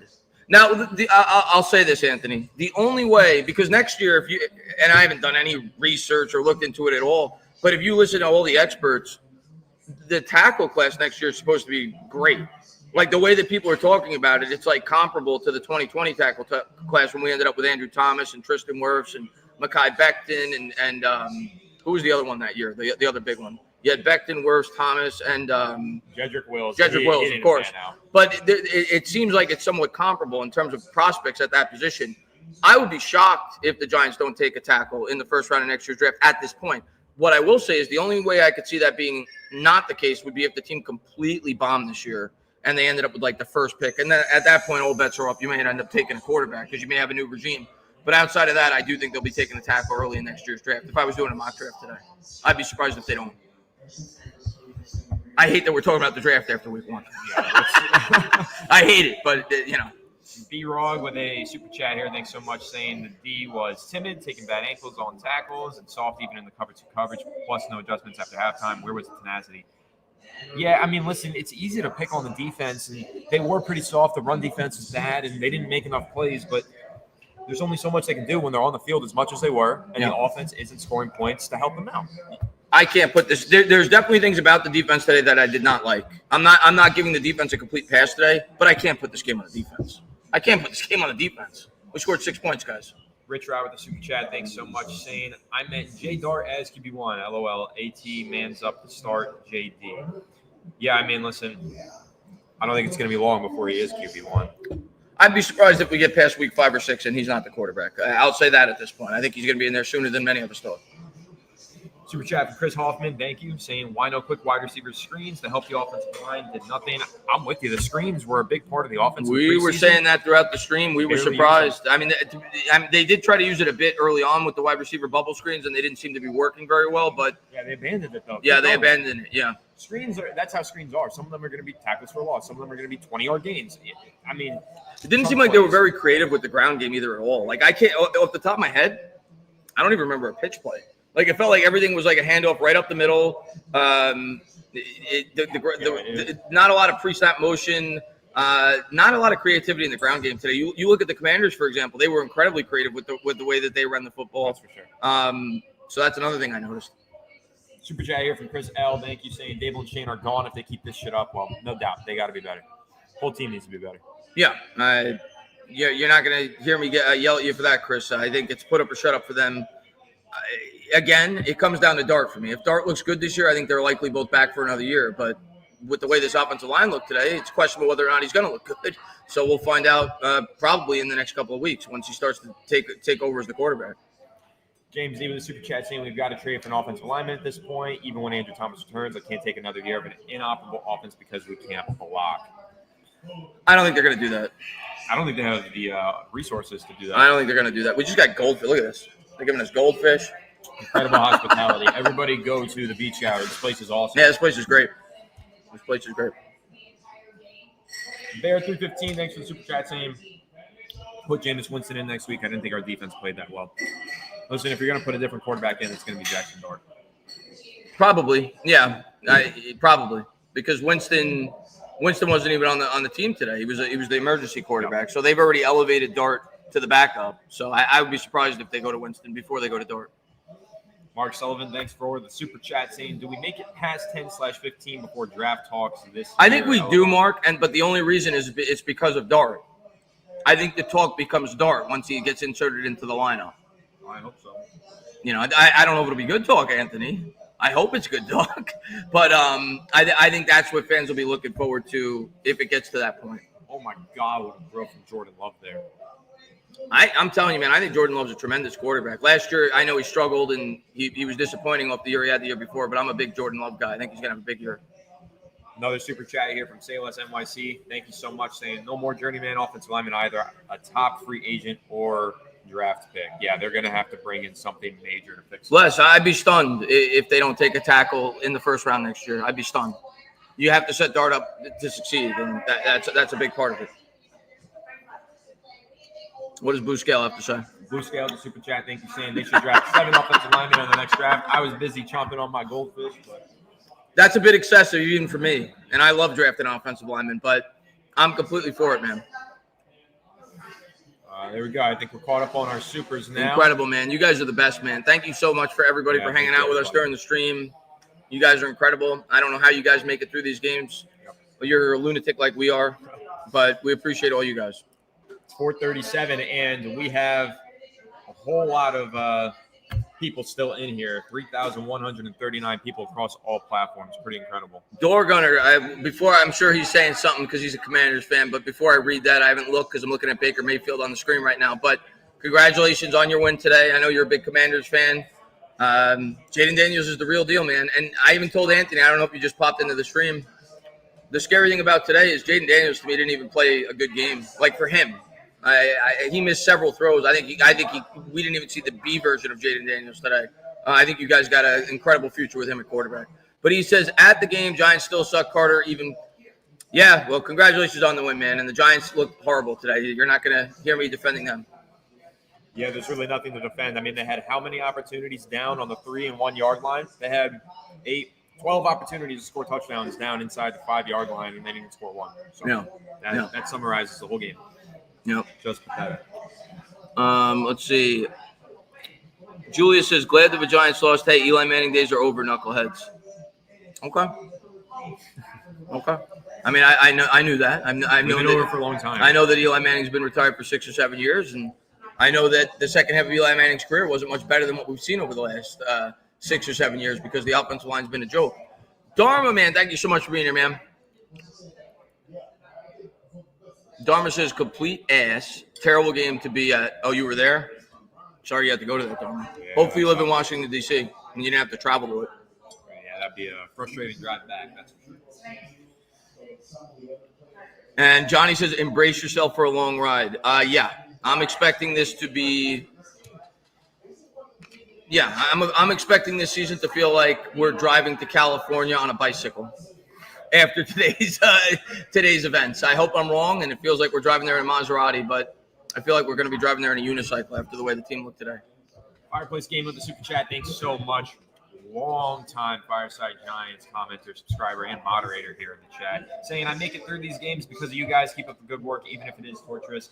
Thanks so much, Fireplace. We do it for you guys. So thank you for tuning in. Appreciate all the love. Yeah, and I just want to say it was a blast. Well, the funny thing is, and I don't know if people in the chat know this, I've actually met Anthony in person before, but it was great getting to meet him and being able to sit down and talk Giants for 2 days, and it was a lot of fun. I hope to do these more, often with other creators as well, but it was a lot of fun.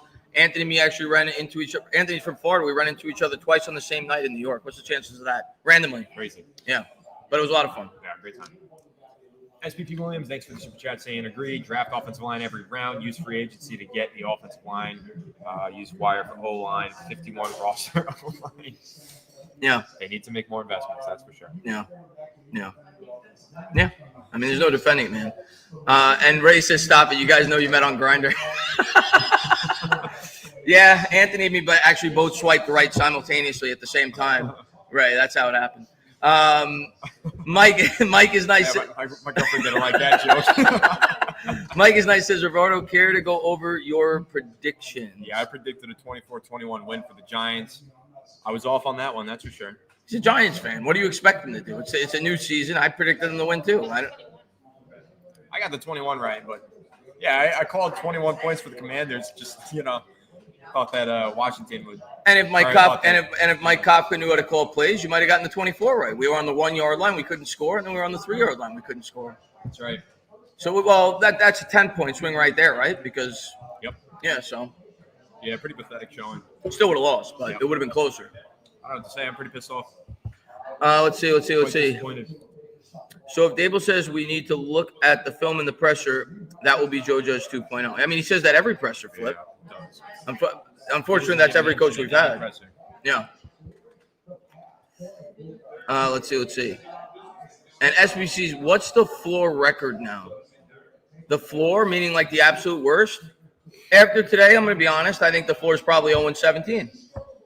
No, I don't think they're going to go win this. I'm kidding. But I still think the defense is too good for this team not to win a few games. But the floor is certainly lower than what we were hoping it would be a couple of weeks ago. I'll say that. If I thought the floor was about 5 wins, I might have to drop it to 3.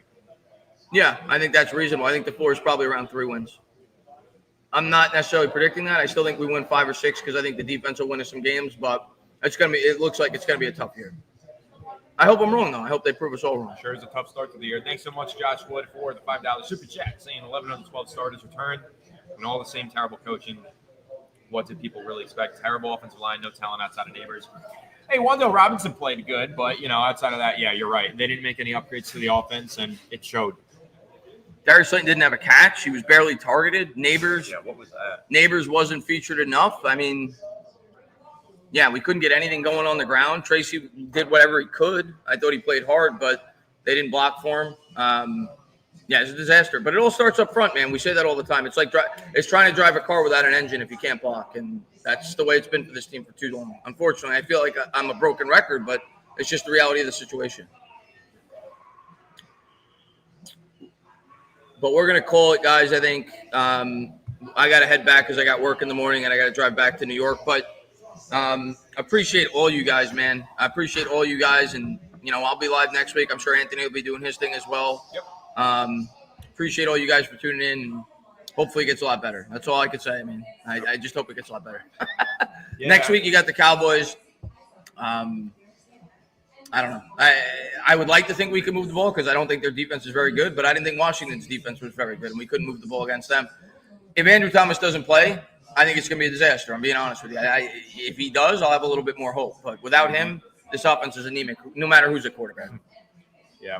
Regardless, at the end of the day, it was a fun stream. It would have been a lot more fun if the Giants won. Yeah. But still, at the end of the day, I had a great time, especially here at the Beach Gallery in Keensburg Beach, New Jersey. Guys, if you are local to the area, you need to check this place out. The food was delicious. The hospitality was somehow even better. So make sure to check out the Beach Gallery here in Keensburg Beach. And thank you to the Bazar Music Festival for bringing us out here and hosting a fun weekend. Even though it got rained out, still had a great time. But hopefully looking forward to a better week 2. And like Chris said, we'll be doing our separate live streams. But thanks for joining me, Chris. Of course. It was a pleasure. And thank you to everybody for tuning in. And let's get a win next week, guys. All right. See you, everybody. Thank you.